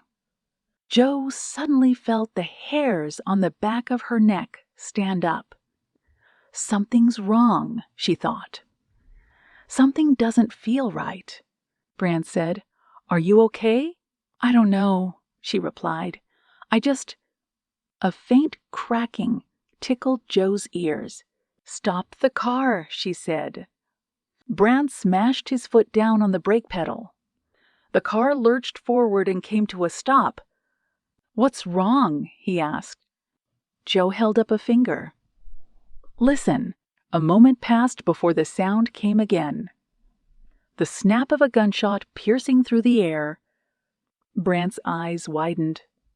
"That's a rifle shot." Joe pulled her gun out. "Someone beat us to the punch," she said. "Move." Brant gunned the Charger and barreled up the dirt road.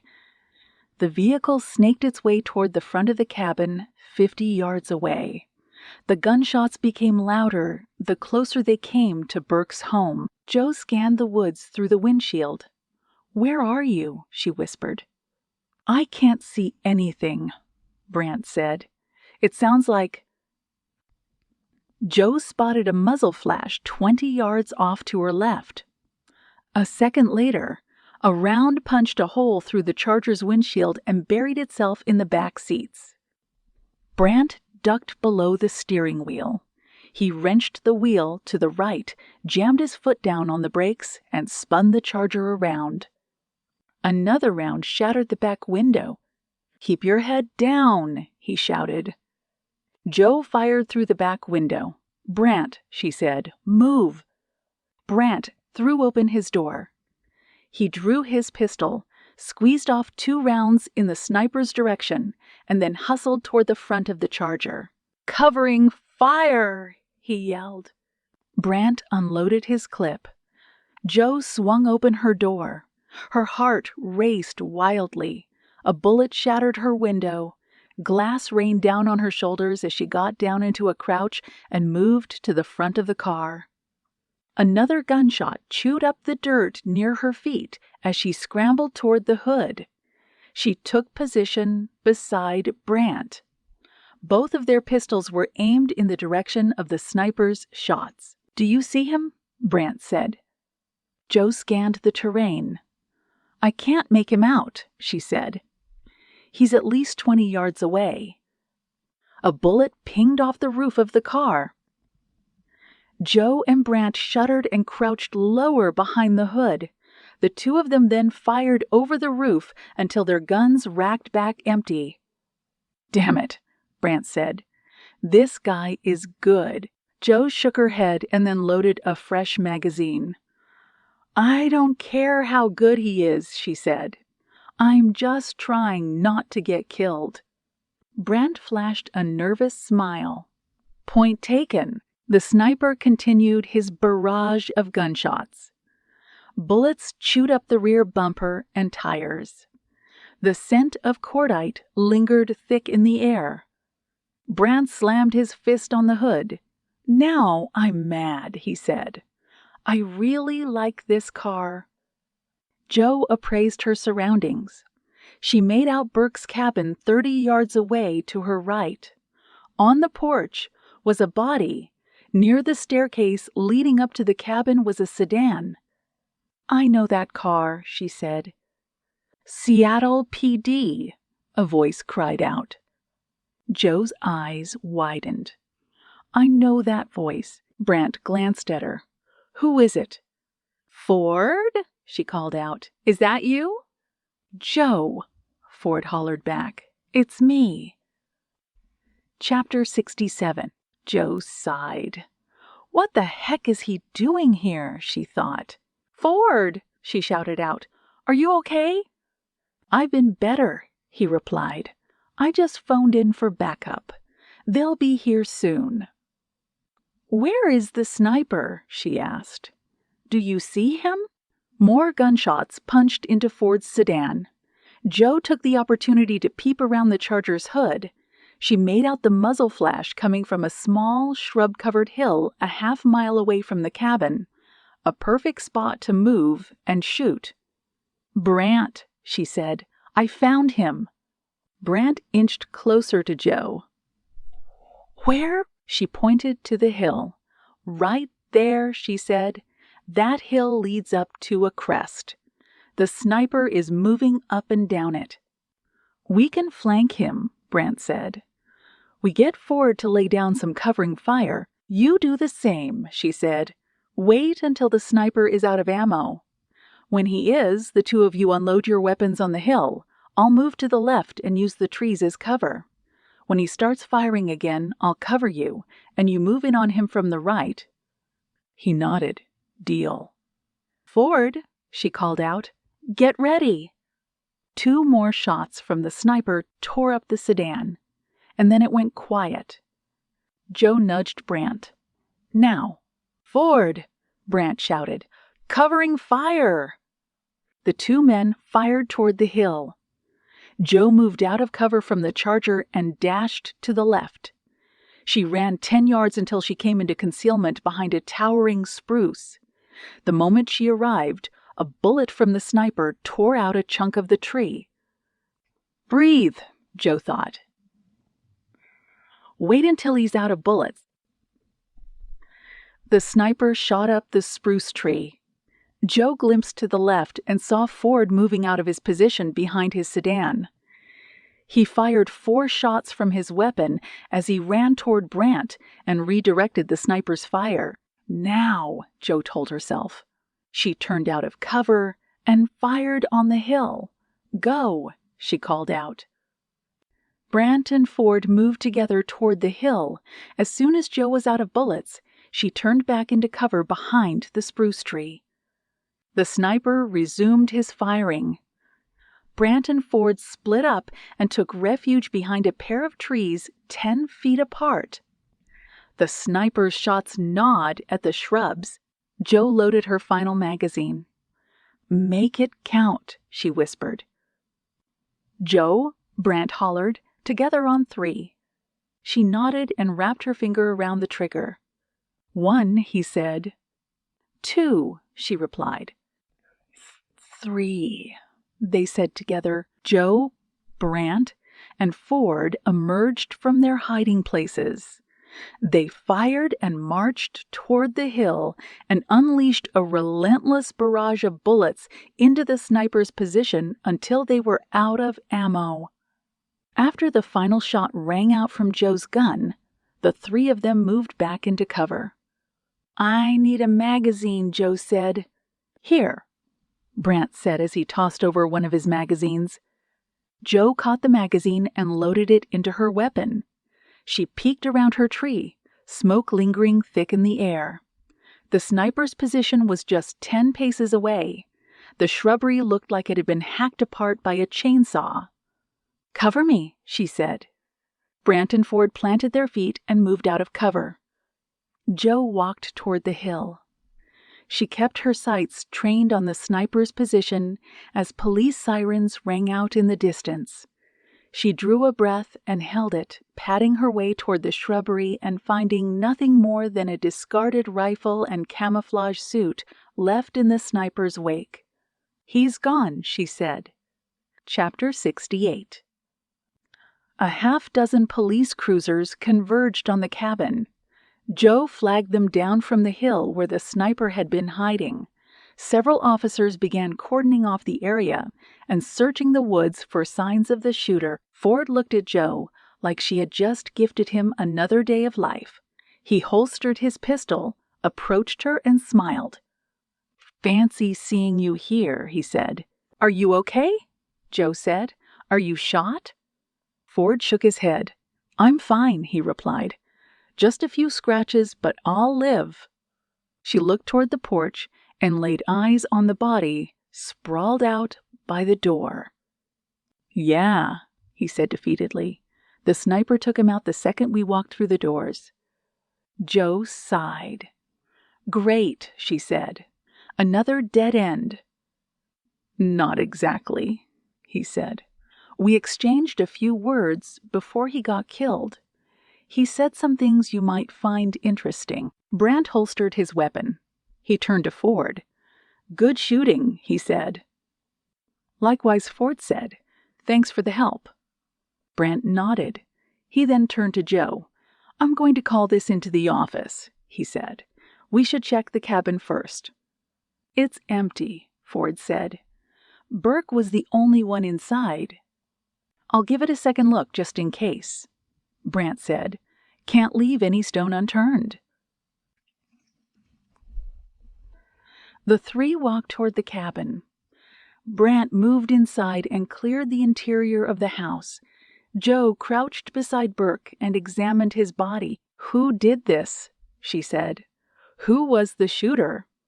"I was hoping you could tell me," Ford said. "This guy was prepared. Military trained. He knew we were coming and got here before I had a chance to take Burke into custody." Joe stood up. She looked at Ford curiously. "You've been one step behind us the whole time, haven't you?" he shrugged. "I told you I was going to see this thing through." "You almost got yourself killed." "Well, because of you," he said, "I didn't." Jo waved Ford's comment off with a swipe of her hand. "Listen," Ford said, "there's no point in getting into a heated discussion about this.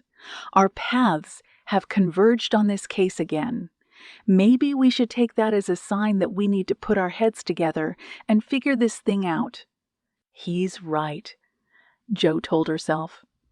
"There's no sense in fighting it anymore." "Okay," she said. "Let's start with the easy question. Why were you here?" "This guy Burke," Ford said. "His gun was the one that was found on Miles's body. It turns out that Burke is an associate of a woman named Thelma Winkler. She has possible ties to a Serbian crime family in New York. Rumor is that Thelma is laundering the Serbians' money through her businesses out here." Joe's eyes narrowed. "Keep going." "Thelma," he said, "has a son named Tommy. From what Burke told me before he was killed, Tommy and his father stole some money from Thelma that she was supposed to launder for the Serbians, and Tommy skipped town.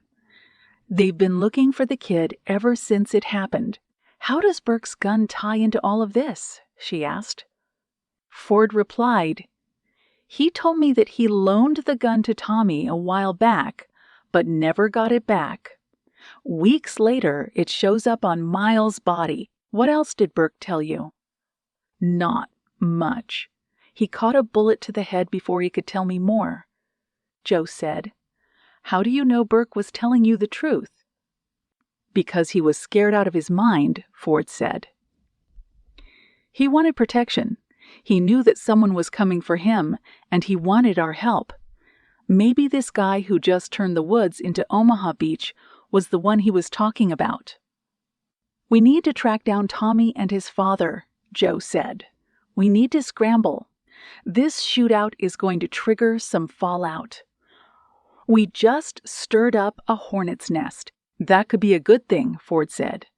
"It'll draw more of the players out into the open." Jo looked at Ford. "I'm glad you're all right." Ford nodded. "I'm glad you are too." Chapter 69. Roe cruised slowly in his car along the highway. He made it a point to stay 5 miles below the speed limit so that he didn't attract any attention.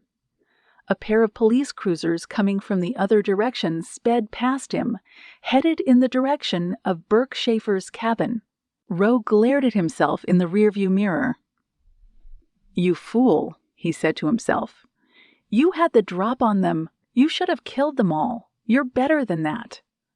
Roe appraised the bullet wound on the left side, just below his ribs. In and out, he thought. All the vital organs were missed. He pressed his hand against the wound on his torso. He didn't wince. He felt the pain spread across his skin, but Roe didn't mind it. Pain meant nothing. It was simply a reminder that he was still alive. "I need to stitch this up," he told himself.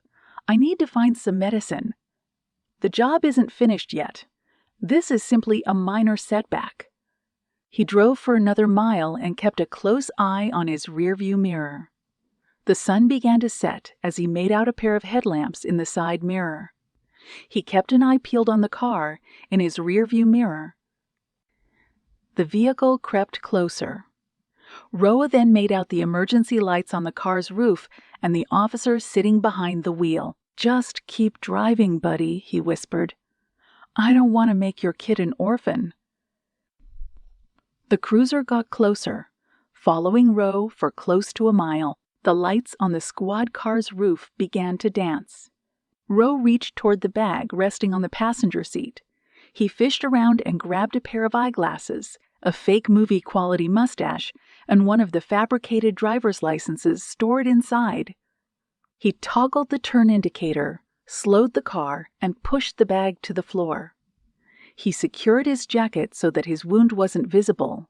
He quickly donned his disguise as the police cruiser came to a stop and a sheriff's deputy got out. Rowe double-checked his disguise. He flexed the lines on his face so they matched the photo on the driver's license. He then quickly took the pistol from his hip holster, held it in his right hand, and pressed it against the side panel. He propped up his left arm to conceal the weapon, and then offered a smile to the deputy who arrived at his door. "Evening, sir," Rowe said with a southern twang. "Was I speeding? My apologies. I'm just passing through." The deputy rested his palm on his holstered gun. "License and registration, please." Rowe handed over the license. He then opened the glove compartment with his free hand, retrieved the registration, and handed it over. The deputy examined the documents and then fixed his gaze on Rowe. "How's your night so far?" He double-checked the name on the license. "Mr. Vincent?" Rowe shrugged. "Oh, it's all right," he said. "Yourself? Where are you headed?" "My ex-wife's place in Seattle." The deputy furrowed his brow. "What for?" Rowe said. "It's my weekend with the kids. My ex-wife was supposed to bring the little ones my way, but she said something about her car not working." He laughed. "I suspect she's just trying to make me work for it. Hell hath no fury, am I right?" The deputy said nothing. He took another look at the picture on the driver's license. "Just let it go," Rowe thought. "Hand me back my papers, get in your car, and drive back home to your family." "Is everything okay, sir?" Rowe asked. The deputy shook his head. "Not exactly, Mr. Vincent." "Can I ask why?" The deputy nodded over his shoulder. "You see those police cars that just came by?" Rowe nodded. "I did," he said. "What's that all about?" "The FBI just called in a shootout in the woods," the deputy said. "Looks like it was pretty serious." Rowe widened his eyes. "Well, I'll be damned," he said. "The FBI in this town?" "Not sure," the deputy said. "But all hands on deck are trying to figure it out. It looks like the shooter might have fled the scene. Chances are he's driving down this road as we speak." Rowe tightened his grip on his weapon. The barrel pointed right in the direction of the deputy's stomach. "Good Lord," he said. "He's not close by, is he? Should I be worried?" The deputy took a step closer. "Have you seen anyone?" he asked. "Anyone walking along the road? Anyone trying to hitchhike?" Rowe shook his head. "No, sir," he said. "Nothing but a few cars passing by." He held up a finger. "I did see someone tearing down the highway about 10 minutes ago. He zipped right past me. Nearly ran me off the road." "What was he driving?" Rowe squinted. "An older car. Red. Couldn't really see the make or model of it." The deputy pointed down the road. "You said he headed that way?" Rowe nodded. "Yes, sir." The deputy checked the road. He then turned his focus back on Rowe. Rowe applied pressure to the trigger. He pressed the barrel harder into the side panel and prepared to fire. "That's all you saw?" the deputy asked. "Nothing else." "No, sir," Rowe said. "Just that one car that speeded by. I'm concerned, to be honest. I feel like I shouldn't be on the road right now." The deputy shook his head. "I wouldn't worry about it, Mr. Vincent," he said. "Just be careful. Don't stop unless you need to. If you see something suspicious, you call the police immediately." "I will, sir." The deputy handed back the papers. "Have yourself a nice night, Mr. Vincent." Rowe smiled and took back his documents. "You too, sir." The deputy nodded and walked away. Rowe watched through his mirror as the officer got in his car and took off. Rowe then peeled off his disguise, withdrew the gun from the side panel, and toggled the safety switch on his weapon to safe. Chapter 70. Velma's eyes were glued to the television in her kitchen. The news footage showed Burke's cabin. Cops had flooded the entire area. FBI agents were searching the house. A clip was shown of Burke's body being loaded into the back of a coroner's van. The reporter announced that a suspect was still at large. The front door opened. Wilson walked inside the house.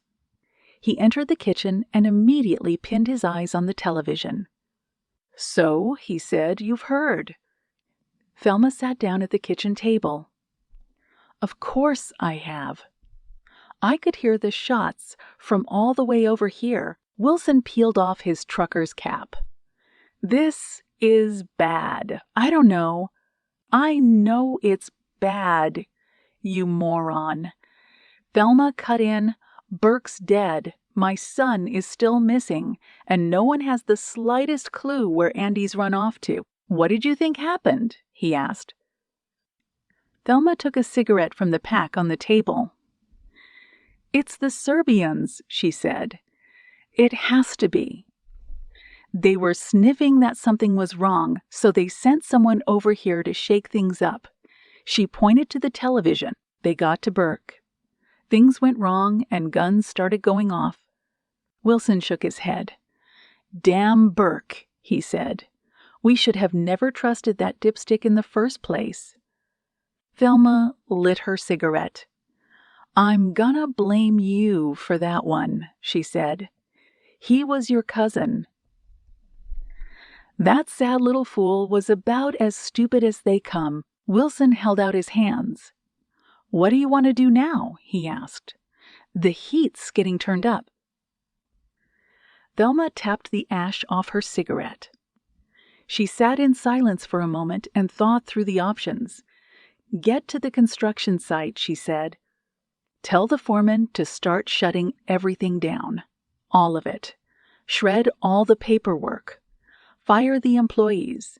Get rid of anything and everything we have on hand. I want no connection to us or the business anymore." He nodded. "I'll get it done. What about after that?" "One step at a time," Velma said. "We need to make sure that if the feds or local cops start poking their heads into our business, that nothing can incriminate us. Once that matter is settled, we focus on the most important task." "Which is?" Her eyes narrowed. "Finding my son," she said. "I don't care if I have to set the world on fire. I'm going to find him." Wilson gestured to the television.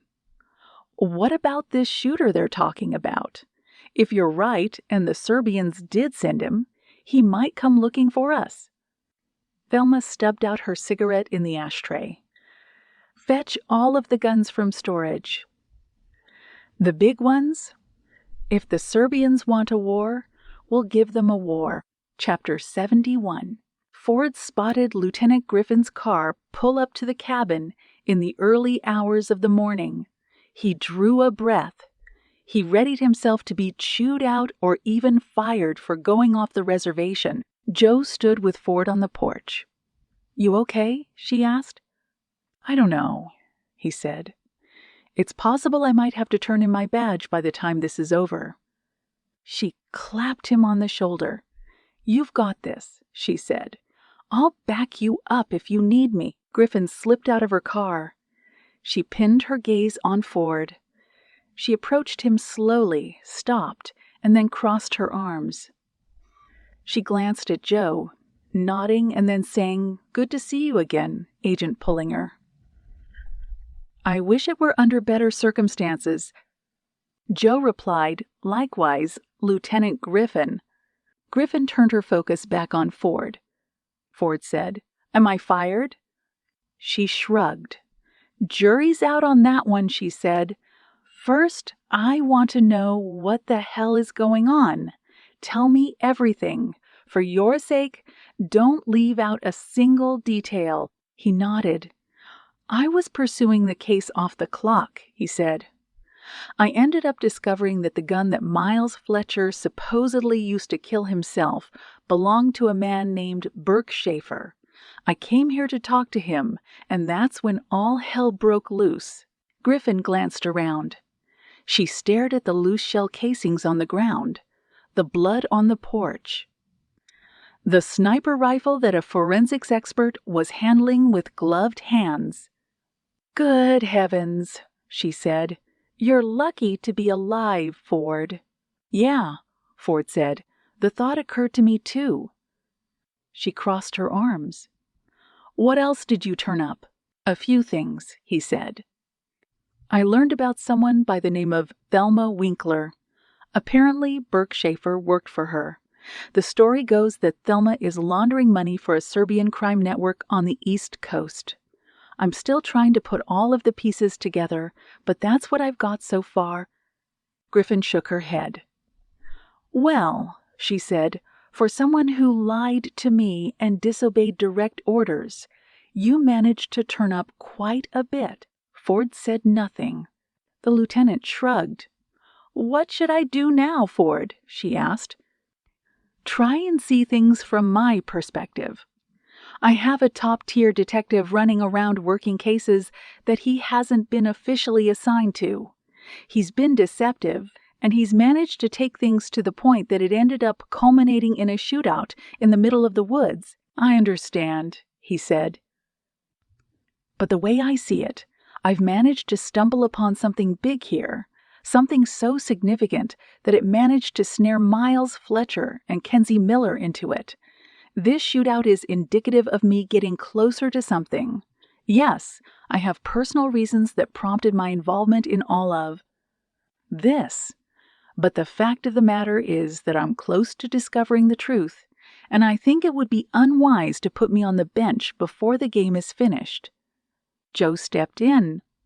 "Lieutenant," she said, "would it be all right if I offered my opinion on this?" Griffin nodded. "The floor is yours, Agent Pullinger." "Everything Ford said is accurate," Jo said. "Like you, I wasn't thrilled at learning he was engaged in his off-the-record investigation. That aside, his involvement has turned up significant findings. I'd like to request that he, putting it simply, join forces with the Bureau on this one. I'm sure that I can place a phone call to my SAC to make that official. Having said that, whatever rules or standard operating procedures he's broken are a matter that rests on your desk, so the decision is up to you." The lieutenant scanned Ford from head to toe. "It seems," she said, "that the FBI has taken a liking to you on more than one occasion, Detective. Maybe it's fate or stupid luck, but you're right. It would be foolish to take you off the playing field before this matter is properly sorted out." She looked at Jo. "Talk to your SAC. Tell him you have my blessing." She pointed to Ford. "When this is finished, you and I still have a lot to talk about. This matter isn't finished yet." Ford nodded and then said, "Understood." With that, Griffin walked back to her car, got in, and drove off. Jo smiled, looked at Ford, and said, "Welcome back to the FBI, Detective." Chapter 72. Ford turned to Jo. "Thanks for your help," he said. "Wasn't quite sure where that was going for a moment." Jo nodded. "My pleasure." She remembered her meds. She took one. Jo saw that the bottle was running low. "Good," she told herself. "I'm glad to be finished with these silly little things." Ford looked around. "Where's Brant?" "He's talking to the sheriff," she said. "He's coordinating with other departments to try and locate the shooter." "Well," Ford said, "if this shooter is as good as he's proven himself to be, he's long gone by now." "I'm inclined to agree," she said. "This was professional, real tradecraft kind of stuff." "Did you see the rifle?" "It was a custom job?" "The guy left without a trace." He nodded. "We probably made him a little mad, too." "Why?" she asked. "Because he didn't get to kill everyone." He pulled out his phone. "I'm going to check in with my family really quick." Jo said, "Take your time." Ford dialed Kelly's number and held the phone to his ear. His wife answered after the first ring. "Brian," she said, "is everything okay?" I'm fine," he replied. "Just having a bit of a long day," Kelly said. "I was watching the news. There was something about a gunfight near the area you've been hanging around recently. You weren't there, were you?" Ford closed his eyes. "I was," he said, "but everything is fine, Kelly." She gasped. "Brian," she said, "the news showed a body." "He was one of the bad guys, sweetheart," Ford said. "I don't want to sound harsh, but not a lot of people are going to shed a tear over him being gone." "I don't like this, Brian," Kelly said. "We want you to come home." "I will," he said. "Soon. I just need to tie up a few loose ends. I'll be back before you know it. Listen, I'm partnering up with Joe again. She's working with another agent, and he comes highly recommended. After this shot out, pretty much every law enforcement official in the area has stepped in. I'll be okay." "Nothing is going to happen," his wife sighed. "You've said that before. We both know that you can't make that kind of guarantee." Ford clutched the phone tighter. "I can't lose them," he told himself. "I can't make the job a priority over them again, but I owe it to Miles' family to see this thing through. But I'm not sure what to do." "Sweetheart," he said, "if you want me to come home, I'll do it. This case is important. We're closing in on the finish line. I can feel it. But if you tell me to walk away, I'll walk away." She took a moment before answering. "I want you to be safe," she said, "and I don't want to pull you away from something that you might be able to fix." "Just tell me what to do, Kelly," Ford said. "I'll do whatever you want me to do. Finish this," she said, "and promise me that when you come back you'll take some time off." "I will," he said, "and I love you both very much." "We love you, too." Ford hung up the phone. He drew a deep breath. "Finish this," he thought. "Finish this and go home." He walked back to Joe. Brant was now with her. The two of them were in the midst of discussing ways of tracking down the sniper. Joe asked Ford, "How'd it go?" "Fine," he said. "The only question I have now is, where we go from here?" Brant said, "We should look into Thelma Winkler. If she was tied to Burke Schaefer, maybe she has some answers." "I'll drive," Ford said. "Looks like your Charger is a bit worse for the wear." Brant glanced at his vehicle, which now resembled something close to Swiss cheese. Joe turned to Ford. "Wasn't your car damaged in the shootout?" Ford grinned. "It was, and that's why the police department gave me a rental." Chapter 73. Roe shattered the back window leading into the veterinary clinic. It was pitch black. The strip mall the clinic was located in was empty, but he needed to be sure. Dogs barked as Roe entered carefully through the window. He took a look around, his gun held tightly in his hand as he left the back room and entered the main floor. All of the lights were out, but Roe saw better in the dark than most people did. He spotted a receptionist station to the left. On his right was a hallway that led to examination rooms and a kennel. He walked toward the first exam room on his left. Roe toggled the handle and saw that it was unlocked. He entered the room, thumbed the lights, and located a locked medicine cabinet on the far back wall. Roe used the butt of his gun to smash open the cabinet. He scoured through the prescriptions and discovered disinfectant and some gauze pads. He placed the items on the exam table and stripped off his shirt. After cleaning his wound, he located a stitch gun and sewed up the hole. The hitman sat down and drew a breath. "Eat," he told himself, "then find a place to rest. 1 hour at the most, and then you're back on the road." He fished in his pockets and pulled out his burner phone. He plugged in the number from his phone and was greeted after one ring. "Go ahead," the mole said. Burke Schaefer is dead, Rose said. But the policeman that was with him and the FBI agents are not. Damn it, the mole said. What about your gear? Rose said. I took a round to my abdomen. It was clean. I had to ditch the gear and run.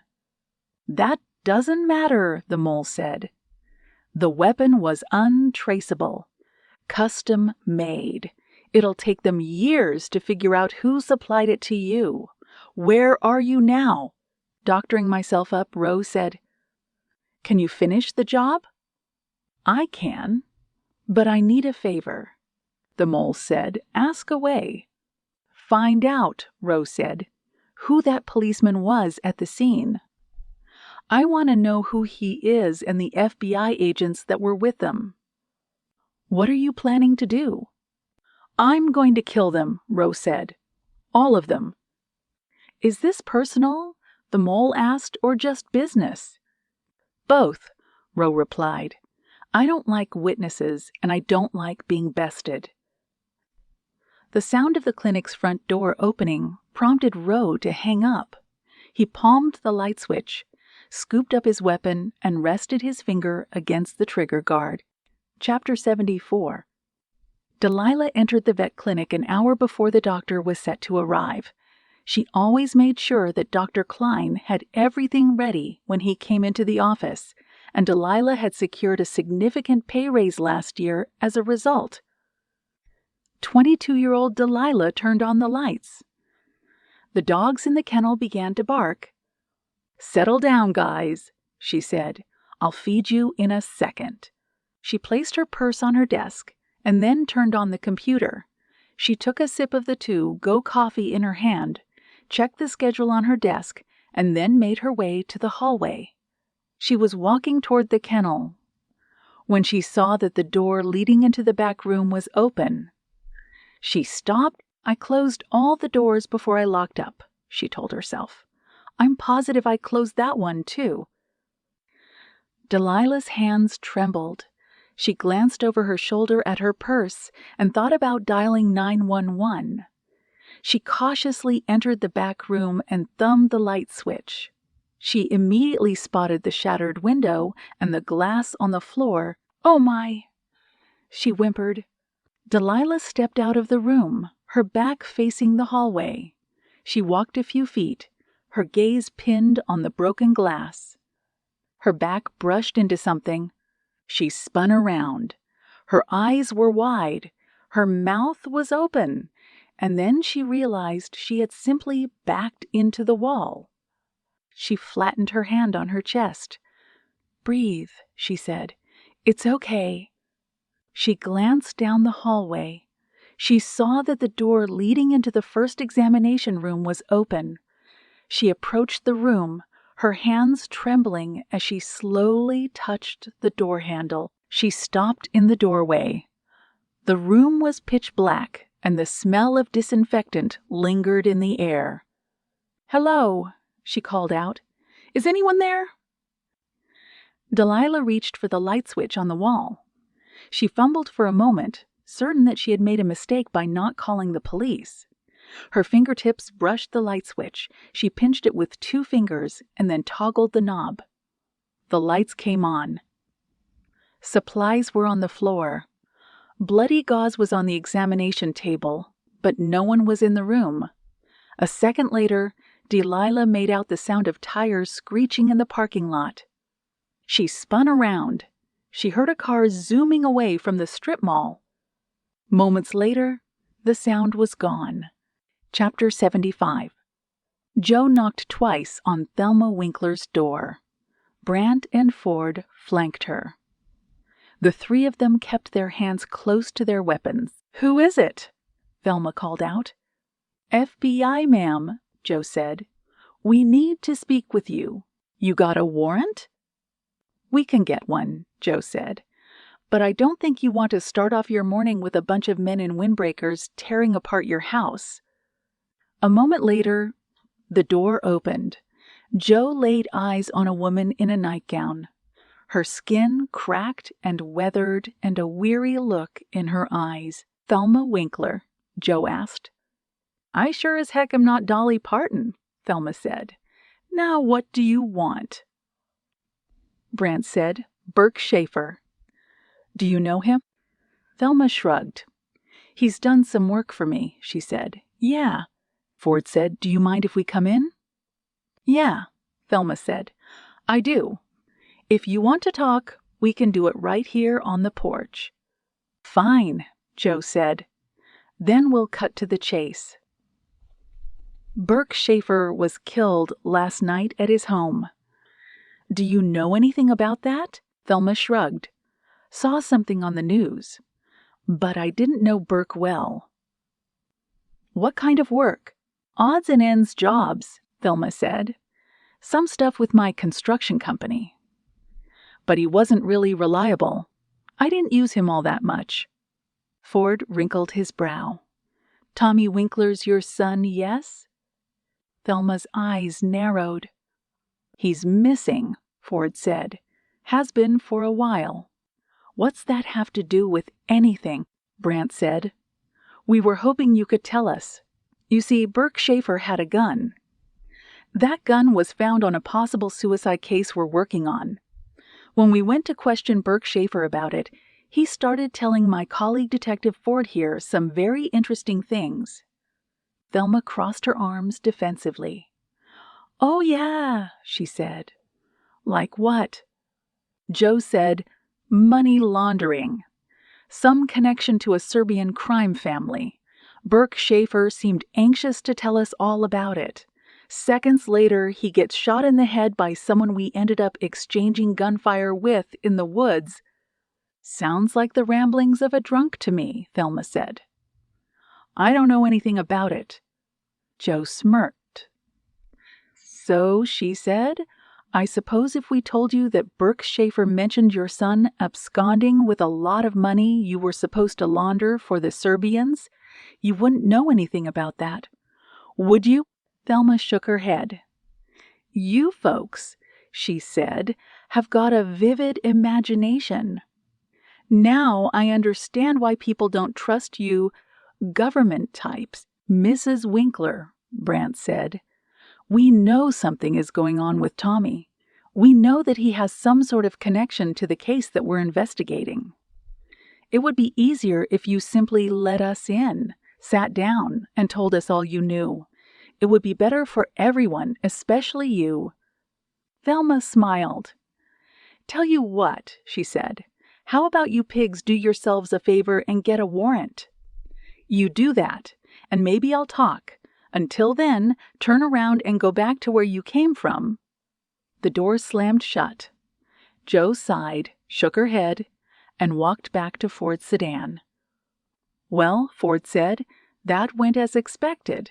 She knows something, Brant said. That much is clear, Jo said. We need to get back to the office. Thelma's right. We need a warrant. She's not going to talk to us otherwise.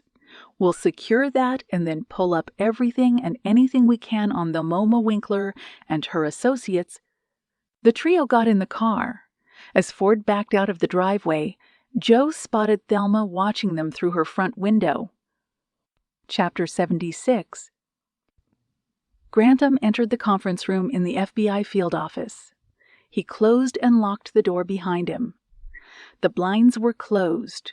Jo, Ford, and Brant were seated together at the end of the conference table. Grantham nodded at Ford.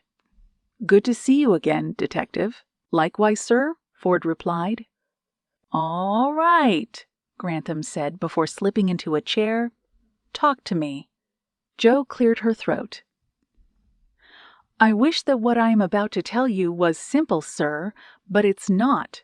We're still attempting to piece together a few things, but I'm certain, based on what we have on hand, that we know what's happened thus far. This better be substantial, Agent Pullinger, the SAC said. The Attorney General has been plaguing my office with phone calls asking about what's going on. I'm having a hard time telling him where we are with the investigation. He's insinuated that more people are going to be thrown into the shuffle in a bid to figure this all out. Putting it simply, Careers are on the line here." "I understand, sir," she said. "Believe me, I don't relish the current circumstances." "I'm sure you don't," he said. "But there's no point in wasting time doling out apologies. Let's get right to it." Brant said, "This is what we know so far. We believe that Kenzie Miller and Miles Fletcher were murdered by an unknown third party. We're of the mind that it is the individual we found on the security footage at the motel not far from the crime scene. We now have reason to believe that Burke, Schaefer, and Tommy Winkler possessed knowledge pertaining to aspects of the Miles Fletcher and Kenzie Miller investigation, but the former was killed before we had a chance to find out what that was. We also think," Joe added, "that Tommy Winkler absconded with a substantial amount of money along with his father, Andy King, and that he may possibly be the man we saw on the motel security footage." Grantham's eyes narrowed. "Where's Tommy Winkler now?" Ford replied, "Unknown. Any person of interest who had ties to him is now either dead or has disappeared. This includes Andy King, who no one has heard a word from in the past several days." "What about the mother, Thelma Winkler?" Joe said. "We spoke to her a few hours ago. She was indignant, to say the least. We're fairly certain that whatever is going on between her and the Serbians is forcing her to keep quiet." "Is there any validity to her connection to the Serbians?" Grantham asked. "Or is that just a theory?" She nodded. "Yes, there is." Brant grabbed the thick file in front of him, stood up, and handed it to Grantham. "This," he said, "is a distilled report that Agent McKinley produced for us. It details an ongoing investigation from our colleagues in New York concerning Thelma Winkler and a man named Bogdan Jovanovic. Jovanovic is a well-known arms dealer who has been one step ahead of the Bureau's efforts to indict him on a variety of charges.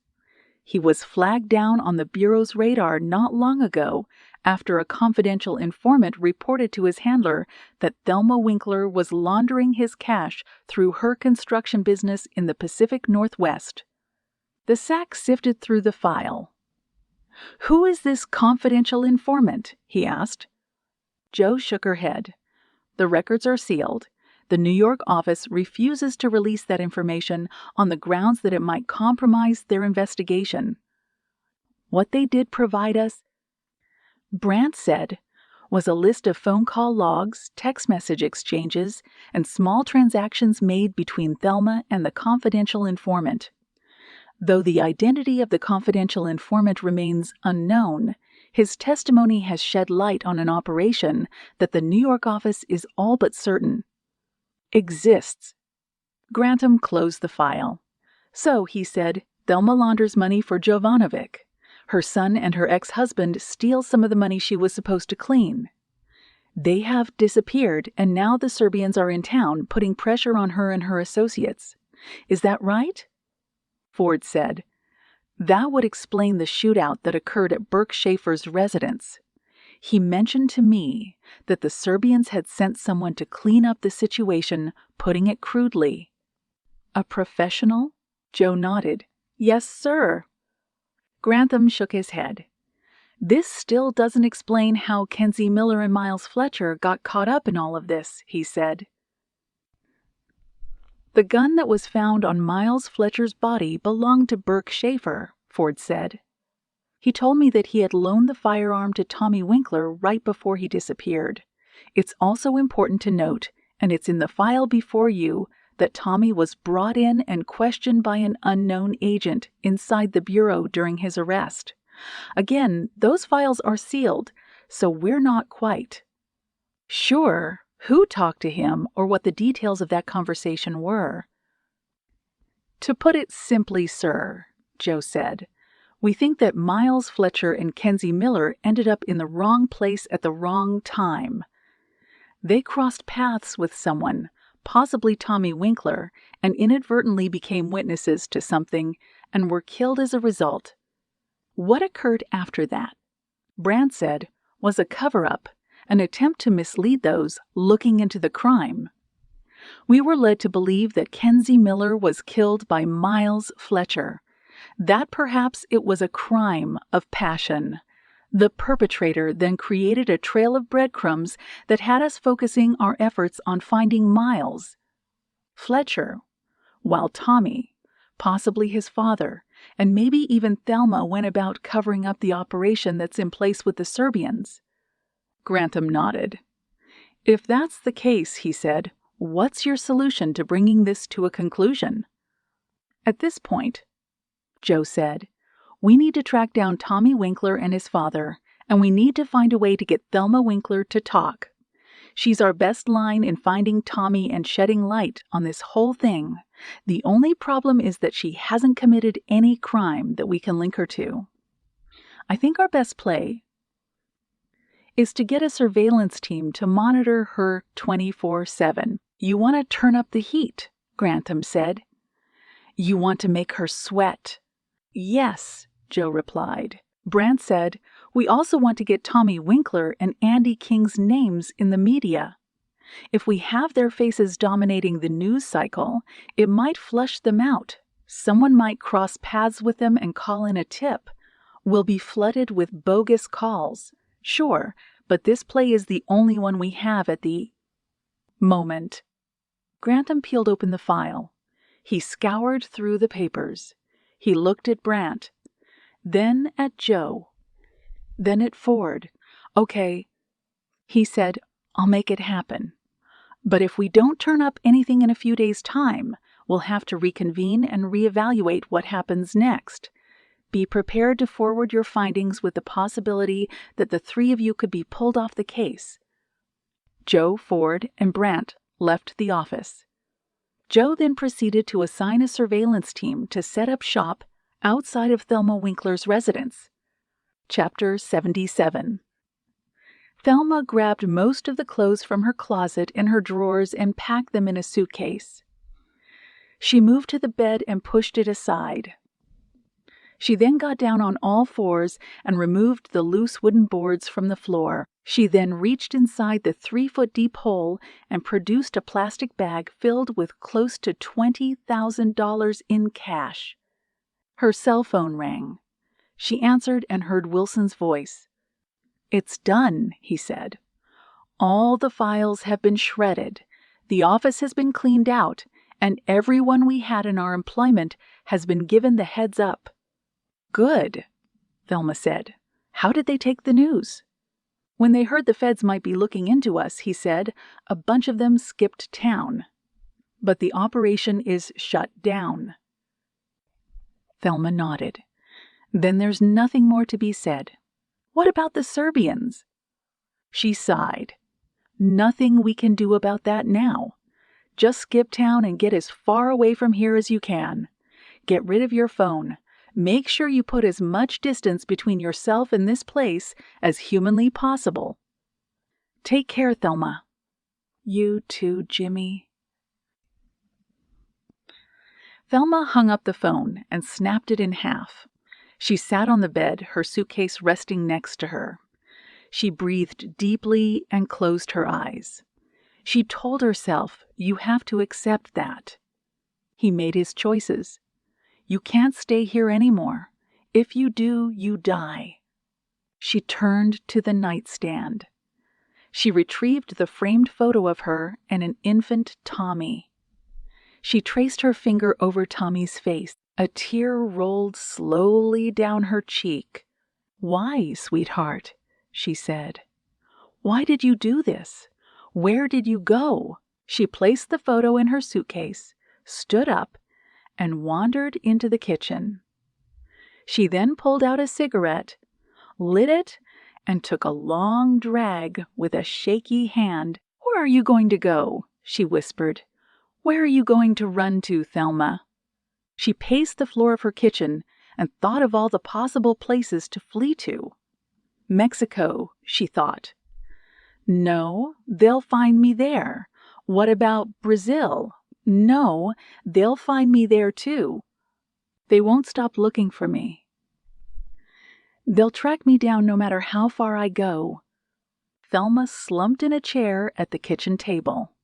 She stubbed out her cigarette and then held her head in her hands. "You can't run," she told herself.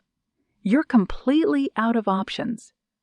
She stood up and walked to the cabinets. She retrieved a glass, turned to the sink, and filled it up with water. She took a sip to wet her dry throat. Something caught her eye through the window above the sink. Thelma parted the curtains. She squinted and saw a van parked on the street just outside her driveway. She knew without a doubt that it was the FBI. Maybe, she thought, there is one last card to play. She walked over to a kitchen drawer and took out a fresh burner phone. Chapter 78. Roe, dressed in a tracksuit, checked the rounds in his weapon. He parked his rental car on a hill overlooking Thelma Winkler's property and made sure to conceal it by parking behind a grove of trees. The mission was simple now. Kill Thelma, find Tommy, finish the job, and leave town. He had half a mind to dump them both in the same ravine he had pushed Andy King's truck into with Andy's body still inside. Going to the same place would be a quicker way to dispose of the bodies, and if the hapless father, mother, and son were ever found, Roe would be long gone. The hitman drew a breath. He scanned the terrain and looked for the best place to enter Thelma's residence from. Resolved to enter through the back, he opened the car door, got out, and proceeded to move down the hillside. Roe descended the hill, sneaking toward the house. He could make out Thelma pacing the floor of her kitchen. A phone was to her ear. Her free hand was pressed to her forehead. Roe paused. He could tell by Thelma's body language that she was stressed. "Who are you calling, old lady?" he thought. "Don't worry, it'll all be over soon." He disengaged the safety on his weapon and prepared to climb down the last leg of the hill. He saw a van driving swiftly down the dirt road leading up to the house. Roe retreated quickly and hid behind a bush 10 yards away from the house. The van came to a stop. A trio of FBI agents in navy blue windbreakers jumped out of the vehicle. "Easy," Roe told himself. "Don't move. Don't flag yourself down." The front door opened. Thelma walked out with the phone held at her side. The FBI agents approached her with their hands resting on the grips of their holstered weapons. "Good morning, Mrs. Winkler," one of them said. "How's it going?" "Cut the crap," she said.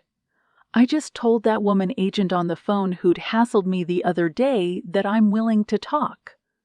"Okay," another agent said. "How do you want to do it?"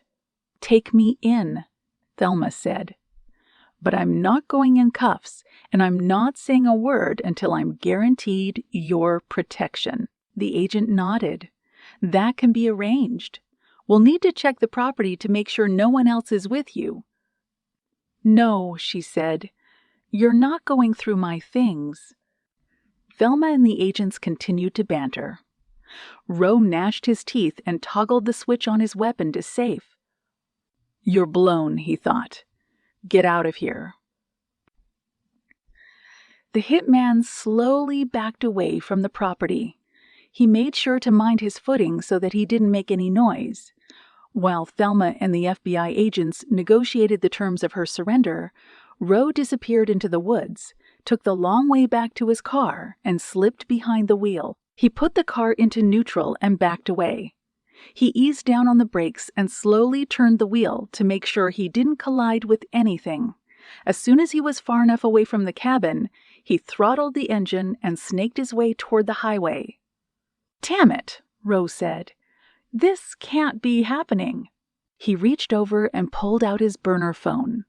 He plugged in the number for his mole, and the call was answered after 2 rings. "What is it?" the mole said. "Thelma Winkler," Roe said. "Just turned herself into the feds." The mole sighed. The Serbians won't be happy. Well, Rose said, we're not going to tell them. This isn't over yet. I told them I'd kill them a Winkler, and that's exactly what I'm going to do. Chapter 79. Joe watched Thelma through the two-way glass outside the interrogation room. Thelma sat with her arms crossed, a pensive look on her face. She stared directly at the two-way mirror. Joe was certain that Thelma knew she was standing on the other side. The door next to her opened. Brandt and Ford entered the room. They stared at Thelma through the glass. Unreal, Ford said. That worked faster than I thought it would. She's desperate, Brandt said. It was only a matter of time. How'd it go down? Ford said. I'm sure that Thelma provided some stipulations to her surrender. Joe nodded. She did, she said. She asked for a lawyer, immunity, the whole 9 yards. Brandt asked, Where's the lawyer? He's on his way, she replied. I guess he was vacationing in Tulum, so it's going to take a few hours. I'm sure Thelma doesn't mind, though. She's sitting in a federal building surrounded by an army of FBI agents with guns. She's safe. Brandt exhaled. We're going to kill a lot of time waiting for the lawyer to show up. The more time lost, the harder it'll be to track down Tommy and his father. Joe nodded at Thelma. That's why I want to go in there. I want to talk with her. Ford said, She's not going to say anything. Probably not, Joe agreed. But I want to try. You'll need Grantham's clearance, Brandt said. He's not going to give you the green light unless you have a good reason. Joe fished her cell phone out of her pocket and dialed Grantham's number. Pullinger, he answered. She said, Sir, I'm sure you've received word that Thelma Winkler is in our custody. Yes, he said. The latest update is that she wants her lawyer there with her. I've also been informed that several of her associates just turned themselves in. Joe nodded. They have, sir, she said. McKinley is speaking to one of them right now. They're willing to tell us everything about the operation. They're scared about what's going to happen, so they're trying to get ahead of it. This is a good thing, Agent Pullinger, Grantham said. But I'm sensing you have a request for me. I want your permission to talk to her, sir, Joe said. I want to try and expedite this thing. We've got Tommy and Andy's faces all over the news, but I still want to know what she knows about the situation. Grantham paused a moment. Go ahead, he said, but tread lightly, Agent Pullinger. I will, sir. Joe hung up the phone. She slipped off her blazer and placed it on the table. She then removed her ID folder from her pants pocket and placed it beside her jacket. Brandt said, You're really going in? She nodded. I am, she said. Feel free to take bets on how well it goes. Joe left the room. Brandt and Ford exchanged glances. The two of them watched as Joe entered the interrogation room. Chapter 80. Joe entered the room and closed the door. She took the seat in front of Thelma. Thelma kept her gaze pinned to the metal table in front of her. Can I get you anything? Joe asked. Coffee? Thelma said. How about a smoke?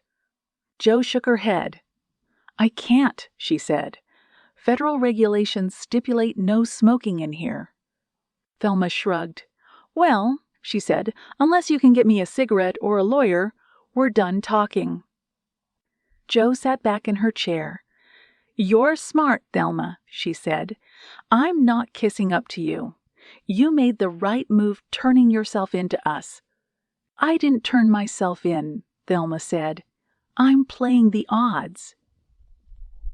I see this as working with you people in a bid to sort this mess out. Again, Joe said, smart move. Thelma's eyes flickered. She looked at Joe with a harsh expression. For the last time, she said, "I'm not talking to you without a lawyer." Joe shrugged. "Okay," she said. "Then I'll talk. You can just sit there and listen. You don't even have to breathe a word." Thelma looked away. "Your son," Joe said, "really put you in a bind. Him and your ex-husband. I mean, walking off with that amount of cash has painted a target on your back. Knowing what we know about the Serbians, that's like a death sentence." Thelma said nothing. Joe held up a finger. "I should note," she said, "that a few of your employees have already been rousted by some of our people. A few others turned themselves in. Does the name Jimmy Wilson ring a bell?" Thelma fixed her eyes on Joe. "Well," Joe said, "he just turned himself in, too. I guess he was as worried as you were about what was going to happen with the Serbians. The point is that more than half of the people in your operation are currently scattered around this building, offering up confessions in a bid to avoid jail time. Good chunk of them are asking to be put into witness protection, and pretty much all of them are throwing you under the bus to make that happen." Thelma's nostrils flared. Joe shook her head. "Loyalty means nothing when it comes to matters of life and death," she said. "Everyone is turning their back on you, Thelma. Everyone.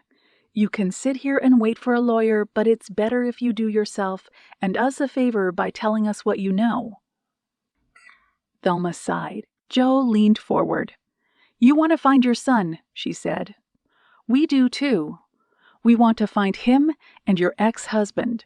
It's better if you cooperate and tell us what we need to know before Tommy ends up getting involved in something that will end his life prematurely." She stood up. "I've said what I needed to say. I'll let you sit here a while and think about that. Just keep in mind that the more time that passes, the closer Tommy comes to finding himself toying with the odds." Joe opened the door. "Wait," Thelma said defeatedly. "I'll talk." Joe closed the door. She walked back over to the table and sat down. Chapter 81. Thelma closed her eyes. "My son is not a murderer," she said. "He may be a fool. Heck, he never graduated past the 5th grade. But he isn't a killer." Joe interlaced her fingers and then rested her hands on the table. "Keep going." "I know he took the money," Thelma said.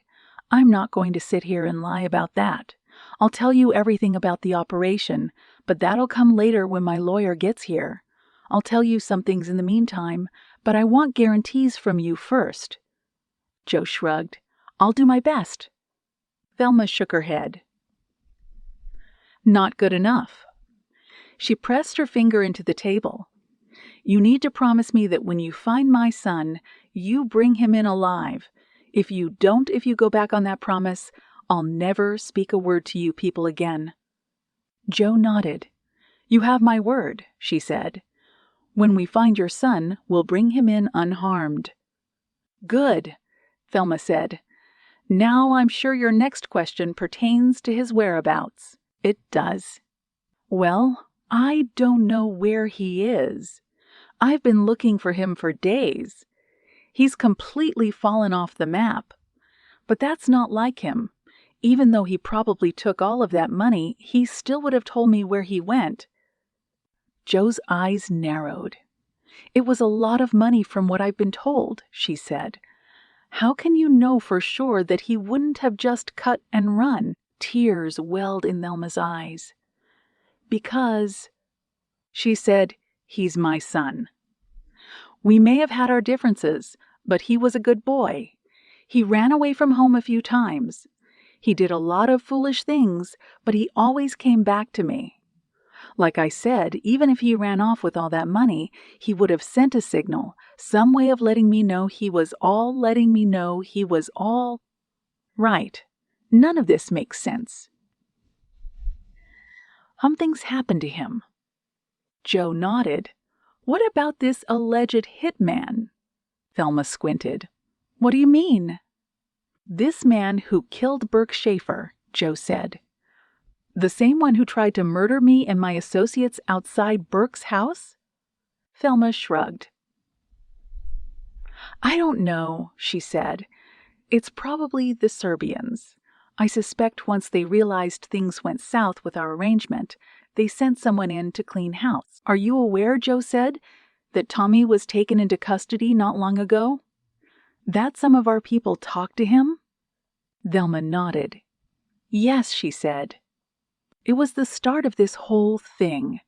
Tommy told me he was made to chat with the FBI. He told me he gave them nothing. I believed him. The boy was terrified out of his mind. I think that's why he ended up taking the money. He was foolish. I think part of him thought he could run away with the cash and start a new life. Him and my ex-husband, Joe said. Do you know where your ex-husband is? No, Thelma said. I've been looking all over for him.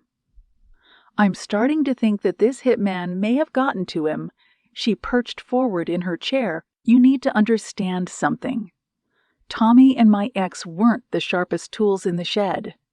They're not career criminals. They're simple-minded. They don't have the ability to just take a bunch of money and disappear. It would have caught up to them. My guess is that they're either being held against their will or they're dead. Joe asked Thelma a few more questions. When she began to press Thelma about the operation, Thelma continued to ask for a lawyer. Joe then exited the room and rejoined Brandt and Ford. She's telling the truth about Tommy, Joe said. We'll get more about the operation with the Serbians once the lawyer shows up to cut a deal. Ford said, What do we do in the meantime? Joe looked at him. We keep looking for Tommy, she said. And we need to find this hitman. He might still be around. There's a good chance he still might try to go after Thelma. Chapter 82. Rose's eyes were fixed on the television inside of the bar. The news footage showed Thelma Winkler being escorted by several agents into the field office in Seattle. The reporter announced that Thelma's arrival was a new update in the case of Kenzie Miller's murder and Miles Fletcher's suicide. Currently, the reporter said many details of the case have still not been brought to light, but Thelma Winkler's surrender to authorities is speculated to be tied to a shootout that occurred in Deschutes County with federal law enforcement officials. An associate of Thelma Winkler, Burke Schaefer, was killed in the altercation. Rowe huffed. He turned his gaze away from the television and pinned it to the beer in front of him. The bartender approached and asked if he wanted another. The hitman nodded. A second later, his burner phone rang. Rowe pulled out the phone. The caller I'd read unknown. He knew of only one person who would be calling from an unidentified number. Go, he answered. It's me, Bogdan Jovanovic replied. Are you somewhere private? Rowe stood up, moved to the bathroom, and then closed and locked the door behind him. Are you watching the news? Rowe nodded. I am. Bogdan sighed. I expected more from you, John, he said. Your track record up until now has been unparalleled. I see that has changed. Not only has Thelma Winkler not been terminated, but she is now talking to the authorities. Closing his eyes, Rowe said, The situation is unacceptable. I won't offend or insult you by attempting to offer up apologies. Then the only question I have, Bogdan said, is what you plan on doing to remedy this problem we are now facing?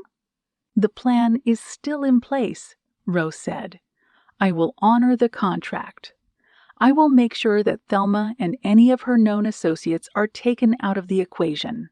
In terms of what I can do on my end to rectify your predicament, I will forego any and all payment I was due to receive. Bogdan laughed. How generous of you, he said. I'm curious. Can you answer a question for me? I'll do my best. What would you do, Bogdan said, if you were in my position? Tell me, how would you handle an employee that was assigned a task and didn't carry out that assignment? The muscles in Ro's jaw tensed. I wouldn't be pleased, he said. Exactly. Bogdan replied, because of your incompetence, I have to uproot my entire operation. I must leave the United States for the time being. This is upsetting, to say the least. If you want to kill me, Ro thought, that will be the showdown of the century. John, Bogdan said, I am no fool. I know what you are capable of. Starting a war with you would cause me problems that I can't shoulder right now. That being said, I will make this simple. Terminate Thelma Winkler and her associates, and make yourself disappear. When I arrive at my destination in several days' time, I expect to hear that Thelma Winkler's body is lying in a morgue. I want to hear that any attempt to shed light on me or my operation has been brought to a standstill. If you do that, we can consider our affairs settled, and our working relationship will have reached its conclusion. Ro nodded. You have my word, Bogdan. Your word, Bogdan said, means nothing. Just do what you have been told to do. If you can't, you will have a target painted on your back for the rest of your days. The call ended. Ro pocketed the phone. He turned to the mirror, gazed at his reflection, and then threw a punch into it that shattered the mirror to pieces. Ro glanced at the fresh cuts on his knuckles. He got a clump of paper towels and wrapped them around his hand. Finish this, he told himself. Get rid of Thelma Winkler and anyone else that can compromise you or Bogdan. Ro drew a breath. He realized that if he was going to sever all ties, he would need to start with the easiest one, his mole. Chapter 83. Jo rubbed the back of her neck. She slipped down into her chair. Several of the monitors on the desks of other agents in the bullpen played news footage of Thelma turning herself into the FBI. Jo shook her head. She turned her focus away from the screens and tried to think of the last time she took a vacation. You look irritated, Brant said. She swiveled her chair around. Brant stood behind her with a pair of coffees clutched in his hand. A little bit, she said. Kind of tired of hearing Thelma's name all over the TV. He offered her one of the coffees. Likewise, he said, I'll probably be having dreams about her for a while after all of this is finished. Jo took a sip of her coffee and then placed the cup down. I just want this to be over, she thought. I've been operating off of nothing but adrenaline, coffee, and diner food for the past. I don't even know how long. Brant sat on the edge of her desk. Life of a field agent, he said, never gets any easier. She shrugged. I want to bring the truth to light, she said. I want to find that guy we saw on the cameras outside the motel. Bring him in and end this. I know I'm preaching to the choir here. Maybe I'm saying it more for myself than anything else. You've been at this a long time, he said. Not just this case, but your career in general. It catches up to you. That's why some people quit and make the lateral move to a different vocation. Jo shook her head. I could never do that, she said, even if I tried. This need to be an FBI agent is ingrained into my DNA. It's my calling. No matter how tough the job gets, I'll never turn my back on it. Brand said, That's admirable. But cut yourself some slack every once in a while. It's not healthy to be that consumed by the job. She laughed. Coming from you, she said, that's kind of ironic. He smirked. I know, but it's true. I'm starting to look back on everything I've partaken in. I'm starting to realize that I've been defining who I am by the job more than I should. I don't want to look back 30 years from now and realize there were so many missed opportunities to be happy. Jo nodded. You're right, she said. Maybe after this case is over, I should take some time off. I should center myself, or however it is the saying goes. Good idea, Brant said. Maybe it's possible we'll be able to take that reprieve together. She smiled. When this is done, she said, let's circle back to that. He winked. Deal. Jo looked down at her hands. She saw some dirt under her fingernails from the shootout that she hadn't cleaned out. Interesting, she said. Brant wrinkled his brow. What is? She squinted. That sniper, she said. He was there way before the rest of us were. He was lying in wait for us to arrive. It's like he knew that we would all be there at the exact same time. That is peculiar, he said. What do you think it means? Jo reached for her phone. I need Ford here, she said. I need to ask him some questions. Chapter 84. Ford walked out of Griffin's office after providing her an update on the case. He pulled out his phone and saw that it was close to 8 p.m. He plugged in Kelly's number, sat down at his desk, and held the phone to his ear. Hey, sweetie, she greeted. Everything okay? He smiled. Everything's fine, he said. Just keeping the lieutenant in the loop with everything that's been going on. Are you coming home? Soon, Ford said. Just need to return a few calls and then I'll be on my way. Good, Kelly said. Hazel's been asking me if you'll be back in time to tuck her into bed. Tell her I will, he said. Tell her Daddy will be there before she knows it. I will. Kelly, Ford said, I wanted to thank you. For what? She asked. For putting up with everything, he said. All the chaos. All the trauma. Most people in your position would have cut and run a long time ago. You've stuck by me through situations that would have warranted you leaving me more than once. Don't say that, Brian, she said. I mean, sure, it's been tough. But I love you. We both do. It's never been perfect. God knows that. But it's been worth it. You've been worth it. You mean the world to us. Tears welled in Ford's eyes. This won't go on forever, he said. When this is finished, I'm thinking it might be time to slow things down a bit. We can talk about all that when you're done, Kelly said. Just do what you need to do in the meantime. We'll be here waiting for you. I will, he said. I love you. We love you too. Ford hung up the phone. He glanced at the framed photo on his desk, featuring himself, Kelly, and Hazel. They're my world, he told himself, and they always will be. His phone rang. Joe's name was on the screen. Hey, Ford answered. Thelma still keeping her lips sealed over there at the field office? She is, Joe said. Her lawyer just rolled in about a half hour ago. We're getting close to arranging another sit-down. It shouldn't take long. Good. I need to pick your brain about something, she said. I'm all ears, he said. I was thinking about the shootout. Ford huffed. Same here, he said. It just keeps playing on repeat in my head. Joe said, something feels off about the whole thing. In what way? That sniper was waiting for us when we got there. I have a feeling that he somehow knew all of us would arrive there at the exact same time. I think he was there to take Burke Schaefer, you, me, and Brant.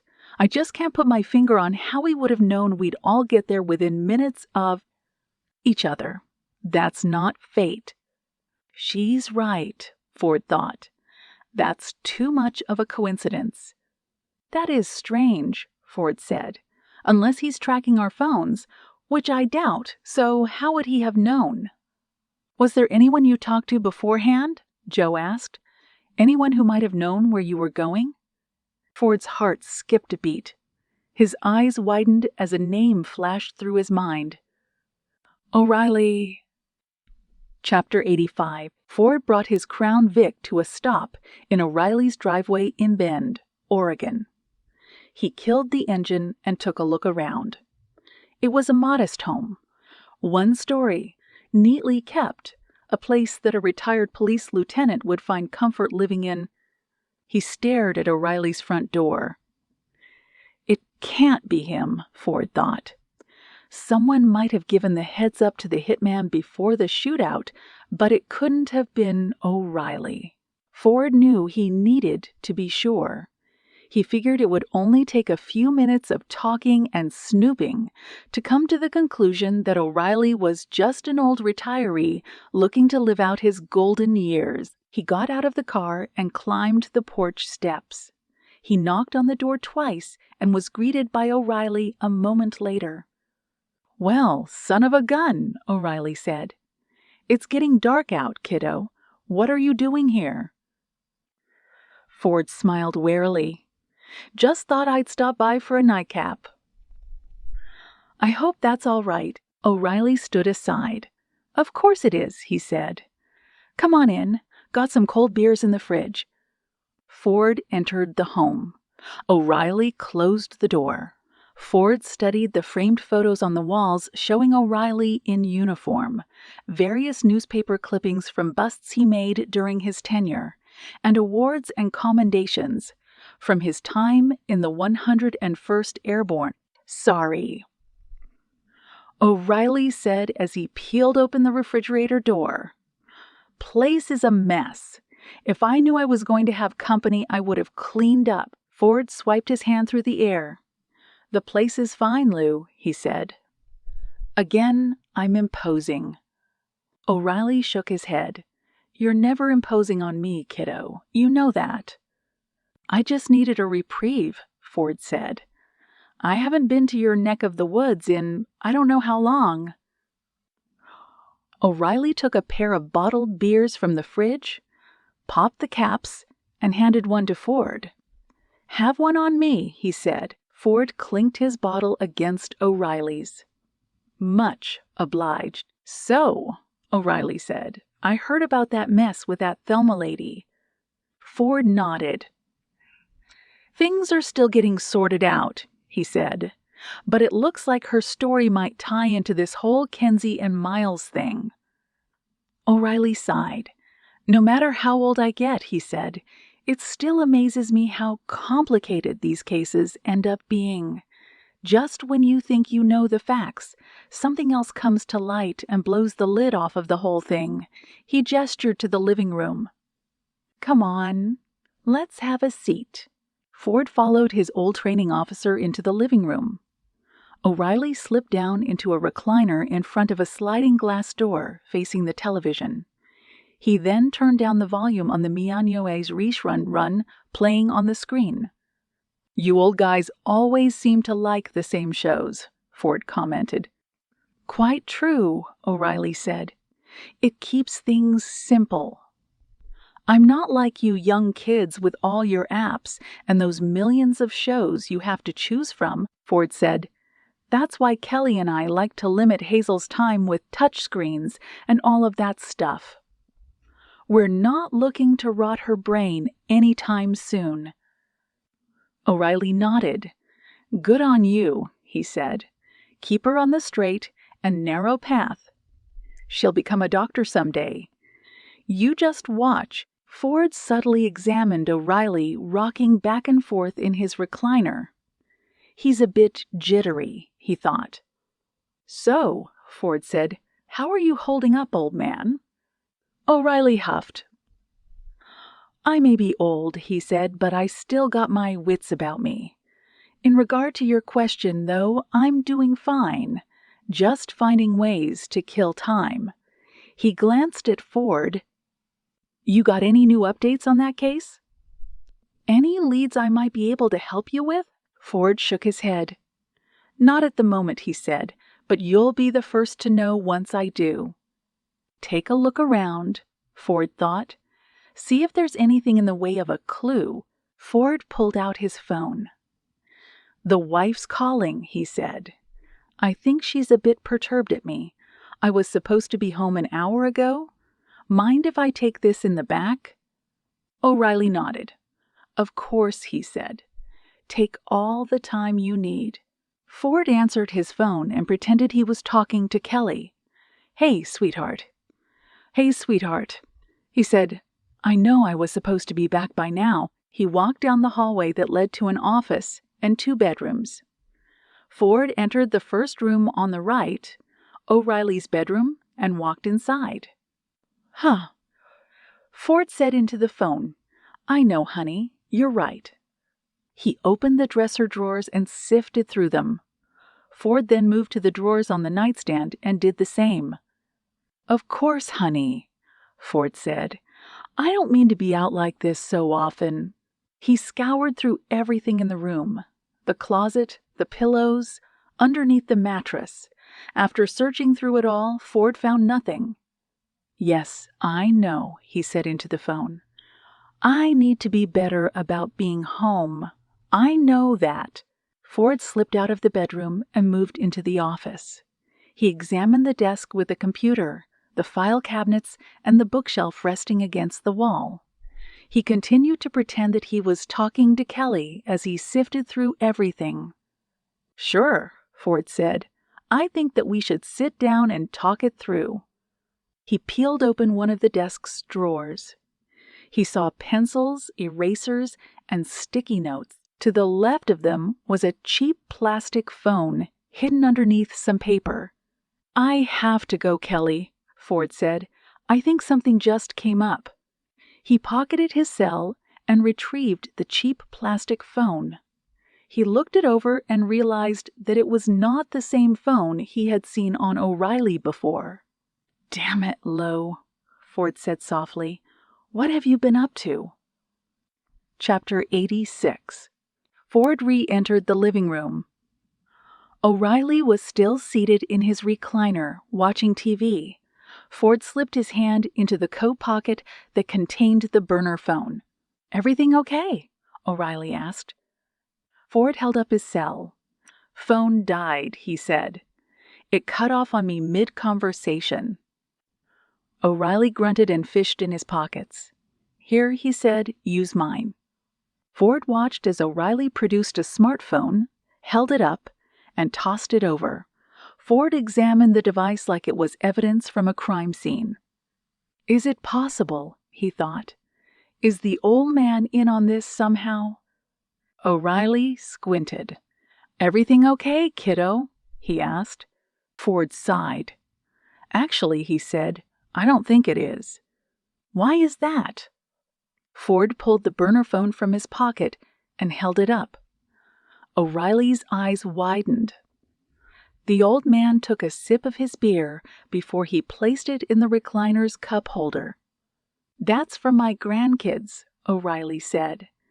"They gave it to me because—" "Lou," Ford cut in. "Don't." O'Reilly sighed. Ford inched his way toward the recliner and then held up the burner phone again. "What is this?" he said. "Why do you have this?" O'Reilly wrinkled his brow. "I don't have to answer to you, son," he said. "I've been around on this earth longer than you can." "Enough, Lo," Ford said. "Don't play games with me. I know a burner phone when I see one. There's no reason for you to have this unless you're engaged in something we both know you shouldn't be." O'Reilly held up his hands. "Listen, Brian," he said. "Let me explain." Ford shook his head. "You listen to me first," he said. "The other day, that shootout in the woods. The sniper knew that I would be coming. Someone tipped him off. It's the only thing that makes sense." O'Reilly stood up. "Brian." Ford quickly rested his palm on his holstered weapon's grip. "Slowly, Lo," he said. "Don't make me have to do something I don't want to do." "Relax," O'Reilly said. "You're not thinking clearly. Yes, that phone is a burner phone, but it's not what you think. Don't let your emotions get the best of you. Just let me explain why I have it, and everything will make sense."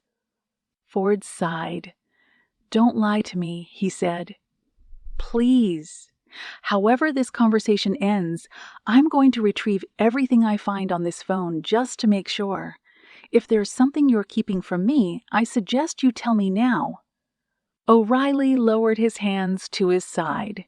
He exhaled deeply. He then sat back down in his recliner and held his head in his hands. "Listen," he said. "I know this is going to be tough to hear, but know that I never meant for anything bad to happen to you." Ford's heart dropped into his stomach. "It was you," he said, "wasn't it? You've been in contact with whoever was shooting at me the other day, weren't you?" O'Reilly's eyes welled with tears. "I never meant for it to go down this way," he said, "but those Serbians have had a hold on me for close to 20 years. They paid good money. It put my kids through college. They got me through all those cancer treatments back when I was diagnosed." Ford closed his eyes. "I can't believe this," he said defeatedly. "Lo, you have no idea what you've done." Tears streamed down O'Reilly's cheeks. "I'm sorry, kiddo," he said. "I know that doesn't mean much, but I'm sorrier than you could ever imagine." Ford opened his mouth to reply. A gunshot shattered the sliding glass door behind O'Reilly's recliner. Chapter 87. A bullet hit the wall 3 inches above Ford's head. He drew his weapon, dove toward O'Reilly, and pulled him out of the recliner, yelling, "Get down!" 2 more bullets drilled into the recliner. Ford fired off 6 rounds from his weapon in reply. He grabbed O'Reilly by the collar, dragged him toward the hallway, and then squeezed off 2 more shots at the unseen shooter. O'Reilly, his eyes widened, patted down his body. "Am I hit? He see any blood?" Ford pulled his old training officer into cover behind the hallway. "Stay down," he said. "There might be more than one shooter." O'Reilly shook his head. "It's just one." Ford wrinkled his brow. "What?" "It's just one man," O'Reilly repeated. "It has to be the same guy I've been in contact with. He's the one who assaulted you and your teammates in the woods. It has to be." Ford emptied the rest of his clip around the wall. He then loaded a fresh magazine and pinned his eyes briefly on O'Reilly. "You've got a lot to answer for once we get out of here," he said. "For now, let's just try to stay alive." O'Reilly pointed over his shoulder. "The back bedroom?" he said. "We can slip out through the window." Ford shook his head. "No," he said. "He could flank us. This guy has us boxed in. We'll wait for him to come to us." O'Reilly gripped Ford's shirt. "I can't die like this, kiddo," he said. "I can't go out like this." Ford shook off O'Reilly's hand. "You made your bed, old man," he said. "Now I have to sleep in it with you. This one's on you." 2 bullets chewed up the wall's plaster. Fragments got in Ford's eyes. He pushed back further into the hallway and blinked out the dust. "O'Reilly!" a voice called out from the backyard. "Come on out. Let's make this easy. I'll do the both of you quickly." O'Reilly trembled. "That's him," he said. "That's the one. He said his name is Roe." Ford batted away the last chunks of plaster from his eyes. "Why don't you come on in here and do it?" he hollered back. "I want to see your face before I put you down." Roe laughed. "Nice job back there in the woods, by the way. I almost had you." "Almost," Ford said. "Doesn't say much for your skill sets." "Well, consider this round 2, Roe said. "I came to finish what I started." Ford cocked his gun's hammer. "Do me a favor," he said. "Either do it or quit talking about it." Roe said, "You got it." Chapter 88. Ford heard footsteps shuffling in quickly through the back door. He raised his weapon, peeked around the corner, and attempted to fire off a shot. Roe, dressed all in black with a wool cap on his head, squeezed off a round and pushed Ford back into cover. "O'Reilly!" Ford shouted. "Get in the bedroom! Now!" O'Reilly scrambled on all fours into his bedroom. Ford studied the entrance to the kitchen directly in front of him. He then fired 3 shots into the wall, cordoning off the hallway from the kitchen, stood and ran into the living room. He rushed in, his plan to flank Roe, but then Roe appeared from around the corner. Ford tried to fire off a shot. Roe batted Ford's hands away. Ford's weapon fell, discharged, and a bullet punched its way into the couch. Roe raised his own pistol. Ford heel kicked him in the gut and sent Roe into the kitchen doorframe. Roe's back made contact with the frame. Ford charged at Roe and attempted to secure a grip around his hands. Roe planted his boot into Ford's gut and pushed him off. He then took aim with his pistol and fired a shot. Ford ducked and scrambled back into the hallway, the bullet grazing his left arm but leaving only a flesh wound. Roe, sitting on his rear, squeezed off 3 more shots that missed Ford by inches. Ford ducked to the right into the kitchen. He dove behind the island, separating the kitchen table from the appliances. Roe fired his pistol and punched rounds into the stove. "Get a weapon," Ford told himself. "Anything." He swiftly pulled open one of the kitchen drawers and grabbed hold of a cutting knife. Roe emptied his last rounds. Ford heard the click of the gun, racking back empty. "Now," he thought. Ford stood and charged toward Roe. Roe, attempting to fish out a fresh magazine from his gun belt, widened his eyes as Ford closed in on him. He dropped his pistol, unsheathed a tactical knife from his belt, and took a swipe at Ford. Ford took a step back. "Remember the Marines," he told himself. "You trained for this." The 2 men squared off. Their feet were splayed, arms sprawled. Roe sliced upwards at Ford's torso. Ford stepped back. He allowed Roe to take a right-handed swipe at his face, ducked out of the way, and then sliced at Roe's exposed arm. He landed the strike. A ribbon of blood trickled down Roe's arm. "Not bad," Roe said. "Shut up," Ford replied. Roe took swipe after swipe at Ford. Ford pivoted, ducked, and evaded each incoming strike. With each blow that Roe failed to land, the more the veins in his neck jutted out. Ford attempted to jam the blade into Roe's sternum. Roe caught the jab with his free hand. He then raised the hand, holding on to the knife, and brought it down. Ford caught the incoming blow with his other hand, and the 2 men became entwined. The muscles in Ford's arms were searing. Sweat beaded on his brow. He struggled to free his hand, holding onto his knife while maintaining a grip on the one Roe was attempting to stab him with. Roe gnashed his teeth. "I'm going to kill you," he said, "your friends and your family. I'm going to make them bleed." Ford felt his muscles weaken. Fatigue was setting in. "Ford!" O'Reilly shouted. Ford glanced to his left. O'Reilly stood in the kitchen entrance with a .38 revolver gripped in his hands. Chapter 89. Ford ducked. O'Reilly fired his weapon. Roe retreated quickly toward the back door, O'Reilly's rounds missing high and wide as Roe shuffled out the door and disappeared into the night. O'Reilly continued to squeeze the trigger after the gun was empty. He stood frozen in place, panting and keeping his eyes glued to the back door. Ford stood up. "Lo," he said, "the gun is empty." O'Reilly continued to pull the trigger.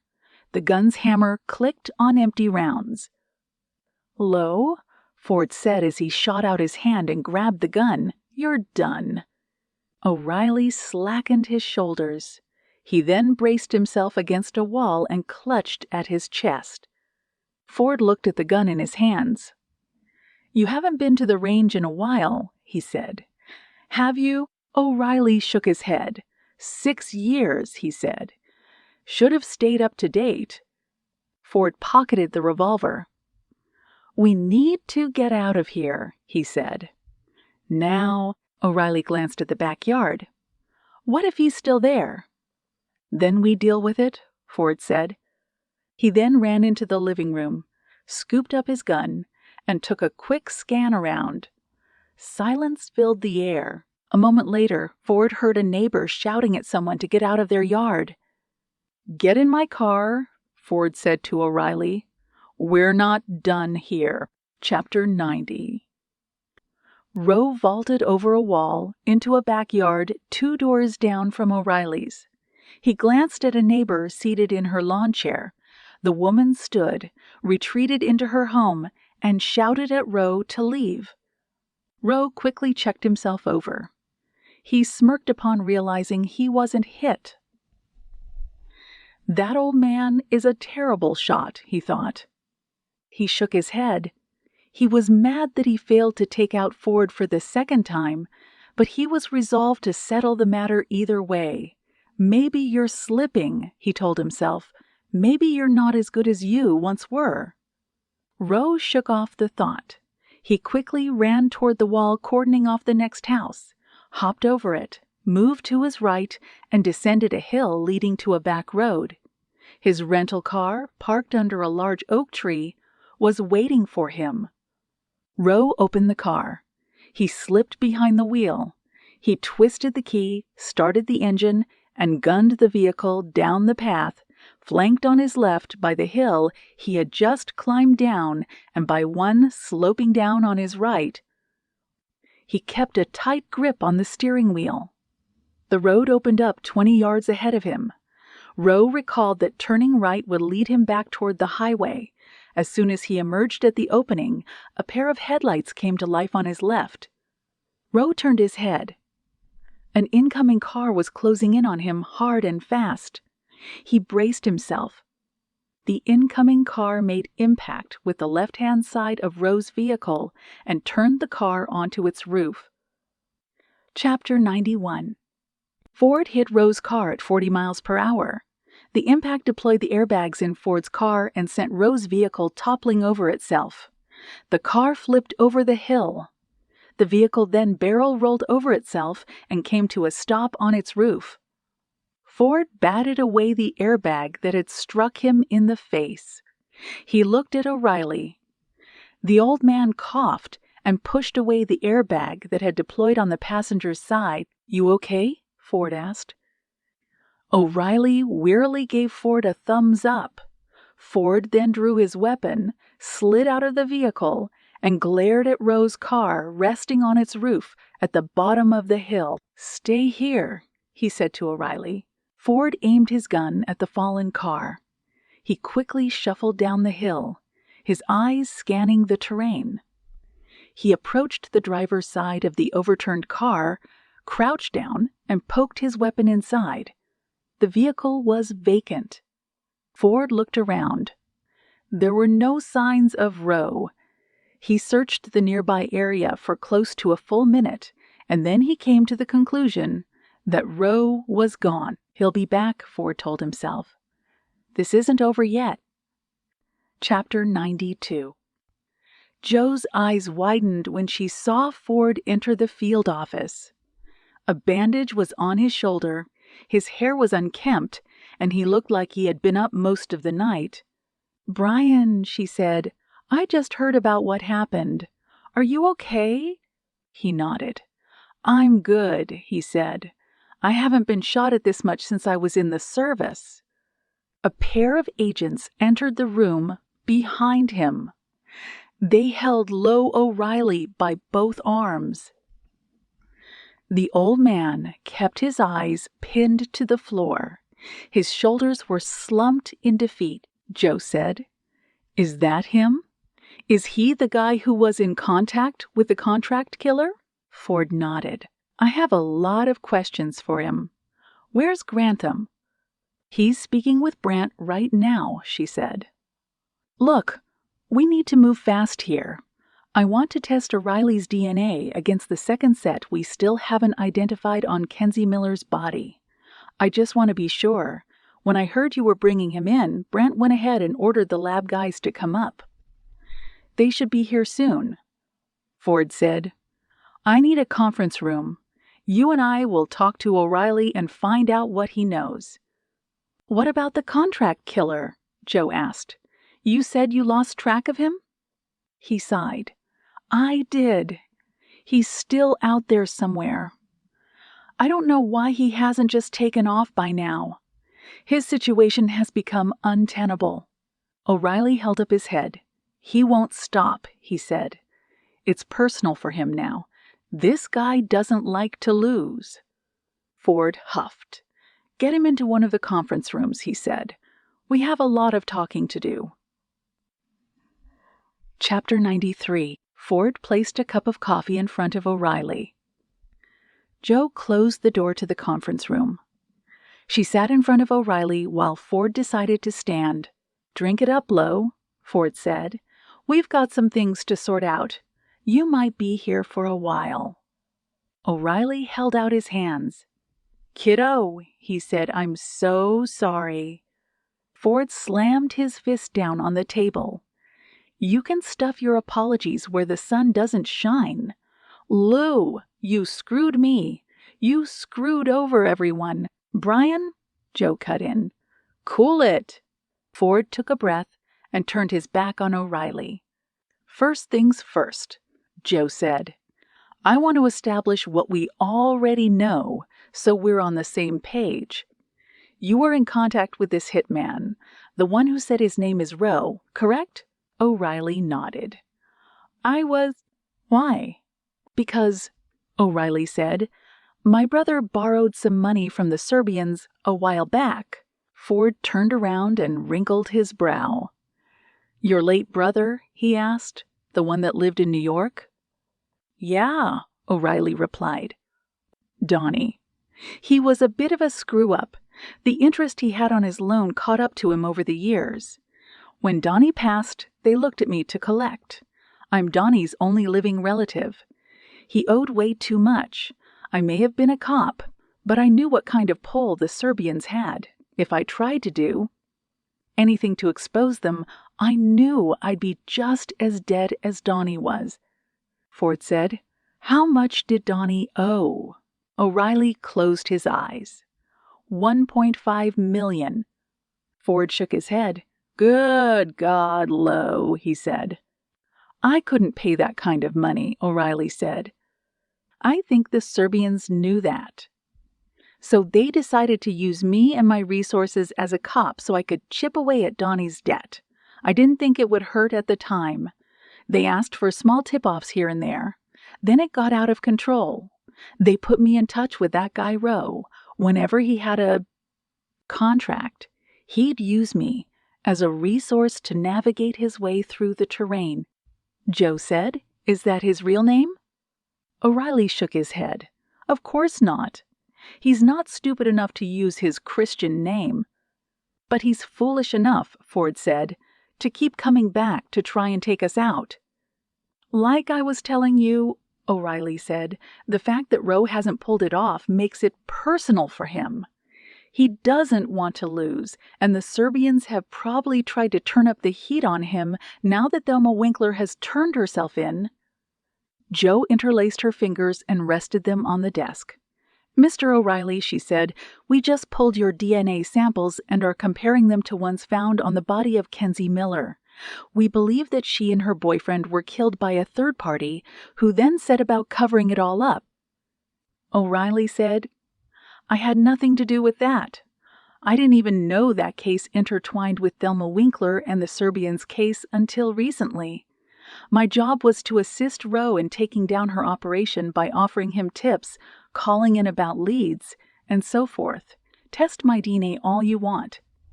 You're not going to find a match. Ford crooked his finger.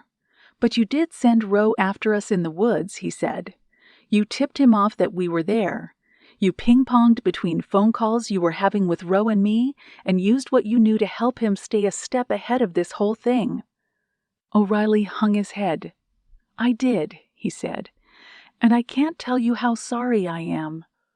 "That means nothing to me anymore," Ford said. "You almost got me killed, and I just risked my neck, saving your life before Roe had the chance to take it." O'Reilly held his head in his hands. "I don't know what else to say. All I can do is cooperate. That's the only thing I can offer you."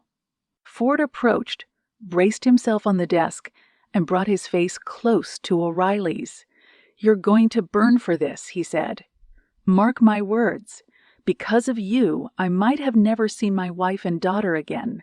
You'll have to live with that for the rest of your life."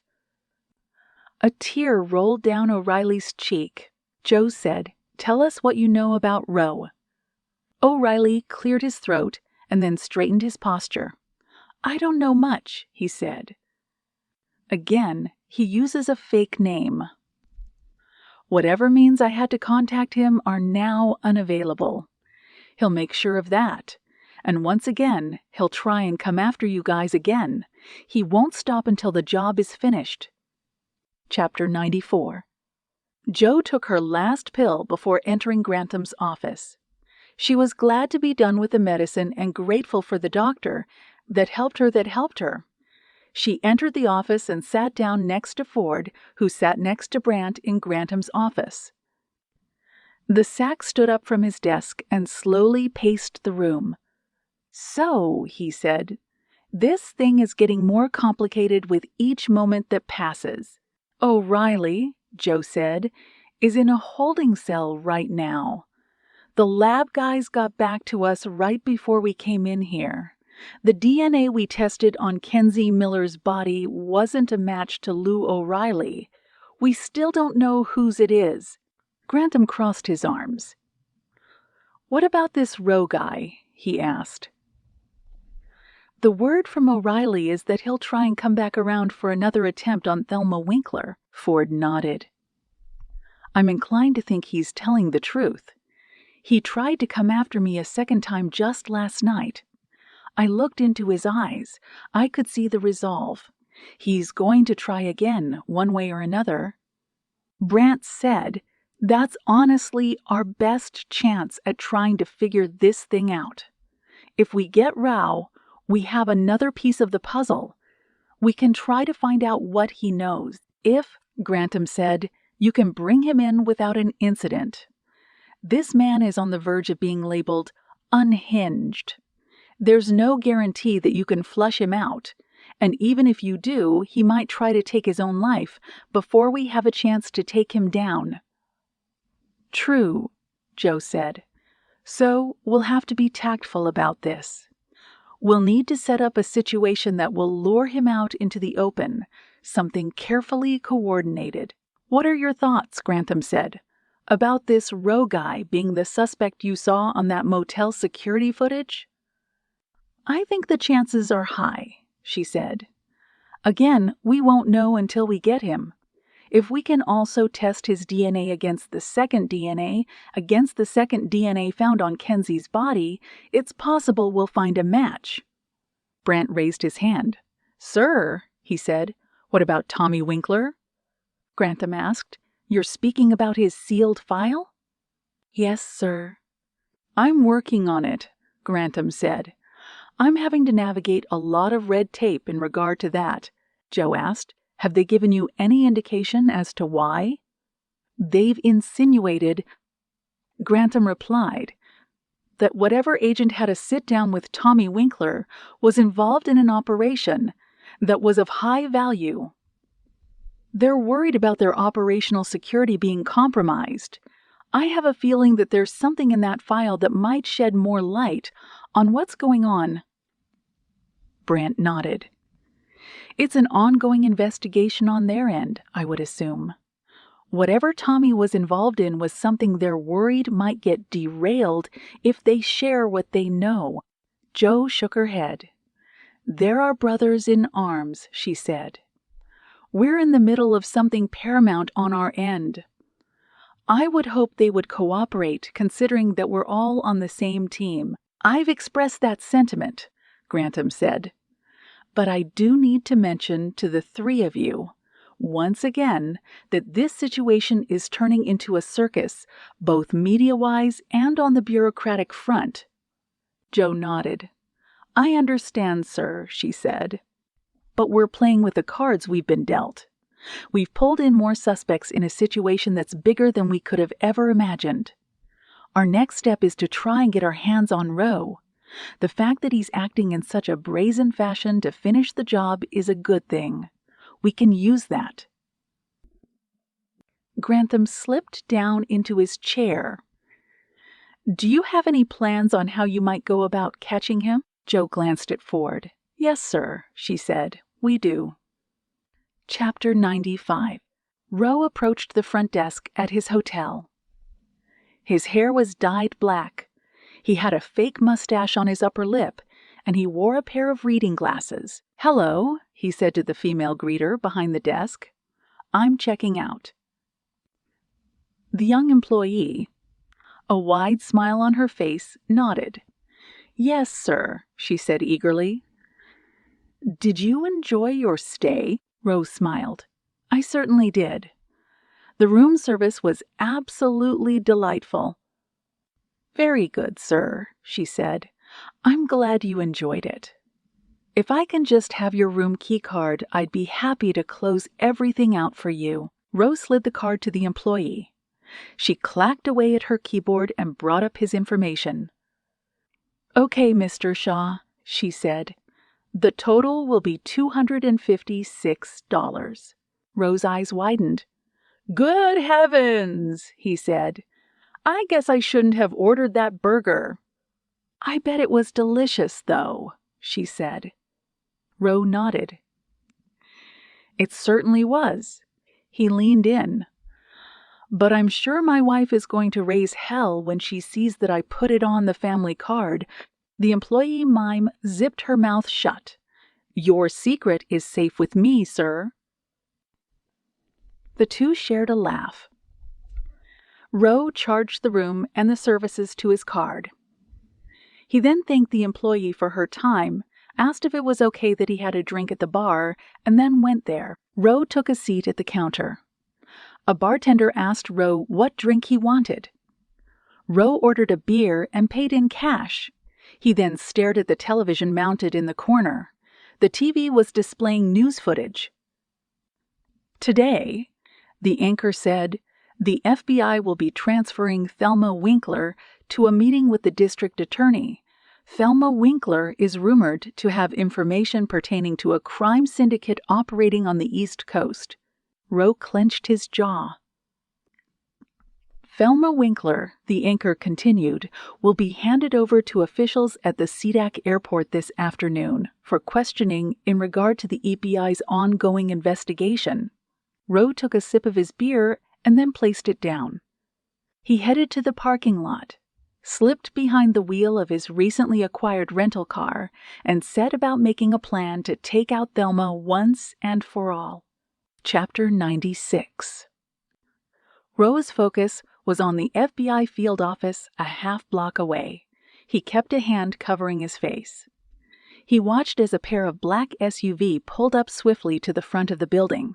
A moment later, Joe, Brandt, and Ford walked out with a group of FBI agents dressed in windbreakers. In the center was Thelma Winkler. Her head was covered in a ball cap, and handcuffs tethered her wrists. Roe looked at Ford and smirked. "Hey there, pal," he whispered. "Long time no see." The agents loaded Thelma into a van. Joe, Brandt, and Ford kept a close eye on their surroundings. Roe then reached over to the passenger seat and subtly loaded a clip into the submachine gun he'd procured the night before for just this occasion. "Take them all out," he thought. "If you go down with them, so be it. You'll be the winner.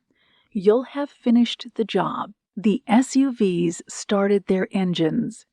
They peeled away from the curb with lights and sirens blaring. Roe waited for them to drive a half-mile before he started his rental and carefully pursued them from a safe distance. Roe followed the caravan as it merged onto the highway. He tailed them from 30 yards away, making sure to go the speed limit and staying out of view of their rear-view mirrors. The vehicles took the exit, which indicated they were heading toward the airport. Almost there, Roe told himself. The caravan took several more turns. Roe spotted the airport a half-mile away. The sound of a departing plane rumbled over the roof of his car. He continued to follow the SUVs as they pulled into the airport. Roe then rested the submachine gun on his lap. Wait until they park, he thought. Let them take Thelma out of the car, slip out, and mow them all down. The SUVs pulled up to the curb. The doors opened. Roe, lingering behind them 20 yards, parked his vehicle, opened the door a half-inch, and watched as Thelma was taken out of the SUV. 5 Roe counted down in his mind. Joe and Brant took Thelma by the hand. 4.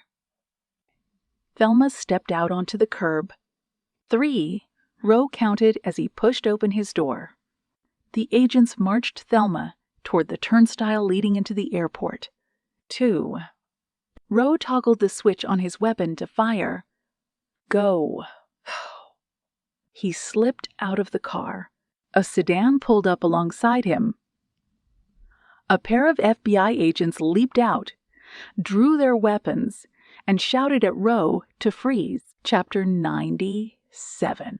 Don't move, one of the agents shouted. Roe smirked. The submachine was clutched in his hands.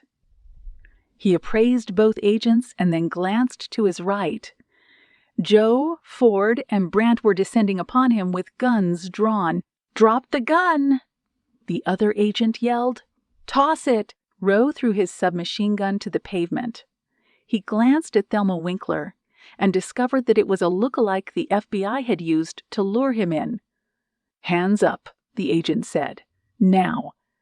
Roe raised his hands but stopped midway. 2 agents were in front of him. Several more, including Brant, Joe, and Ford, were approaching him on the right. "Hands all the way up," the agent said again. "Last chance." Roe shook his head. "Sorry, fellas," he said. "I just can't make it that easy for you." In the blink of an eye, Roe withdrew the pistol stuffed into the back of his pants. One of the agents fired a round at Roe that hit the Kevlar padding under his shirt. Roe fell. He squeezed off a series of rounds that forced the 2 agents in front of him to fall into cover. "Roe!" Ford yelled. "Don't do this!" Roe scrambled to the back of his car. He fired 2 more rounds at the agents in the car, then 3 at Joe, Ford, and Brant. The trio split apart. They took cover behind parked cars near the curb. Roe fired several rounds over the hood of the car. He then dashed toward the submachine gun on the pavement, picked it up, and stitched a series of bullets into the cars that Joe, Ford, and Brant were hiding behind. Pedestrians screamed. Incoming vehicles screeched to a halt. Roe breathed slow and easy, looking for an exit and seeing that he was boxed in. "Screw it," he thought. "Go down with a bang." He fired over the hood once again. The barrage of submachine gun fire was no match for the agent's sidearms. Several rounds were fired at Roe in reply. A few of them punched their way into the windshield. Roe turned his head. He saw a young woman cowering 10 feet away by the curb outside the terminals. He made a decision that it was time to secure a hostage. Chapter 98. Ford gnashed his teeth. He peeked over the hood of the car. Joe was beside him, and Brant was 5 feet away to his left and hiding behind another vehicle. "He's running," Ford said. Roe approached a young woman curled up near the curb. Ford knew what was about to happen next. No, he thought. No more blood, no more innocent lives. Ford stood. He splayed his feet. He took aim at Roe's back, lined up a shot, and squeezed. The bullet made impact with Roe's back. He dropped to the ground. The submachine gun in his hand fell from his grip. "Go!" Ford shouted to the young woman. "Get out of here!" The woman scrambled away. Roe got to his feet. He then proceeded to run through the turnstile and into the airport. Brandt took aim with his gun. Ford stepped in front and swiped his hand away. "No," Ford said. "There are too many people around. No shooting. This ends my way." Ford sprinted after Roe. He entered through the turnstile and pursued Roe through the airport. Roe shot his pistol into the air. Passengers scattered. A few of them screamed. Roe ran straight and then to the left toward the ESA. A civilian built like a linebacker then slammed into him and tackled him to the ground. Roe lost the grip on his pistol. The weapon skittered across the polished floors. Roe threw an elbow into the civilian's face. The civilian's nose was broken. He fell onto his back and cradled it. Roe stood. He continued to run. Ford, his lungs and muscles burning, was now 10 feet away. Roe dashed through the metal detectors. He turned right toward the departure gates. Ford raced across the carpeted floors, his sights fixed on the back of Roe's neck. This is for Miles, Ford thought. For his mother, for his father. Ford was 3 feet away. Roe turned and glanced at him. Ford threw all his weight on Roe's back, pulled him to the ground, and pinned his arms behind his back. Roe panted. He smirked. He glanced at Ford with eyes wide. "Not bad, buddy." Ford produced a pair of cuffs and slapped them on Roe's wrists. "Game over," he said. Chapter 99. Ford watched Roe through the one-way glass lining one wall of the interrogation room. The contract killer stared at the glass blankly. Ford crossed his arms. His heart was racing. Every part of him was fighting the urge to run into the room and tear Roe apart. The door opened. Joe walked in with Brandt. The two of them appraised Roe.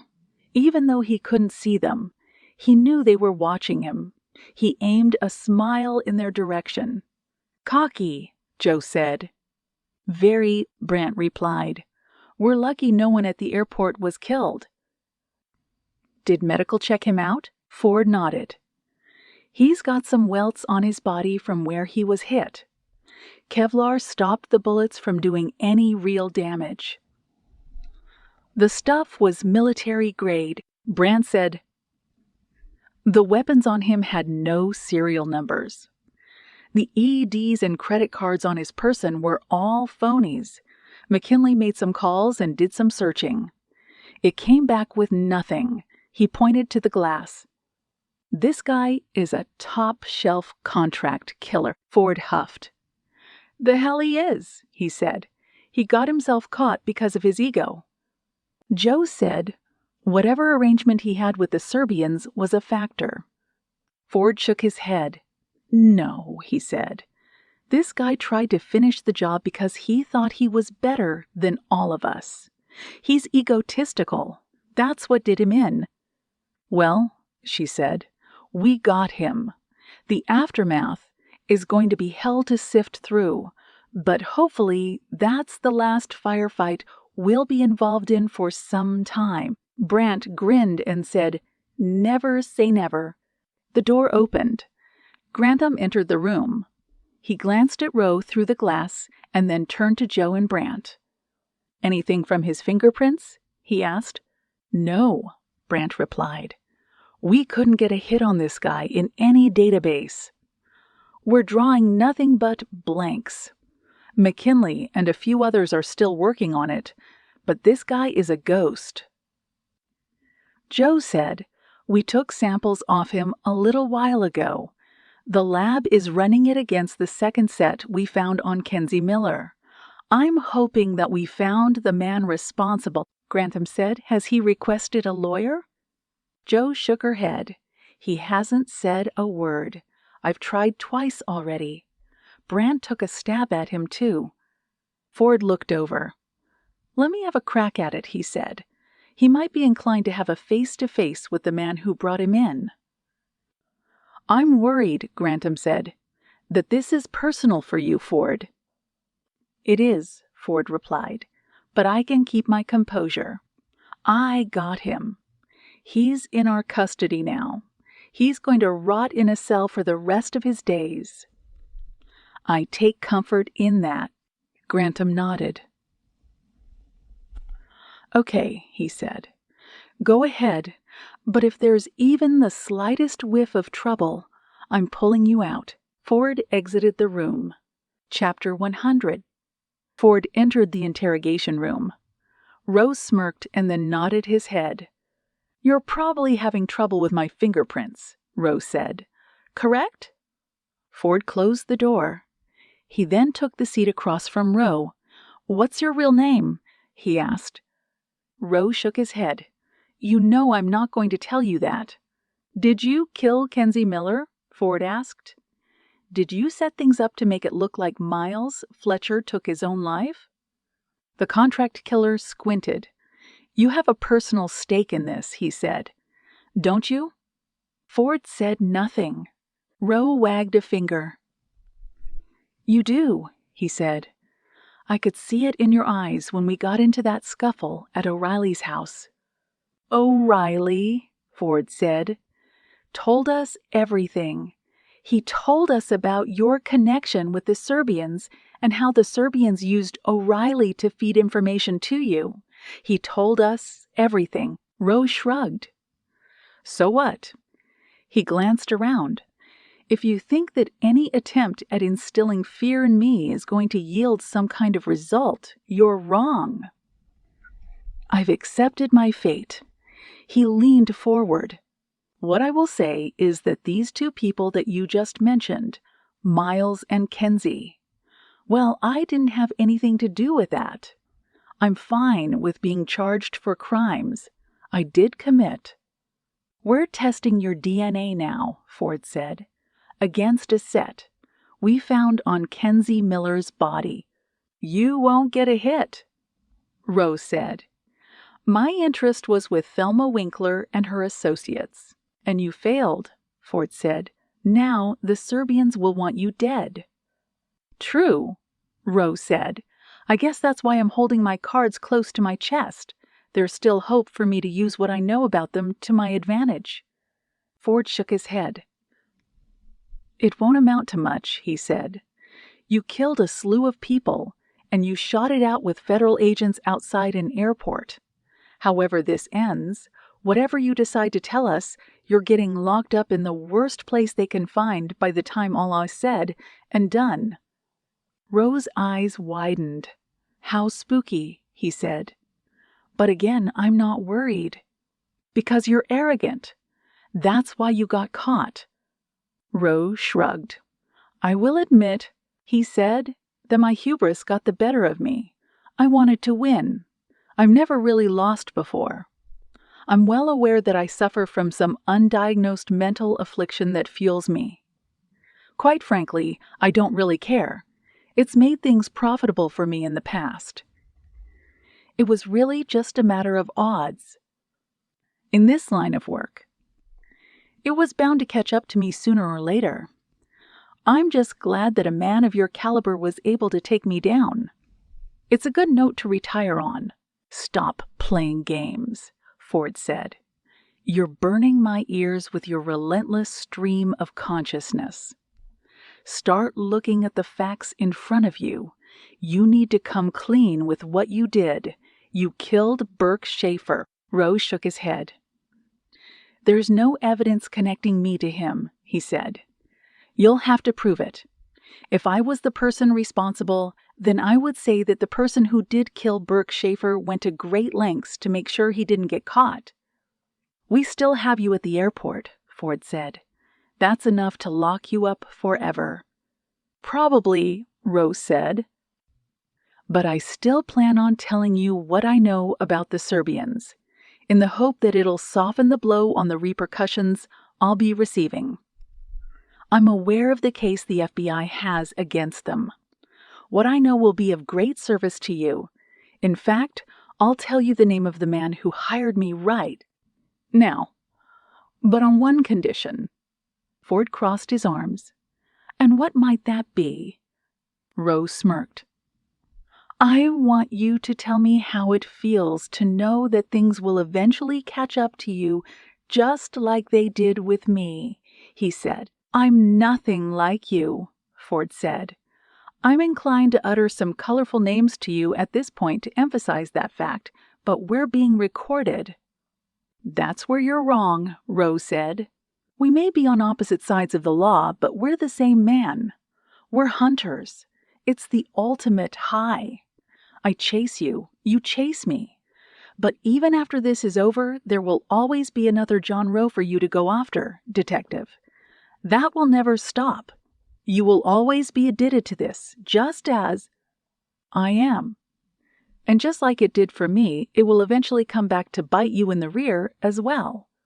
Ford said nothing. You probably have a family, Rose said. You've probably shortchanged your time with them, going after men like me, haven't you? Ford just stared in silence.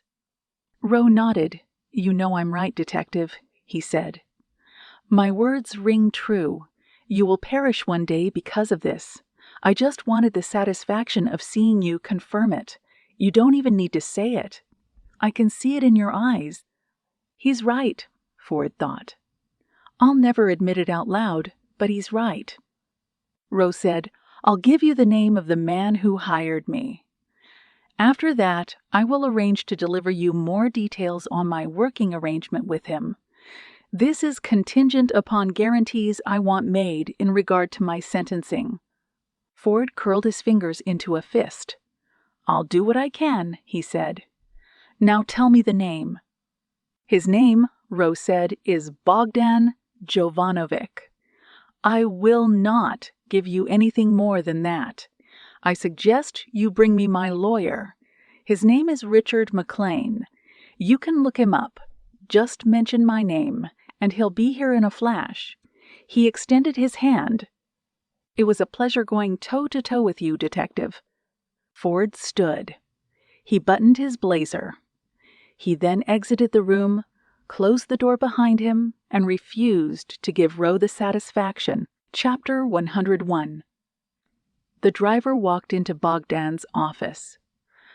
Sir, he said, your airplane just arrived at the tarmac. Your bags are being loaded as we speak.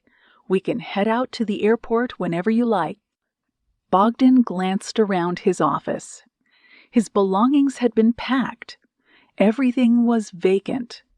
All paperwork for his business had been shredded, working relationships had been suspended, and everyone in the organization had fled to unknown parts of the world.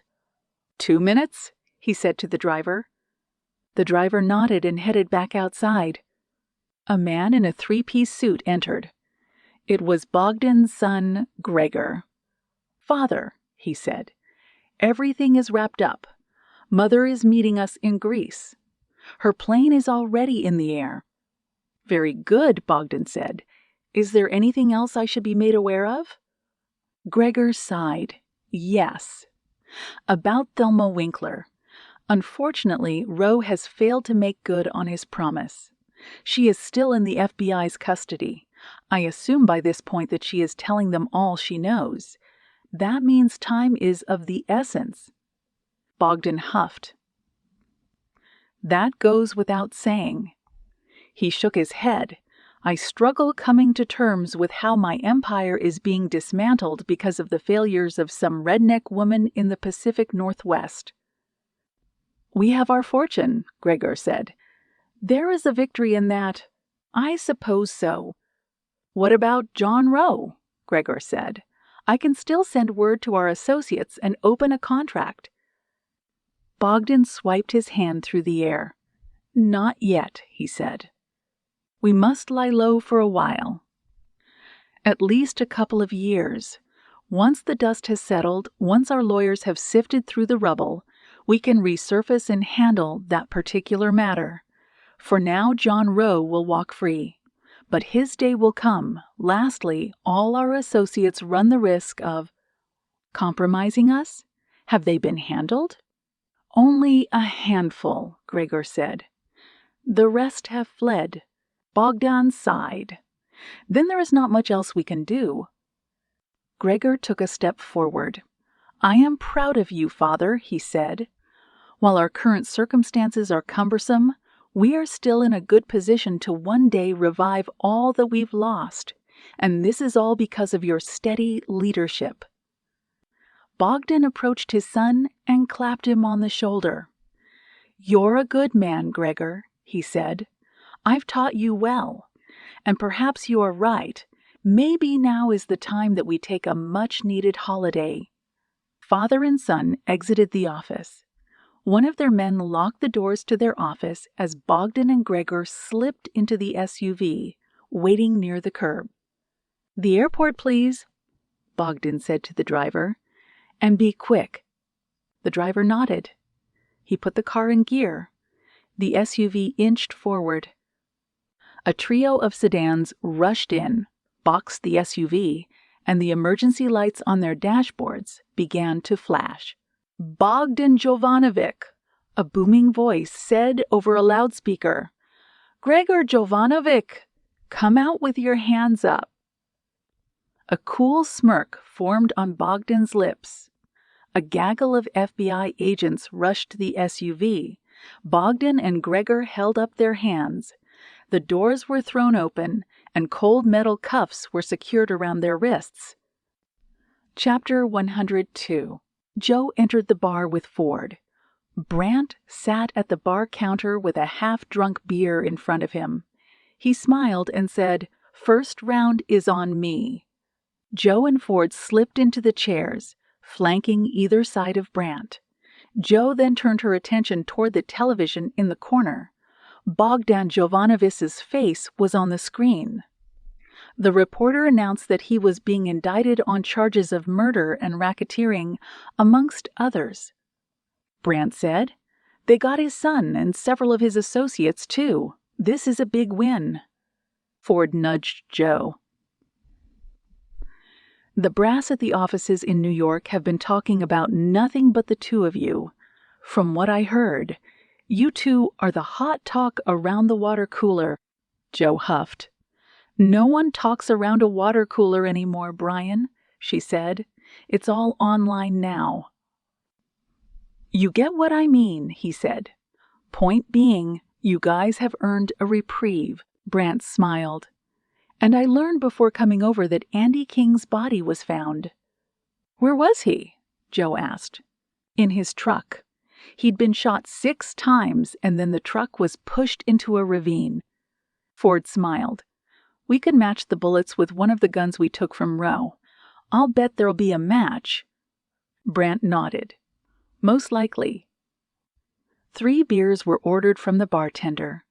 Ford, Joe, and Brant continued to keep their gaze pinned to the television. What happens now? Ford asked. On the FBI front, at least. Bogdan, Brant replied, will probably sell out people he knows to cut a deal just like Rowe did. They'll get some time shaved off their sentence, but not by much. This is a big deal for the feds, and they'll do everything to make an example of Bogdan. Joe said, someone will start a war over Bogdan's territory. More blood will be spilled. Collateral damage, Brant said. It's expected. If I can be honest, if these mobster creeps want to take themselves out, they can have it. The less of them on the streets, the better. What about Thelma Winkler? Ford said. Brant shrugged. Same, he said. She won't serve as much time as Bogdan or Rao, being that she was the one who exposed the entire operation. Most likely, she'll serve about a decade or a few years over in federal prison. Brant's phone rang. He answered. Yes, sir, he said. "Of course I'll be there right away." Joe said, "Everything okay?" Brant peeled a 20 from a small wad of cash and placed it on the counter. "It was Grantham," he said. "He needs to see me. Think you two can hold down the fort for me while I'm gone?" Ford nodded. "I'm not planning on going anywhere," he said, "at least until I finish one more beer." Brant patted Ford on the back. "Good," he said. "If I can finish in time, I'll come back to join you. By the way, Ford." He extended his hand. "It's been a pleasure working with you, truly." Ford shook the man's hand. "Likewise." Joe met Brant's gaze. He winked. He squeezed her on the shoulder before heading out. "So," Ford said, "what's the story with you two?" "There's no story," she said. "I don't believe that for a second," Ford said. "Come on. We've been friends long enough." Joe tapped her glass. "Tell you what," she said. "Buy me one last drink, and I'll tell you everything." "Deal," Ford said, before he flagged down the bartender. Chapter 103. Joe and Ford moved to a table in the corner of the room. The lighting was dimmer. They rested back in their seats. Ford asked once more about Joe's relationship with Brant. "It's complicated," she said. "It usually is," he said. She shrugged. "I'm not sure. We've grown closer. I'll admit that. We've talked about seeing where things go from here once everything is finished." Ford frowned. "But they aren't finished," he said. Joe sighed. "No, they're not," she said. "I mean, I'm happy for the fact that we managed to take down Bogdan, Thelma, and the rest of them. I'm glad we caught Roe. But his DNA didn't match the one on Kenzie's body. Tommy is still missing, and we still haven't figured out who did what or why." "Grantham," Ford said, "insinuated that we should re-examine the theory that Miles killed Kenzie before taking his own life." Her eyes flickered. "You don't believe that, do you?" He shook his head. "No, I don't," he said. "I think the collective exhaustion we're all feeling is making everyone involved want to tie this thing off with a bow. Now that we got Roe, Thelma, and Bogdan, that's become everyone's focus. I'm sad to say that Miles and Kenzie's murders are nothing more than footnotes. Nothing more than footnotes now, at least for everyone else." Who killed them? Joe thought. Why were their lives taken? What haven't we learned that would make things make sense? "I just wish I knew," she said. "I wish we could figure this out." Ford said, "I'm not giving up just yet. I don't know where to look or who to ask, but I can't give up on this. I'll need to get back to my family and make sure that no more time is lost with them, but I have to keep looking, no matter how long it takes." Joe nodded. "Same," she said. "We'll be taking wild stabs in the dark in terms of figuring it out, but I'll do it until I'm on my deathbed." Ford raised his beer. "To Miles and Kenzie," he said. Joe clinked her glass against his. "To Miles and Kenzie," she said. Chapter 104. Joe approached her desk at the field office. She sat down. McKinley passed by her and covered a yawn with his fist. "Agent Pullinger," he said. "What are you doing here?" He checked his wristwatch. "It's creeping up on midnight." She shrugged. "Just burning the midnight oil," she said. "I'm still trying to sort through a few things." McKinley nodded. "You still have your sights set on figuring out this whole Kenzie Miller and Miles Fletcher thing, aren't you?" "The killer is still out there," Joe said. "I don't think I'm going to be able to slow down until I figure out what's missing in all of this." "Any idea where you would start?" "No," she thought. "I don't have the slightest clue." "I'm just going to read through what we have on hand," she said. "Maybe something will click." McKinley rapped his knuckles on her desk. "Let me know if there's anything I can do to help," he said. Joe nodded. I will. McKinley left for the night. Joe switched on her computer. She began rifling through every document she had, both on paper and on the computer. After 2 hours of searching, she found nothing that she didn't already know. Joe leaned back in her chair and sighed. Come on, she whispered. What are you not seeing? What the heck is missing? She thought through the elements of the case. Tommy Winkler gets picked up by the FBI. They take him in for questioning. They let him go. Months later, Miles Fletcher and Kenzie Miller are killed. Tommy goes missing, and a hitman conveniently shows up to shut down the Luma Winklers' investigation. Joe shook her head. It's all tied together, she said. All of this is linked. But how? Tommy's not smart enough to kill Miles and Kenzie, Joe told herself. Maybe he was in the wrong place at the wrong time.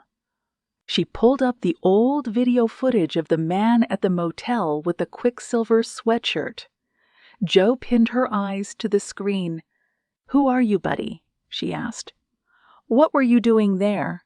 If this isn't Tommy, she thought, then who talked to him at the FBI? And why are the files sealed? Joe wanted to know the agent Tommy spoke with. There was a chance he or she knew something that could break the case wide open. She stood from her desk, headed to Grantham's office, and discovered he had gone home. Joe pulled out her cell and dialed his number. Pullinger, Grantham groaned. It's 2 a.m. Yes, sir, she said. I'm sorry about disturbing you. What's the problem? Has there been any progress with unsealing Tommy Winkler's file? Grantham sighed. Agent Pullinger, he said, we'll resume this talk in the morning. I'm currently in bed, and I don't want to wake my wife up. Of course, sir, she said. My apologies. Have a wonderful night. The line went dead. Joe pocketed her phone and let out a sigh. Thank goodness I'm not married, she thought. Joe's thoughts then turned to Brant. She wondered what a life with him would be like once they got through the tail end of the case. Don't think about that now, she told herself. Find a way to look into that file. For close to an hour, she tried to figure out what FBI official Tommy had been talking to. She debated if she should start calling the New York office until she got through to someone who could tell her what she needed to know. It then occurred to her that there was one other person who possessed knowledge of who Tommy might have talked to. Thelma, Joe said out loud. Chapter 105. Thelma was dressed in canary yellow corrections department overalls when she was escorted into the visitors' area. Joe, seated at a metal table inside the empty room, stood and nodded at Thelma. The guard escorting Thelma stood in the corner of the room, keeping a watchful set of eyes on both of them. Thelma groaned. It's 4 a.m, she said to Joe. The sun isn't even up yet. I know, Joe said. I apologize. Thelma shrugged.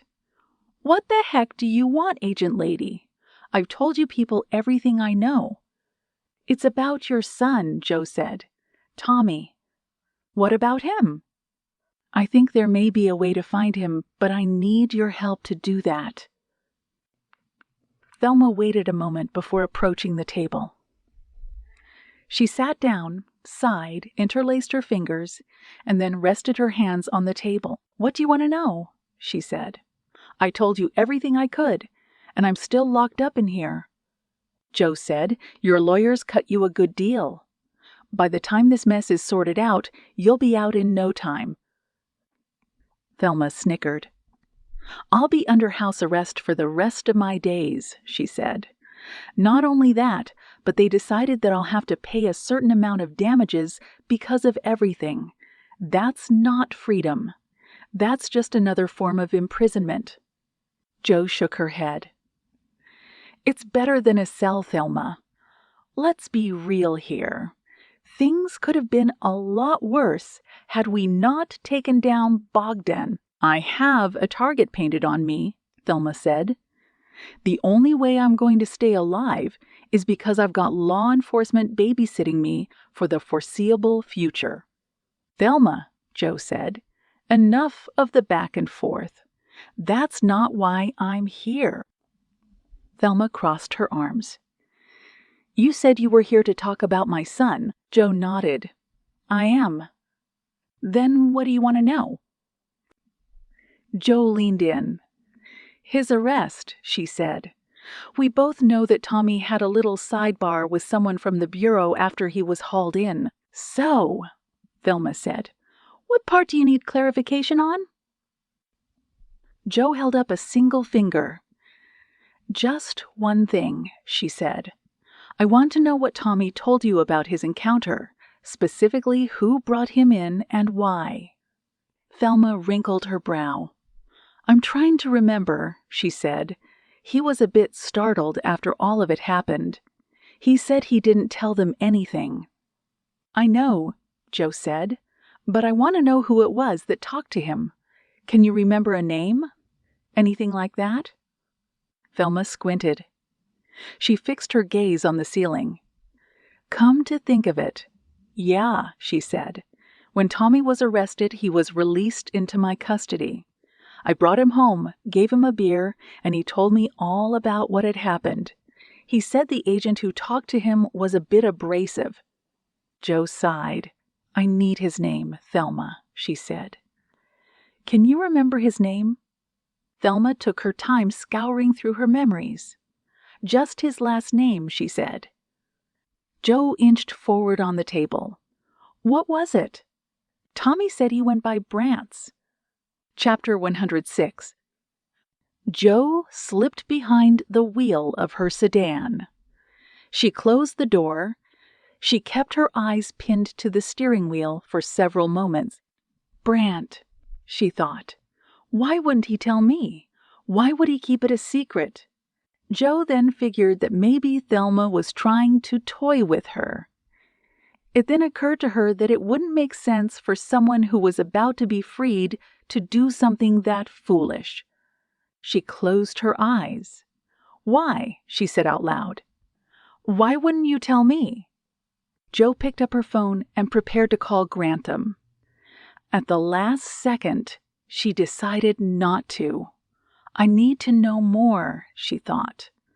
I need to give Brant a chance to explain. She plugged in Ford's number. He answered after 2 rings. Hey, Joe, he greeted with a whisper. You okay? She drew a breath. I've got a problem, she said. I need to talk it through. 1 second, Ford said. I'll go downstairs so that I don't wake Kelly or Hazel. Joe waited silently. Okay, Ford said.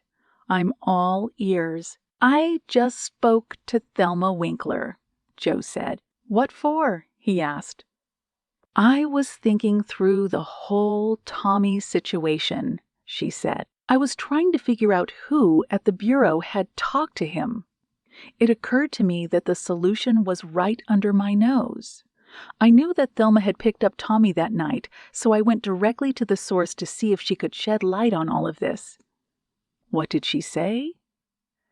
Joe closed her eyes. She said it was Brant, Ford. She said Brant was the one who talked to Tommy. Ford exhaled deeply. Are you sure? He said. She nodded. Thelma said his name. It could have been a different Brant, Ford said. The FBI is a big organization. Joe shook her head. No, she said. I must have clarified it with Thelma until I was blue in the face. It's Brant, my Brant. I don't understand, Ford said. Why wouldn't he tell us? Why would he keep that from us? I'm not sure, she said. Maybe he was worried about compromising another investigation. Maybe he was worried about it being a conflict of interest. Or maybe, he said, he was involved. Joe's hand trembled. That's the thing I'm hoping it is. I need to talk to him, she said. I need to hear it from his mouth. You need to wait, Ford said. She shook her head. I can't. I need to know now. You can't go in there alone. Then help me, Brian, Joe said. Help me figure this out. Okay, he said. Tell me what to do. Joe gave him Brant's address, started the car, and proceeded to find out the truth. Chapter 107. Brant peeled open his apartment's front door. Joe stood on the doorstep. He smiled big upon seeing her. Hey, you, he said. What are you doing here at this time of the night? Or should I say, this early in the morning? She shrugged. I couldn't sleep. I thought maybe it would be all right if I stopped by. Is that okay?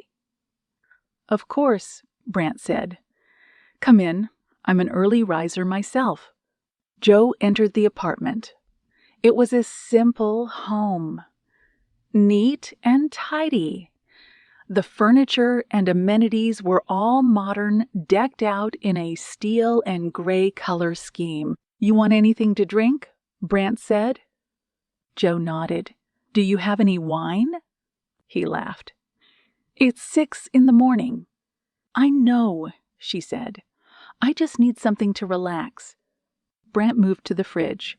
Say no more. I get it. It's been a long few weeks. Joe eyed the interior again. Nothing looked out of place.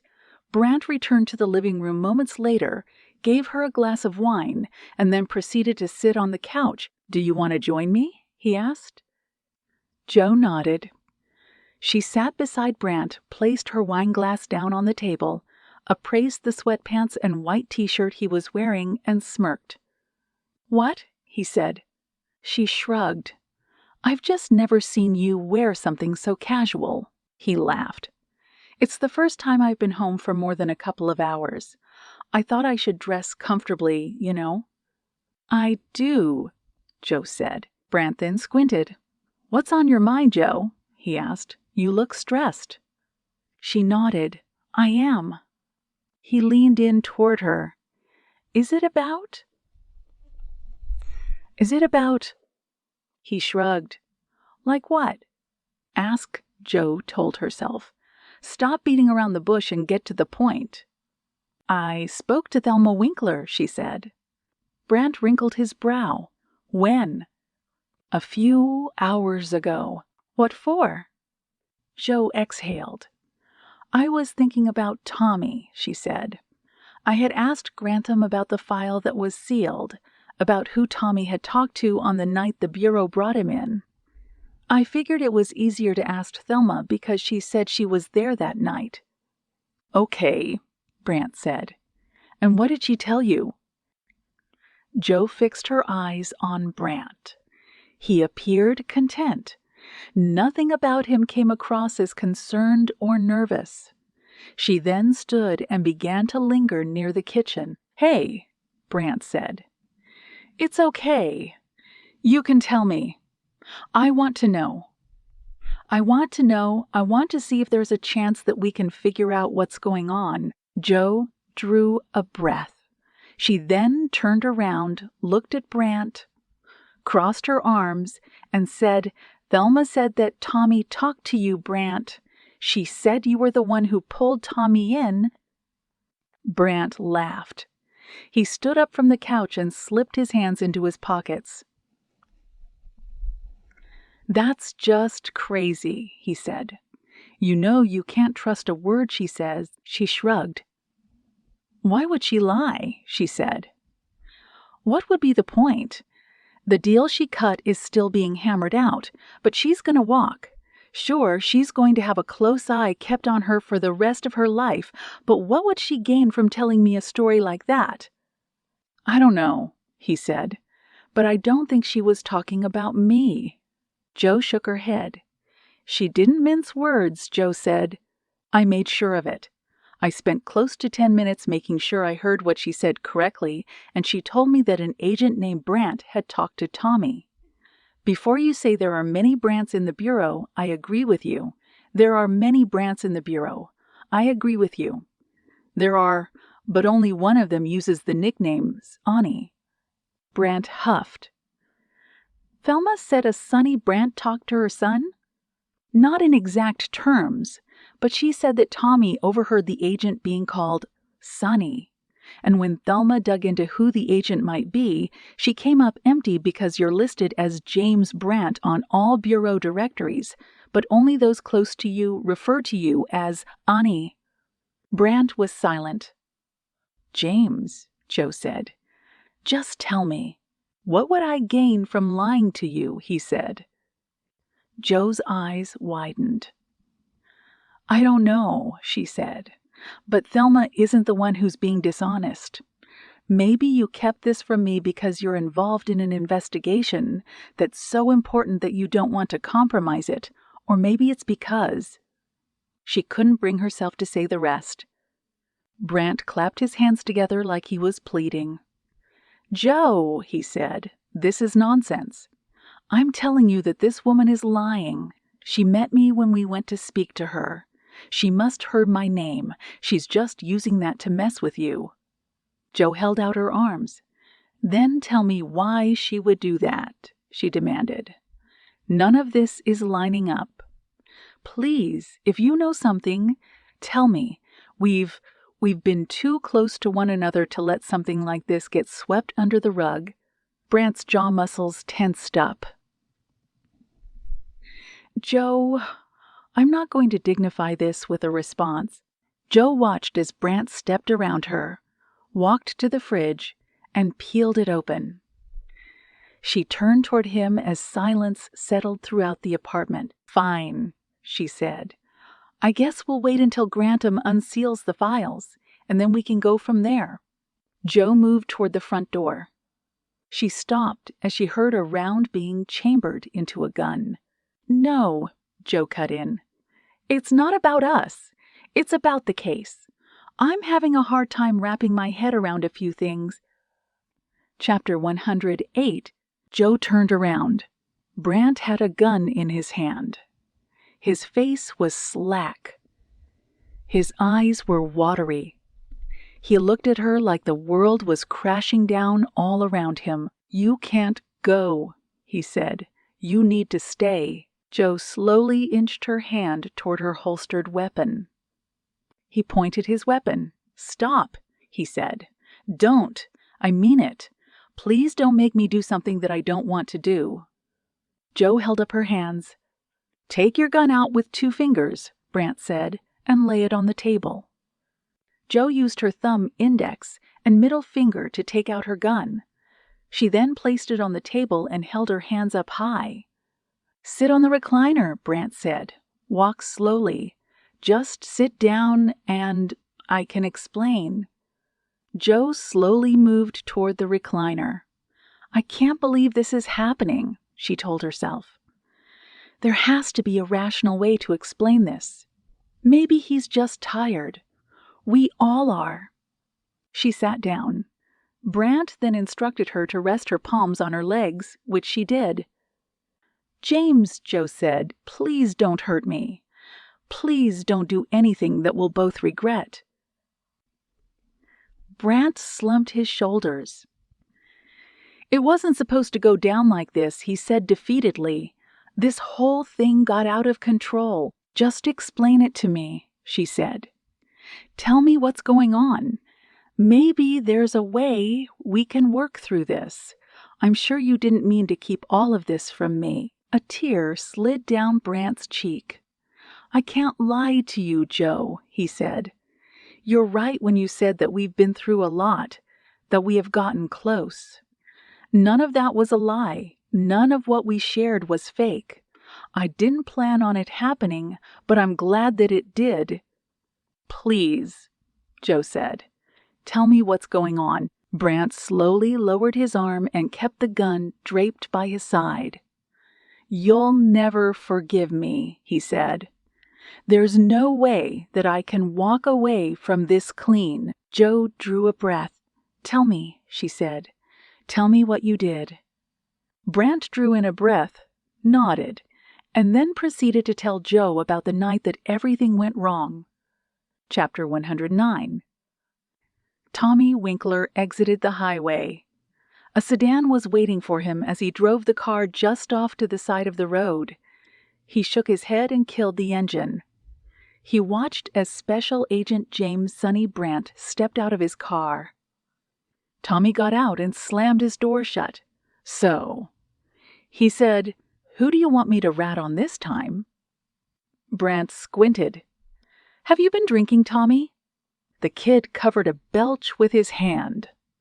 "1 or 2, he said. "Yeah." Brant rolled his eyes. "Good God, Winkler," he said.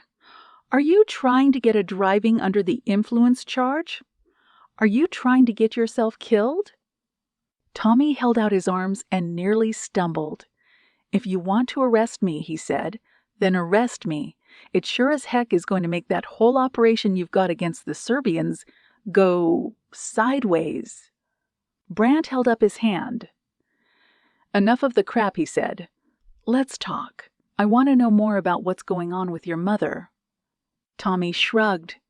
"Same old, same old, same old. She's laundering money, making it look clean on the tax returns, the whole 9 yards." "I know that," Brant said. "But I need specifics now. We can't paint in broad strokes anymore. I need to know exactly what she's working on right now." Tommy glanced over his shoulder. He appeared nervous. "What?" Brant said. "What's got you all worked up?" Tommy sighed. "The Serbians," he said, "just sent $5 million to my mother to clean." Brant's eyes widened. "You're kidding me." The kid shook his head. "She just got it a few days ago." Brant smirked.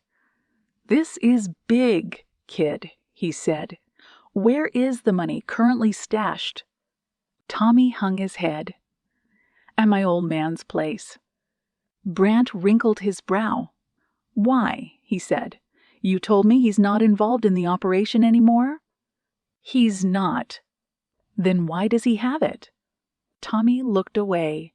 "Answer me," Brant said. "This is important. This could be the thing that brings your mother down." Tommy shook his head. "It won't," he said. "I may be at odds with the old lady, but I don't want to see her in jail." Brant sighed. "This is part of the deal we made," he said. "You know that. You inform on your mother's operation. You get a clean slate." "I don't want that," Tommy said. "I just want to be free of this." Tears welled in his eyes.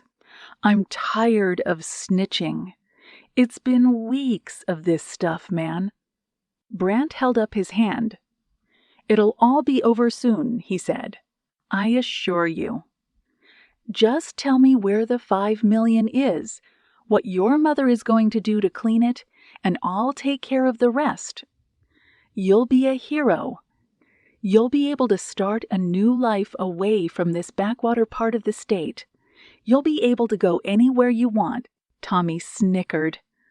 "And get some stupid job flipping burgers in some podunk town while the FBI watches my every move. No way. I'm not living that kind of life." Brant took a step forward. "You've been drinking," he said. "You're being belligerent. You're not thinking clearly." Tommy held his head high. "I am thinking clearly," he said. "I've made my choice. My dad and I both have."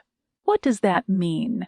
Tommy reached behind his back, produced the gun Burke Schaefer had loaned him, and held it by his side. Brant eyeballed the gun. "Tommy," he said, "what the heck are you doing?" "Making my choice," Tommy said. "My old man and I are taking that money, and we're getting the heck out of here. Your investigation is over. I'm not giving you my mother." Brant gestured to the gun. "And that," he said. "What do you plan on doing with it?" Tommy cocked the hammer. "I'm going to finish this," he said. "I'm going to shoot you, load up your body, and throw it in the river." "Don't be stupid," Brant said. You'll get caught even if you do manage to kill me." "I've made my choice," Tommy said. "I'm going to do what I need to do." Brant huffed. "So," he said, "that's why you got a load on tonight. You drank enough courage to make sure you could shoot an FBI agent." Tommy nodded. "Tommy," Brant said, "put the gun down. Don't be silly. This isn't going to go how you think it's going to." Tommy's lips quivered. "I'm sorry, man," he said. "I don't have any other choice." Brant crept his hand toward the gun strapped to his waist. "I'm sorry." Tommy raised the weapon. Brant drew his. He put 2 bullets in Tommy's chest and dropped him straight to the ground. Brant stood with his smoking gun clutched in his hand. He stared at Tommy's body with wide eyes. "No," he said. "No, no, no." He approached Tommy's body and checked for a pulse. It wasn't there. Moments later, headlamps cut through the night. A van pulled into the area and came to a stop. The doors opened, and Miles Fletcher and Kenzie Miller stepped out of the vehicle, laughing. "Oh," Miles said as he saw Brant. "We didn't see anyone else camping here. Sorry about that." Kenzie moved over to Miles and grabbed his arm. "Miles," she said. "He has a gun." Miles held up his hands. "We're so sorry," he said. "We didn't mean to." Brant could see how the rest of the situation would play out. Kenzie and Miles would tell his bosses that they stumbled on the scene and saw him standing over a dead body. He would have to explain to them why he shot Tommy. He would then be put on leave because he killed an informant. His career that he had worked so hard for would be flushed down the toilet. He raised his weapon and aimed it at Miles. "Come over here," he said. "The both of you, keep your hands where I can see them." Kenzie cried. Miles trembled. Brant then ordered the 2 of them to turn around. Chapter 110. A tear rolled down Jo's cheek as Brant told her the rest of the tale. "I killed Miles and Kenzie," Brant confessed. "I'll admit that here and now, after I made it look like Kenzie had been attacked, I took Miles upstate and staged everything to look like a suicide. Then I planted those items at the cabin and staged it to make it look like Miles was on the run." Jo wiped the tears from her eyes. "And then you misled us," she said. "You misled everyone. You covered your tracks and made us search high and low for the killer when he was right under our noses."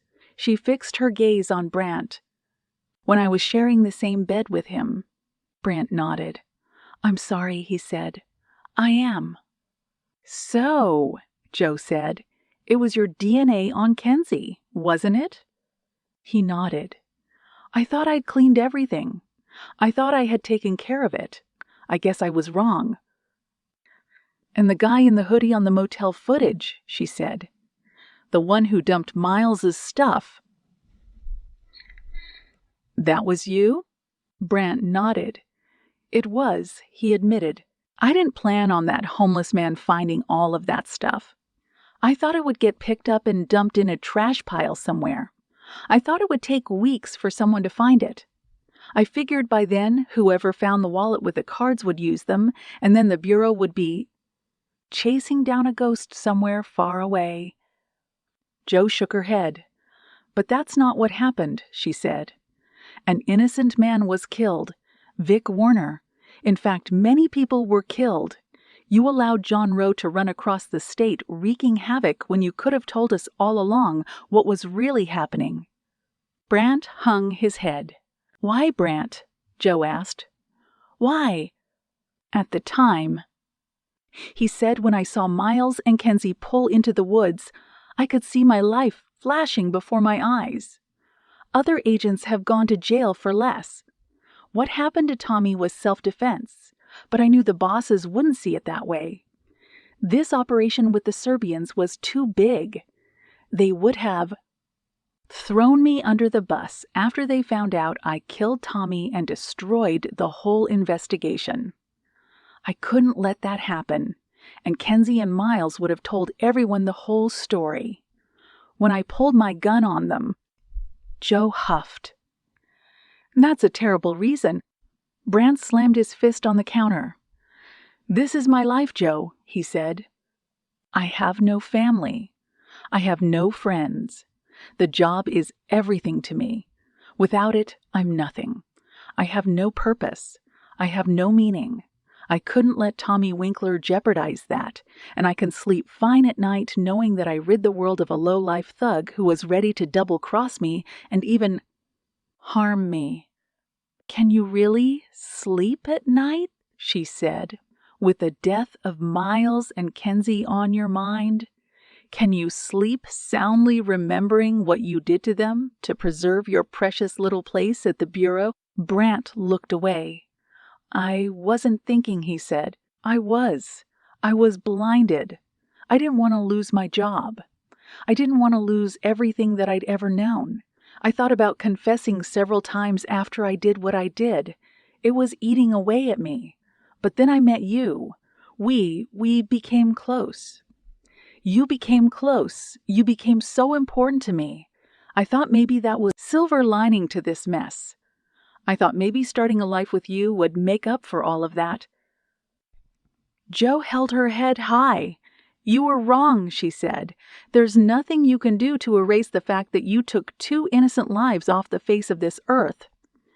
Nothing. Brant flexed his grip on his weapon. Just tell me one thing, he said. Tell me what happened between us was real. Joe replayed all the moments she had shared with Brant. The drinks, the smiles, the night they had spent alone with one another. It was, she said, but not anymore. Brant nodded. I understand, he said.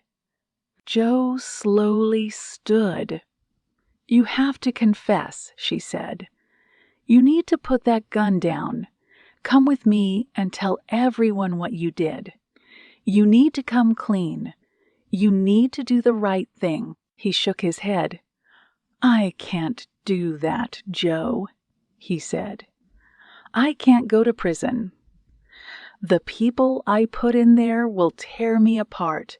It'll be a worse hell than I can ever imagine. Joe held out her hands. So what? She said. You'll kill me too. You'll stage something like you did with Miles and Kenzie, if I have to.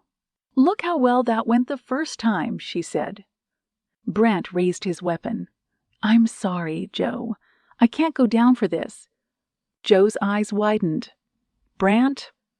He drew a breath and took aim. The front door to the apartment flew open. Ford stood in the doorway with his gun aimed at Brant. Put it down! Ford shouted. Brant's eyes widened. He turned his gun on Ford. Ford fired a single shot that pierced Brant's heart and dropped him to his knees. He was dead before his head hit the floor. Chapter 111. Ford walked with Miles's mother by the lake outside of her cabin. Sunlight glinted off the water. A cool breeze blew through. He finished telling her all the details about Brant and how and why he'd killed Miles and Kenzie. Rachel crossed her arms. She turned toward the lake. So she said that was the why. It was all about this guy and his career. Ford nodded. There's never a good reason, Rachel, he said. It's always selfish motives that people cite for the reason they commit these crimes. I've worked this job long enough to be exposed to that fact. She batted the tears out of her eyes. Miles and Kenzie died so he could keep his career. It didn't work, Ford said. Brant was able to stay a step ahead of everything for only so long before it all caught up with him. Rachel looked at Ford. How did he die, Brian? She said. Tell me what happened. I want to know how the man who murdered my son was killed. Ford sighed. He replayed in his mind how he'd kicked in the door and drew his gun on Brant. I shot him, he said. He was about to kill my friend, Agent Pullinger. She nodded. Where did you shoot him? He tapped 2 fingers on his chest. In his heart, he said. He died instantly. Rachel shook her head. That was more than he deserved, she said. Part of me wishes I could see him waste the rest of his life away in jail. I suppose it's better that he's gone. I'll never have to look at his face again. I think another part of me will still see him, though, for the rest of my life.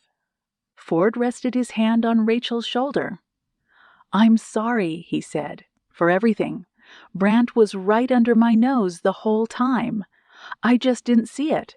Maybe if I had, Miles would still be alive. Rachel took Ford's hand and squeezed it gently. It's not your fault, Brian, she said. That man Brant fooled all of you. You had no idea of knowing until it was too late. He nodded. Still, he said, for whatever it's worth, I'm sorry. But I know that can never bring Miles back. I know, she said, but you cleared his name. The whole world knows now that he was a victim and not a killer. That makes a huge difference. Plus, the settlement the FBI is giving me as penance for what happened with Brant will give me time to sort things out. Ford turned to the cabin. What do you plan on doing next? She shrugged. I'm going to spend some time with my sister in New York and try to decide where to go from here. The funeral for Miles is a couple of days away, so I'm focused on that in the meantime. I'd like you to be there, maybe say a few words. He nodded. Of course I will. I'm just hoping that you'll be okay in the long run. Right now, she said, I'm struggling. But I've been through a lot in my life. I won't admit defeat because of all of this. I'll find a way to get through everything. What about you, Brian? Are you okay? Ford sighed. I don't know, he said. I'm starting to reevaluate a few things. Like what? This job, he said. I've been through enough to keep me awake at night for days on end. I'm also starting to think that all this time away from Kelly and Hazel is starting to catch up to me.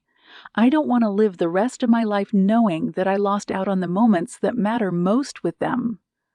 So, Rachel said, does that mean you're going to quit? He shrugged.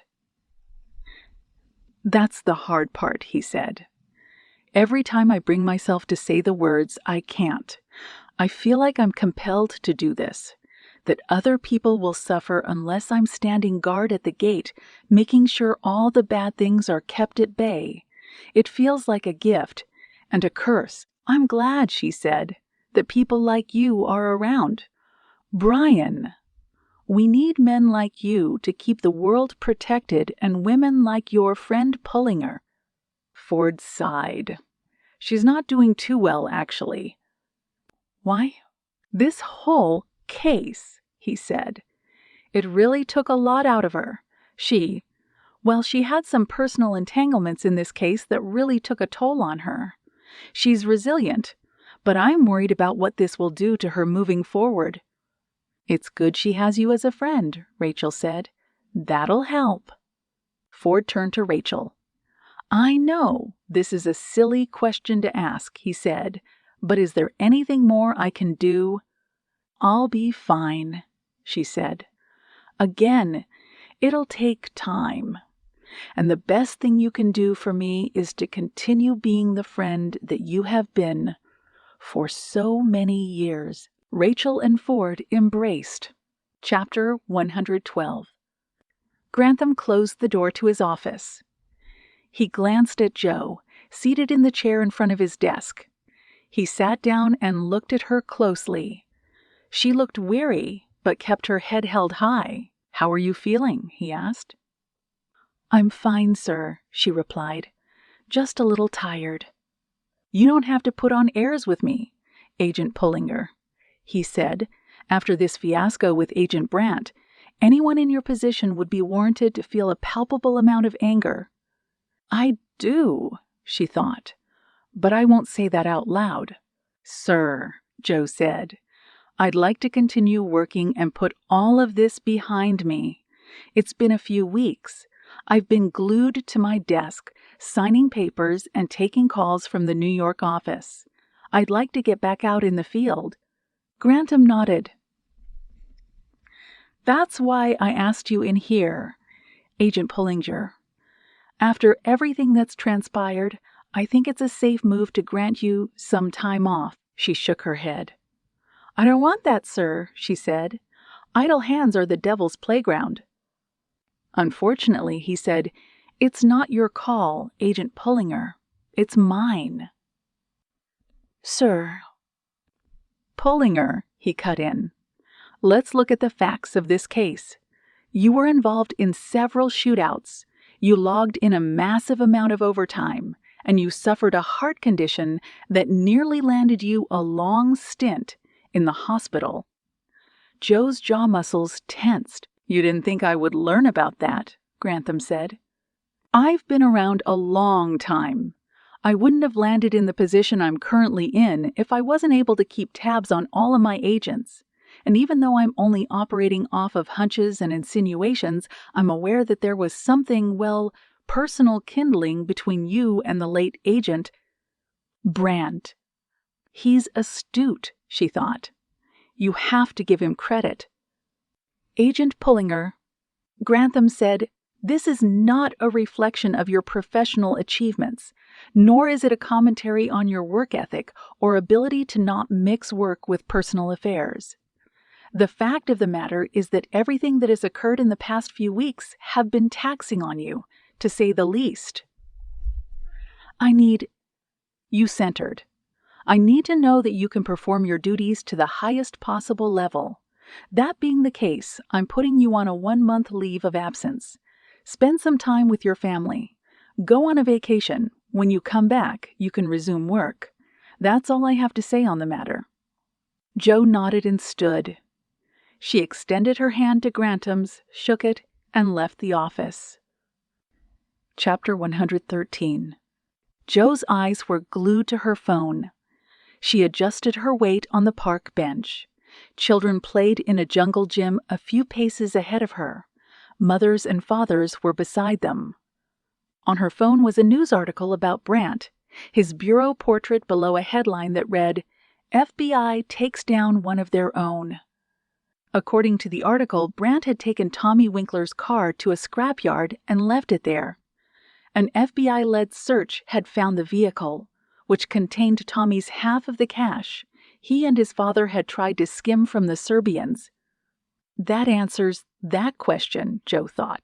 She looked deep into Brandt's eyes. Joe used to think he was handsome, but now she couldn't bear the sight of him. Remembering the night that they shared together made her skin crawl. Thinking about how he was able to lie to her for so long made her question her sanity. "Hey!" Ford called out. Joe locked her phone and put it away. She looked up and saw Ford standing beside her. "Hey," she said, "mind if I sit?" She nodded, moved over and let Ford take the seat next to her. "You said you wanted to talk," he said. Joe nodded. "I did," she said. "I hope I'm not intruding on family time." Ford shook his head. "You're not," he said. "I was just granted 2 weeks of absence. I've got plenty of time." She huffed. "Grantham put me on the bench, too," she said. "Unfortunately, it was against my wishes." "You understand why, though. If I were in Grantham's position, I would have done the same." Joe nodded. "I don't blame him," she said. "He made the right call." Ford's eyes narrowed. "How are you feeling?" "Not great," she said. "I haven't been sleeping well. I keep thinking about Brandt and everything that happened. I keep going back to the case to tie up loose ends that aren't really there." "What do you mean?" he said. "I spoke with Kenzie's parents not too long ago," Joe said. "They thanked me for everything that happened.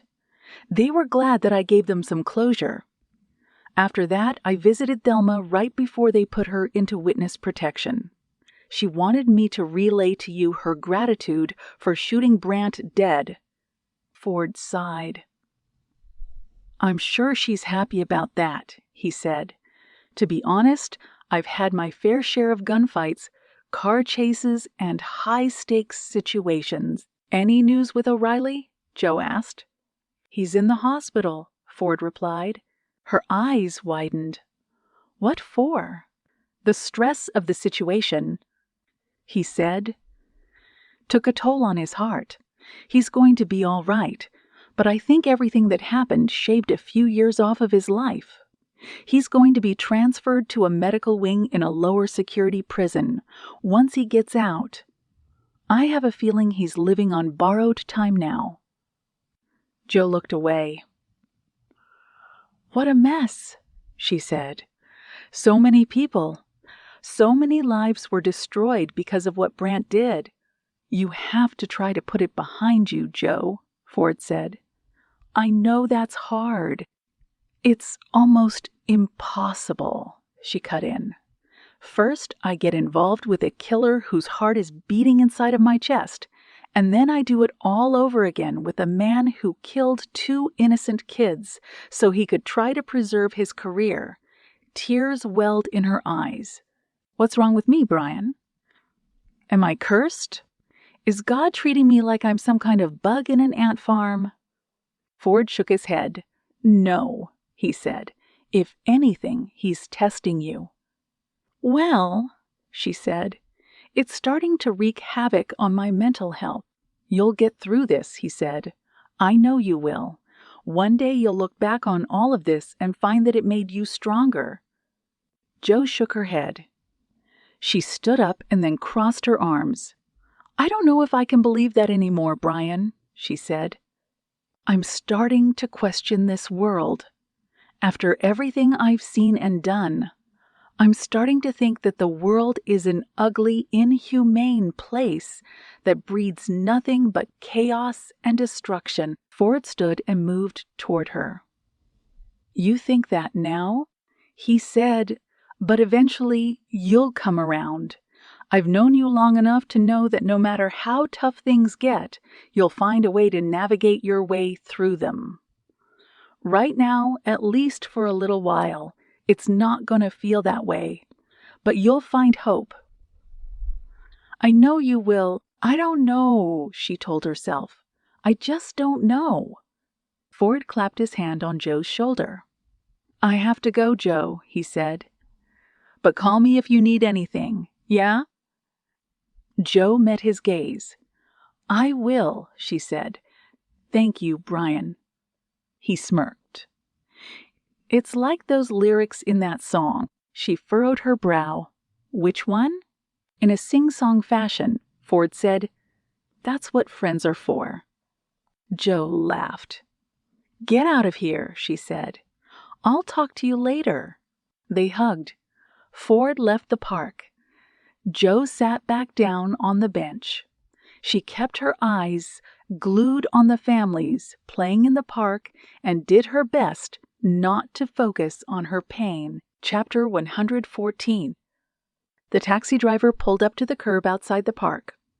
Joe approached the back seat, slipped inside, and greeted the driver. "Is that you?" the driver said. Joe squinted and made out the face of the man who had dropped her off when she first arrived in Seattle long ago. "Joe," she said, "what are the chances?" He laughed.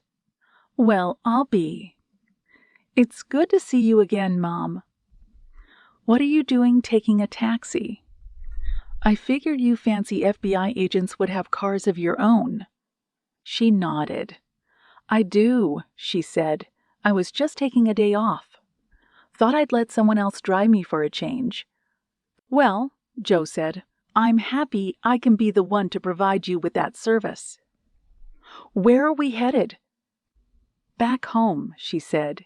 Joe put the car in gear and began to drive. "You doing okay?" he said.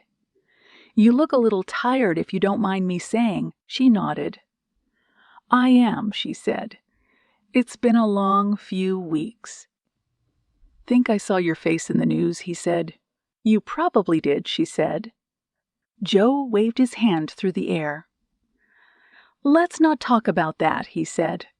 "Let's just get you to your destination. Mind if I set the mood with a little music?" She smirked. "That would be great, Joe." Joe turned the dial and landed on an oldies station. Joe turned her attention toward the window. The sun was shining bright. The skies were clear and blue, despite the fact that she was struggling to not feel down. The pleasant weather was a welcome sight. Her phone buzzed. Joe looked down and saw a text from Sam. "Hey," Joe said, "we need to go to the hospital." "Everything okay?" Joe asked. She smiled. "Yes, everything is great." Epilogue. Joe walked briskly into Kim's hospital room. Sam stood on one side of the bed. Chrissy stood on the other. The family was beaming from one ear to the next. The sunlight filtered in through the window and cast a warm glow on the baby boy Kim was holding in her arms. "Auntie Joe," Chrissy said before running into Joe's arms. "He's here." Joe hugged her niece. She placed her down, walked over to her brother, and then embraced him. "How'd everything go?" Joe asked. "Smoothly," Sam said. "Kim here is a champ." Joe looked at Kim. She was glowing, the proud smile of a mother on her face. "Want to meet him?" Kim asked.